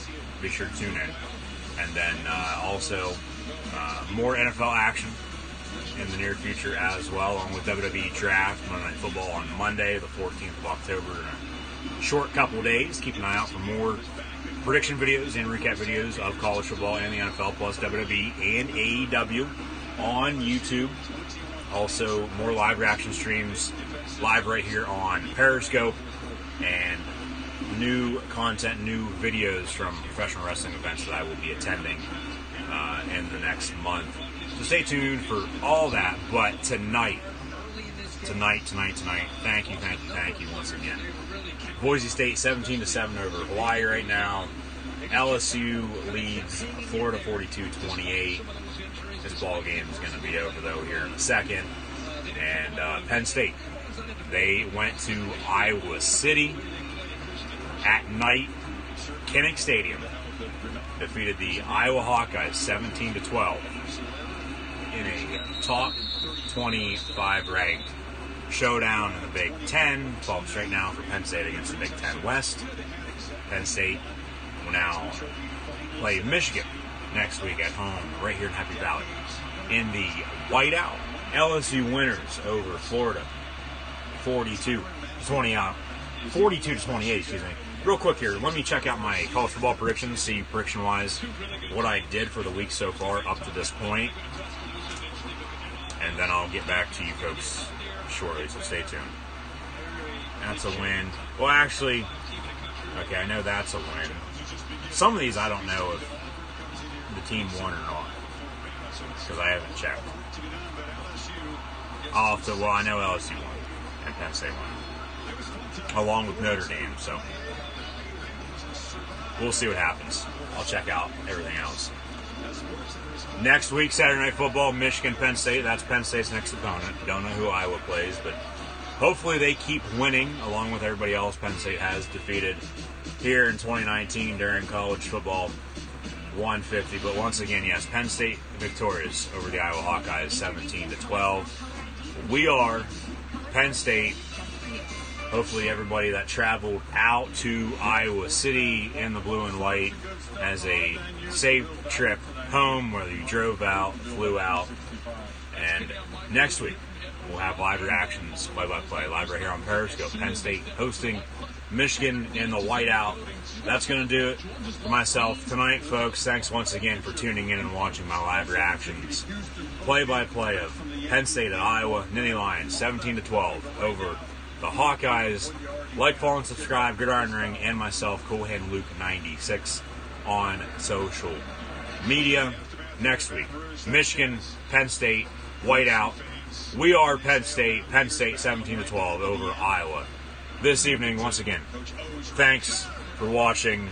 NFL tomorrow, WWE Monday night, along with more NFL Monday Night Football. Next week, more college football and NFL as well. LSU 42-28 over Florida. Penn State wins 17-12 once again over Iowa. We are Penn State.